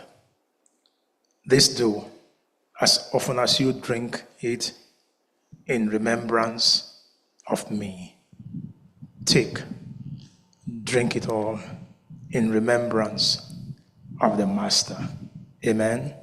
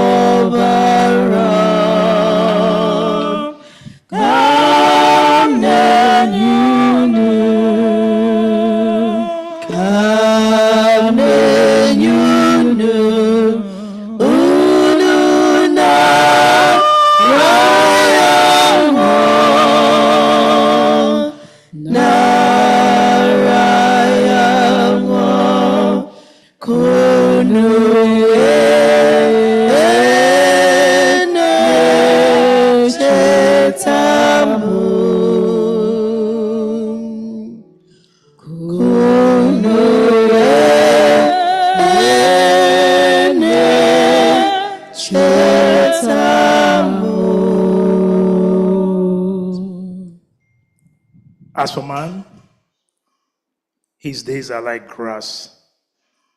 As a flower of the field, so he flourishes. For the wind passes, and it is gone. And its place remembers it no more. But the mercy of the Lord is from everlasting to everlasting. Amen. On those who fear him, and his righteousness to children's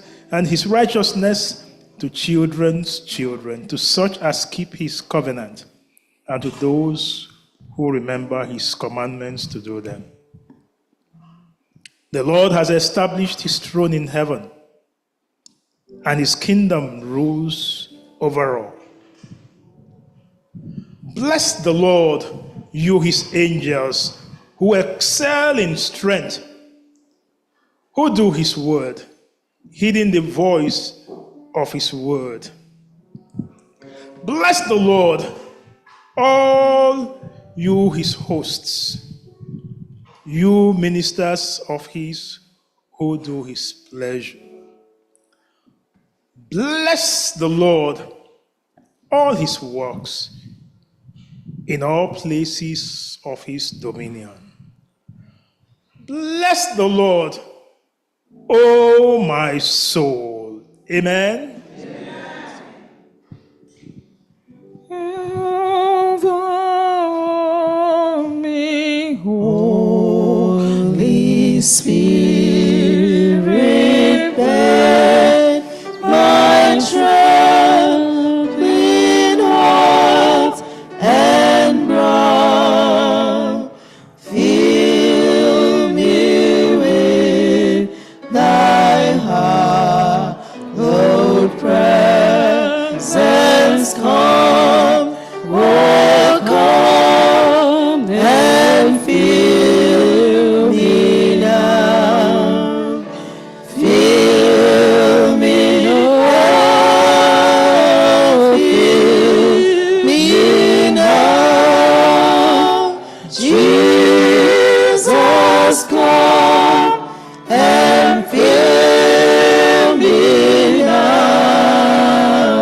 Fill me with thy hallowed presence. Come, oh, come and fill me now. Thou canst fill me, gracious Spirit, though I cannot tell thee how, but I need thee greatly. Thee come, oh, come and fill me now. Oh, fill me now. Fill me now. Jesus, come and fill me now. Fill me with thy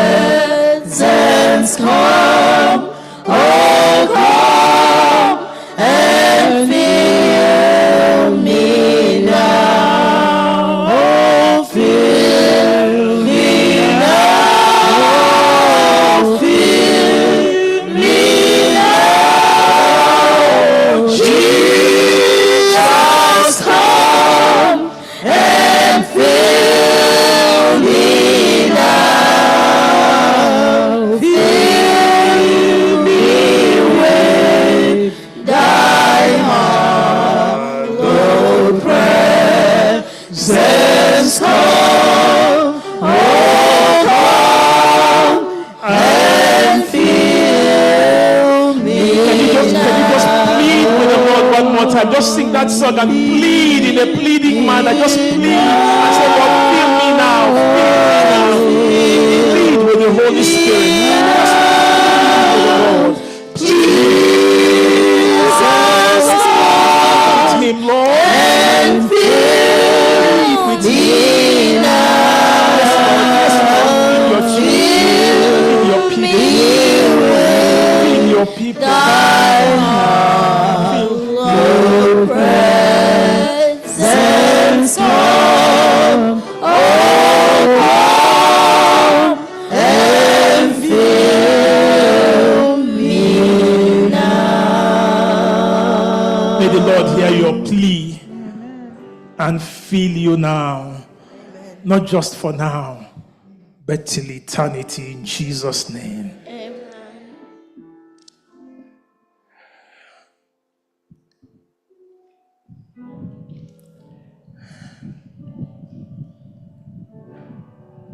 We are not going to. This is going to be our evening worship. So we just go from here, everyone to your own home, and just plead with the Lord to fill you. So it will just be a me time with the Lord, you and the Lord for the rest of the Sabbath. As you go from here, have that time with the Lord. And at 7 o'clock, we'll have our fellowship meal. We have dined with the King here.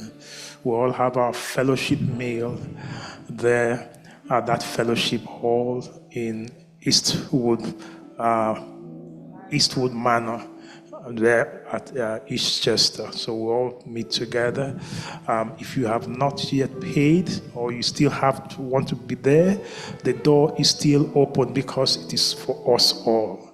So you still want to come? It's a family fellowship. Please make sure you are there, and we'll all have that hallelujah good time with the Lord. So that is the special need of this hour. So we'll go from here, and then we'll have the poor offering. Remember, the 40 days is just only ended on paper. The Lord coming out from that wilderness, it says the angels ministered unto him. And I pray they will minister to you too in Jesus' name. And they will lead you from now on in the full might of the Spirit. I pray the Spirit to lead you no matter what you're going through. May he strengthen you. May he enable you, equip you to stand like the brave with your face to the foe. For those who are sick, and if you have anyone who is sick and shut in, who would also want to partake, please, it is there for us to eat. To let the pastor know, and we'll be there to minister. The pastors will be in the office. If you need any special prayer, we'll also minister to you right there, so that all of us will go fulfilled as this thing. Where I don't have my hymn now. Can you find me? Oh, Christian, awake, stand like the brave, because I have 63 when we all get to heaven, but I need you to stand like the brave with your face to the foe. Don't fear him as he has, we have heard today. It is written, let us all be strong. Christian, awake and stand like the brave with your face to the foe. So let's all rise and sing that with all enthusiasm. As that is going on, the deacons will take the platform. So please remember, there are those who are in need. Let's donate generously to the platform. So the deacons, please go around and pick up the platform at this time. And sing it like you mean it, because we are Christian soldiers and we are going to stand now. Like the brave, 610. 610. Like the brave, stand like the brave, with thy manifest to the fold. Oh, Christian, awake, 'tis the Master's call. Hello. Can we start it all over again? It's a marching song, and I need that. Oh, Christian, awake, 'tis the Master's command, with helmet and shield, and a sword in thy hand. To me the bold tempter, go fearlessly go, and stand like the bird, with thy face to the foe. Stand like the brave, stand like the brave, stand like the brave, with thy face to the foe. The cause of thy Master with me, Lord, defend, be watchful, be still, let's fight to the end. Wherever he leads thee, go valiantly go. Then stand like the brave, with thy face to the foe. Stand like the brave, stand like the brave, stand like the brave, with thy face to the foe.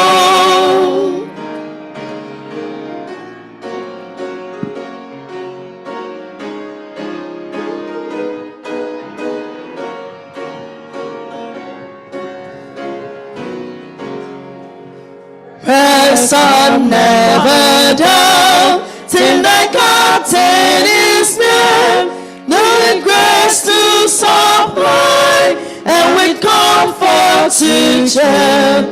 His love like a stream in the desert will flow. The sun like the breath, with thy face to the foe. Stand like the brave, stand like the brave, stand like the brave, with thy face to the foe. Don't let him harass you. Don't let him mess you around. Stand like the brave. And when we get to heaven, what a day that will be. When we all see Jesus, what a day that will be. 633. If I don't meet you here, let's meet up there. And what a day that will be. So let's sing. Who knows? It will be tomorrow. Who knows what it is now? But let's all meet over there. Yes, when we all get to heaven, what a day that will be. 633. Sing the wondrous love of Jesus. Sing his mercy and his grace. In the mansions bright and blessed, he'll prepare for us a place. When we all get to heaven, what a day of rejoicing that will be. When we all see Jesus, we'll sing and shout the victory. While we walk the pilgrim's pathway, clouds will overspread the sky. But when traveling days are over, not a shadow, not a sign. When we all get to heaven, what a day of rejoicing that will be. When we all see Jesus, we'll sing and shout the victory. Let us then be true and faithful, trust in serving every day. Just one glimpse of Him in glory will the toils of life repair.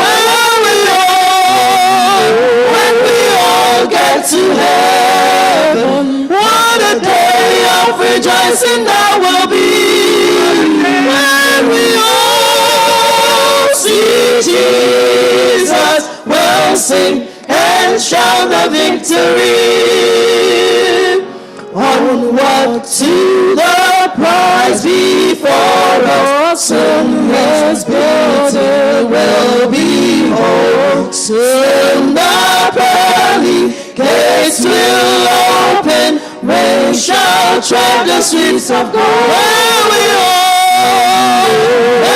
all get to heaven, what a day of rejoicing that will be. When we all see Jesus, we'll sing and shout the victory. When we all get to heaven, what a day of rejoicing that will be. When we all see Jesus, we'll sing and shout the victory.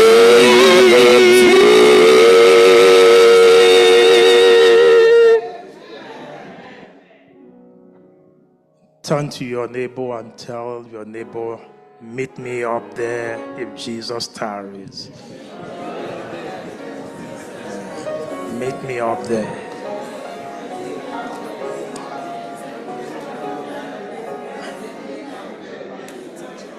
Amen.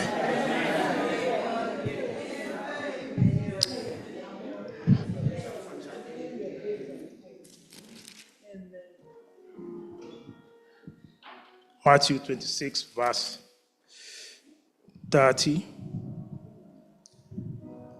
And when they had sung a hymn,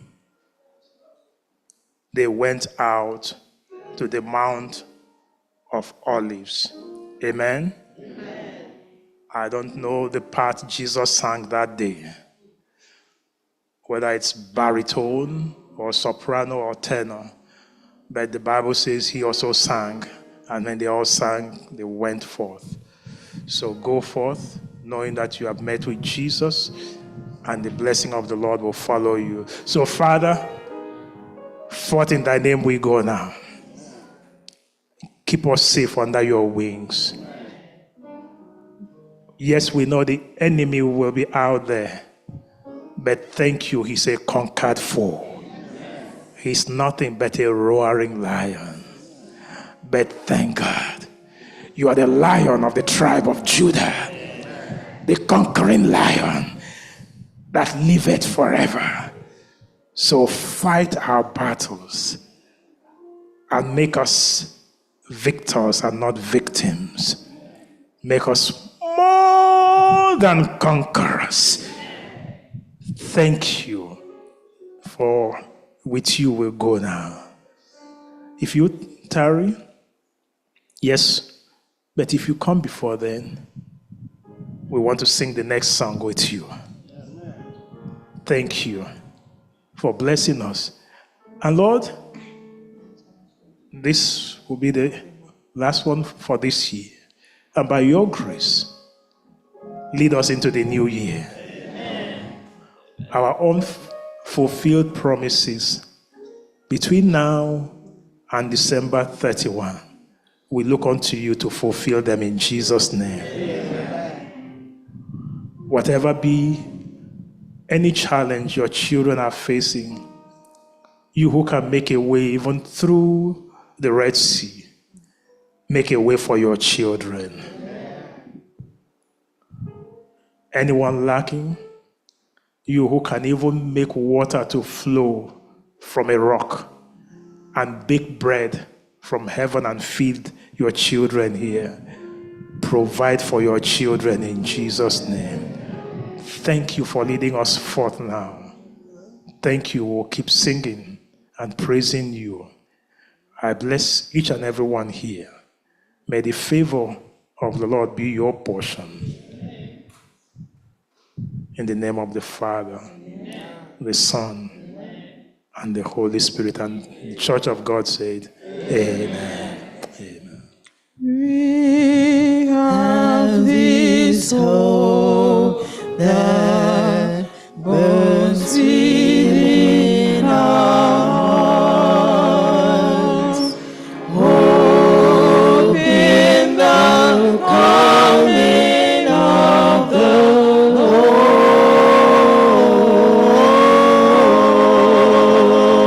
Lord. We have this faith that Christ alone imparts,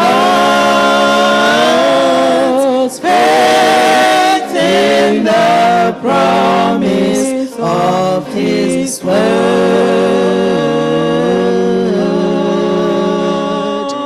We believe the time is near, and the nations far and near shall awake and shout and sing hallelujah, Christ is King.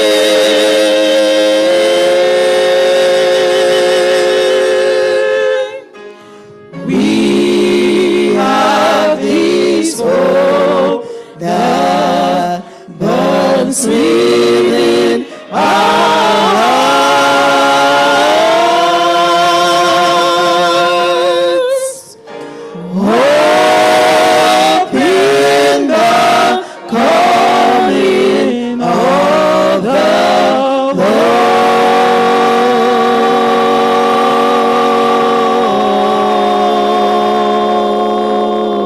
Lord. Be seated and just have a moment with the Lord.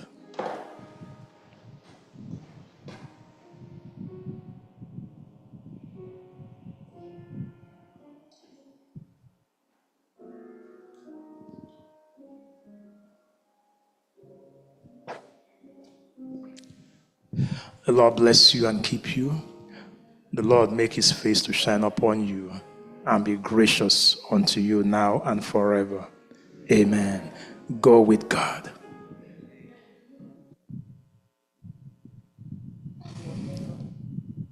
Onward, Christian soldiers, marching us to war, with the cross of Jesus going on before. Christ the royal master leads against the foe. Forward into battle, seas better go. Onward, Christian soldiers, onward, Christian soldiers, marching us to war. With the cross of Jesus going on before, like a mighty army moves the Church of God. Brothers, we are treading where the saints have drawn. We are not divided, all one body we, one in hope and doctrine, one in charity. Onward, Christian soldiers, onward, Christian soldiers, marching us to war. With the cross of Jesus going on before. Worlds and thoughts may perish, kingdoms rise and wane, but the Church church Jesus, constant will remain. Gates of passion never, gates the church we run. We are Christ of promise that can never fail. Onward Christian soldiers, onward Christian soldiers, marching us to war. With the cross of Jesus, rolling on before. Onward there is people, join the happy throng, blend with our strong voices in the triumph song.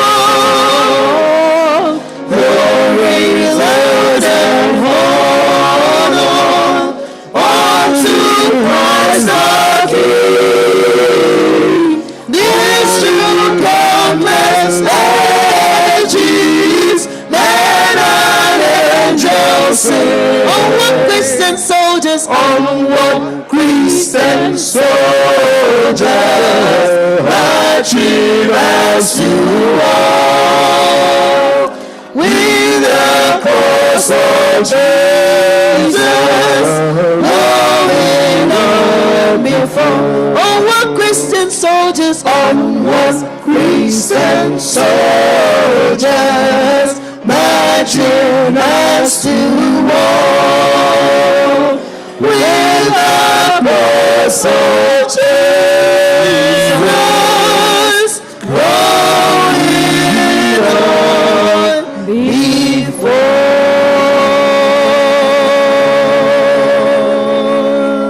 Amen.